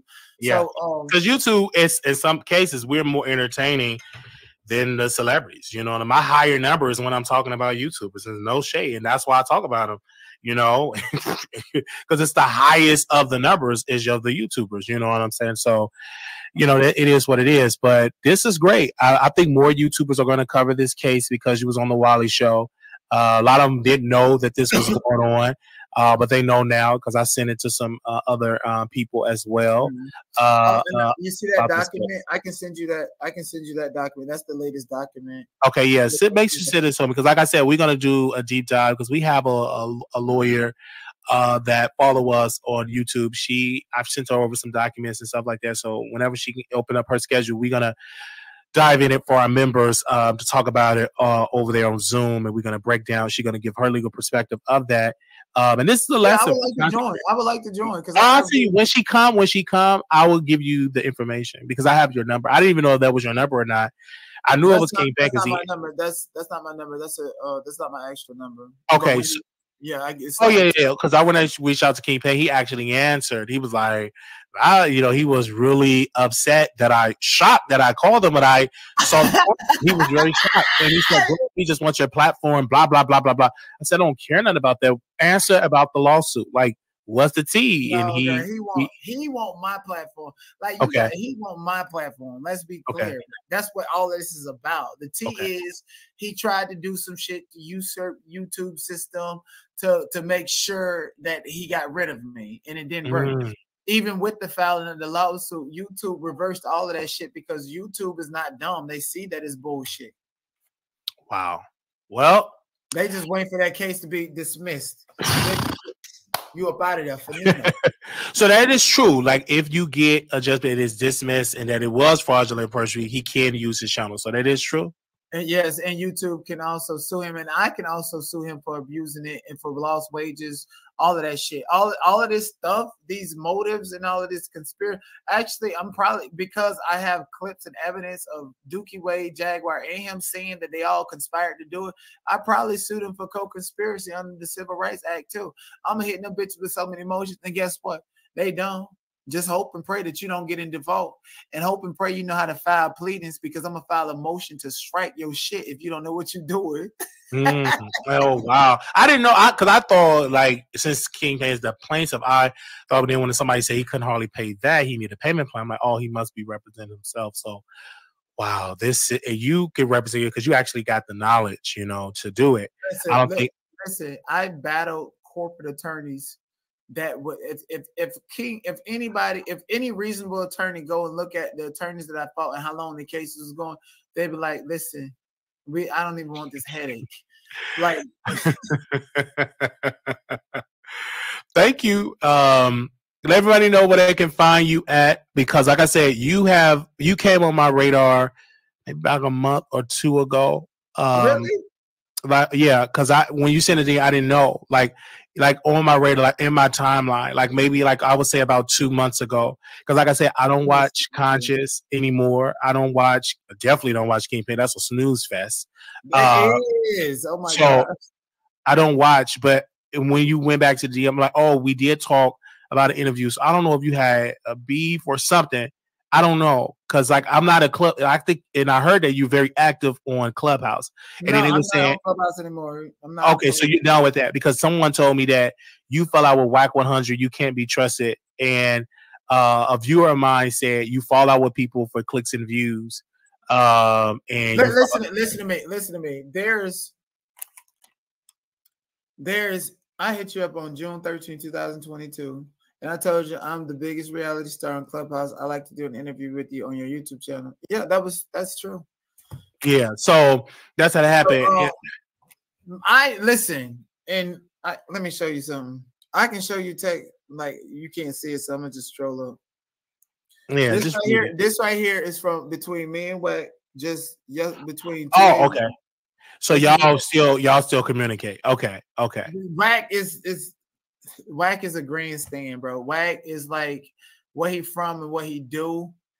And given that he has that old, I'm not saying now because I don't want to get people caught up, that old gang mentality. It's just his whole MO is I need to have power and control over this situation and this person. Wack would tell you that his problem with me is can't nobody control me. He would tell you that in all but so many different ways. But like here's like if you was on Clubhouse, the nigga's flat out can't nobody control the night. I can't stand that nigga. I don't know why I fuck with him. His whole thing is he needs to control people, and you cannot control me. I don't care what you got or what type of opportunity you may or may not be able to present to me. I don't want none of this shit. Yeah. What's your sign? What's your zodiac sign? I'm a Cancer. Yeah, I'm a Scorpio. So I don't deal well with control. I don't. I do. Listen, if I fell out with Wack, the shit that I know, it would go straight to the blogs, and I'm not finna do that. So I don't click with people and just fall out. If I fall out with people, I might fall out with people. KLE said, Wiley, did you struck his shadow? No, I never struck his shadow. Because I can talk about, I'm not doing it because number one, it is a process. They can fight it. Then you got to go to court. Then you get in trouble. So I didn't never do it. I said because it is a search thing as for use. Now, if you're playing somebody 2 hours, you were supposed to strike my content. That's what they're saying. But I said I never did it. It's fake. It's fake. And I make general statements. Oh, I'm gonna strike. Never did. I've never struck anybody channel. Never done it. Because if I've done it, it tells you who strike your channel. I think they give the address to the person. They give the first and full name, like who strike you. Like you get it, they send you an email and they tell you who did it. And this particular case, I mean, you're seeing it all the way. I'm shocked that it's going to the courts because I thought it was just you. That nigga wanted me out this bitch. That nigga was like, if I send this to the court, I know for a fact YouTube gonna make these copyright claims stick. That nigga hit me. Wow. That nigga hit me with 9, and all them bitches got reversed. All of them got reversed. You got with 9 of them. Even with a lawsuit. So he looked like he got egg on his face. Bitch, you gonna have to beg for your quota. Go ahead and tell everybody you got a court case to fight for some copyright cases of me. They're gonna laugh at you. Oh. So I want to ask you this question. Did he address it on his channel about that or no? Oh my goodness. There was 2 things happening while he felt like he had to leg up and spin this false narrative. Number one, I was on vacation. I was in LA. I was in Puerto Rico. I went to Florida. I was all over the place. So I really didn't have time for YouTube. So he took advantage of that and put a narrative out there like, oh, he's done and he ain't never coming back to YouTube and yada, yada. And I was just like, I don't have time for this. I'm on vacation. My moms and we weren't even supposed to be creating content. And all of this shit was coming at me, falling in my lap. I kid you not. All of that Jaguar with her family, Genesis, Nicole, all of that content came to me first. these niggas wouldn't have had no content on YouTube right now for the past, but they struck me out and they had the, well, we got to get rid of him. He's popping. He's doing too much. Wow. They wouldn't have had no content. Jaguar, sister, niece, all of them was on my phones every day. I could have been boom, boom, boom, boom, boom, boom. Was on vacation and the nigga struck my channel and I just didn't feel like starting a backup channel. They wouldn't have nothing. No exclusive, no recordings, no nothing. And I'm the new guy in town. So someone asked, Love Maria said, is he gay or straight? Question.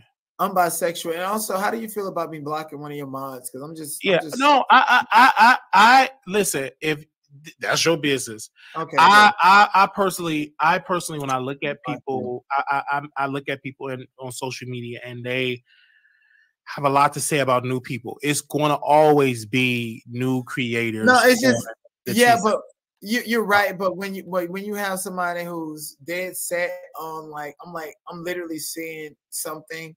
And I'm like, okay, it's fine. We'll get to that. And I'm literally addressing it in real time. It's just more and more shit.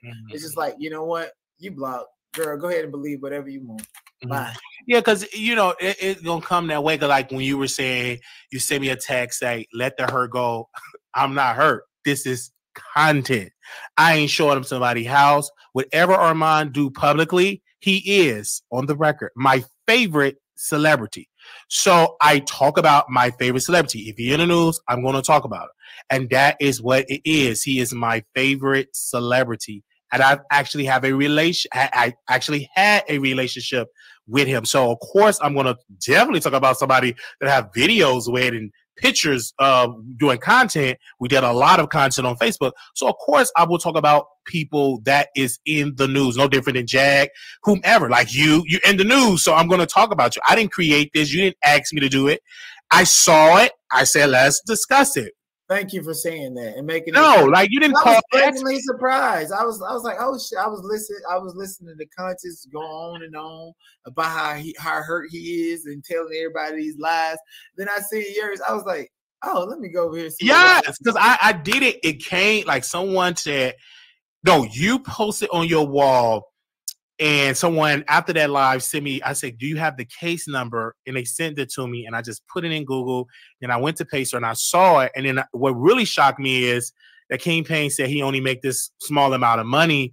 $1,800. And then when we get his PPP loan record that he got $11,000.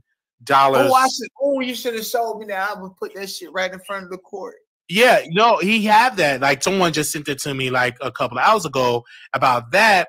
And then he also went on YouTube and said he have Airbnbs. And correct me if I'm wrong, if you have Airbnb, that means that is another income that you have on top of the cash apps to pay whatever else you have. Because he said he's not going to talk unless he reach a certain quota. So I know that got to be extra money that he's hiding.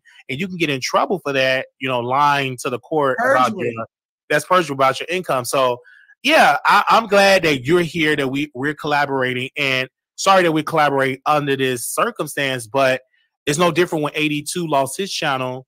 He lost his monetization. We was the only creator that brought him on to talk about it. They said Sherelle supposed to be his girl to talk about it. And I brought him on. Not 82. Because the thing is, like, because before my shit got struck, it was like he would, the Jag content, I would have a live stream with about 1,000 people. That bitch, he would have a live stream with 70, 60 people. And then I would feel bad and be like, okay, I gotta close this in this. And I would go over there and chat with him in his chat because I'm like, damn, this dude got this much and we're supposed to be cool. Let me just go ahead and do this. Go ahead, bro, you got it. I'm good, So he actually celebrated my channel getting struck and thinking that I was really. And then when him and everybody else saw that I can come on a backup channel with nothing, zip zada. And the only reason I knew I can come on a backup channel and maintain my clout is because I went on my friend's channel. My friend, who is a Clubhouse user who has a channel, only 300 subscribers, nobody know him, never. I went on his channel and did an exclusive and posted on my community wall, and he got over 8,000 people in that live. I'm like, well, and that was just an exclusive interview he did with me. It wasn't about nobody but me. And I was like, this is not a coincidence. This No. means that these people really fuck with me. Absolutely. Yes. And so my analytics went from me talking about Jaguar and people searching her name 67% of the time to find my videos to now is people finding my videos by searching my name 60-70% of the time and everything else. Like I don't have to put Sean David Ware official campaign name in the title because nobody is searching for them to find my content. Mm-hmm. So I don't have to do that. It's not beneficial for me to do that. It's beneficial for them. I understand how this game goes. I'm the one who people are searching for to find at least my content. Absolutely. That's my value to my own channel. And if I'm the only one experiencing that with the live, that means that I'm in control over my likeness. That's true. I hear and I agree. You learning. Thank you, brother, for coming on. I'm going to see this case all the way through. If you got something you want to send me, you are more than welcome to come and do an update. I've learned a long time ago. Don't worry about the subscribers. The game is views. Because like the Scorpion Show got 100 and some thousand, and Kevin had to go back to his job because the income just dropped on YouTube. So it's and now they go to Patreon and begging their people to pay a paid wall, and they've been on YouTube for 10. They've been on 13, 14. I know when I was in high school, graduated in 2009, 10. That's how long I go back with the Scorpion Show. And he had to go back to a regular job. So when people talk about these numbers, while you ain't got 100,000 been doing it, I always bring the Scorpion Show as Exhibit A. Do you want subscribers and no views, or do you want to have an organic steady income and you build on that? So, hey, I could just go on and on and on. And brother, thank you for coming on the platform and answering all the questions point by point. Thank you for that. Absolutely. And you guys can find me. My name is Donat. That's Donut with an A instead of the U. Please don't laugh. That's my icebreaker for white people. Yeah. So make sure y'all go and share, go subscribe. Like I say, it's very entertaining. You talk about a little of everything. And you have your own swag and your own style. And I just say, be you. Can nobody be you? You know what I'm saying? And we don't always agree. You drag me, talk about great. It's this YouTube. Yeah, I and know it's coming from you. I know. Yeah, I came on your show like it is because I heard about the Kingpin with the striking. And I was like, because I couldn't find. I was like, well, what's going on? And a viewer told me, and I went over there, say, hey, this is give you the rundown what these girls do. They smile to your face and want to follow these fraudulent. But I'm so glad that you're setting a precedent that if someone do that to you, if it's fair use, this is the strategy you can do to combat that. So, brother, thank you. The strategy is to create a backup channel so that you don't lose any momentum. Absolutely. It's all about perspective. And because I didn't immediately do that and I was on vacation, it looked like he hadn't got me up out of here, but it wasn't true. So create a backup channel. Preferably let that backup channel be not affiliated with the same email or connected to you somehow, so that if your channel does get strike out, it won't penalize the backup channel. Fight it. Somebody do something, just fight it. Just fight it. And just understand that YouTube does not have an actual person reviewing this material. And if they do, they're backed up. So I do know for a fact that there's certain material that I've sent YouTube that they have not gotten to and addressed. But when my attorney sent something to them, it was like this, So as far as Patreon, get your attorney. I'm taking all of that from them. I'm just literally. It's just not right what they did. Yeah, of course. I've been accused of a lot.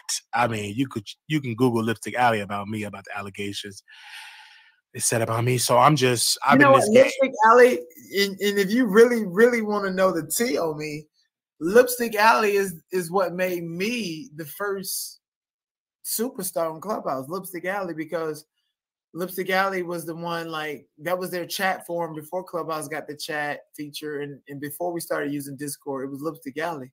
So all that shit is how I fucked the racist white woman, and she got racist and called everybody niggas. All of that shit is on Lipstick Alley. So yeah. So, brother, thank you for coming on. All right, thank you so much for having me. Anytime, call me, text me. Oh yeah, I got you. So, thank you. This is great. I want to also say this. We did reach out to official King Payne. He have not given us a statement. We want to make sure that we're fair in this, and I want to make sure I read what I wrote to him. I said, I am going live right now. If you want to give me a statement to read on the air, I will do just that. He have not given us a statement. He still have, whenever he's ready to give us a statement, he can. I definitely put it in here. We will continue to dive into this conversation and have an amazing conversation about this case. And like I told you guys that are listening, thank you to Donat for coming on. Thank you, thank you, thank you, thank you, thank you.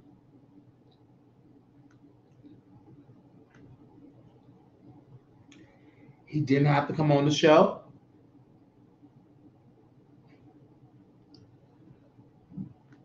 He came on, and it was a great episode. It was an awesome episode. And y'all have a good one. Little black boy, you beautiful. Ah, woo, glory. Little black girl, you are enough.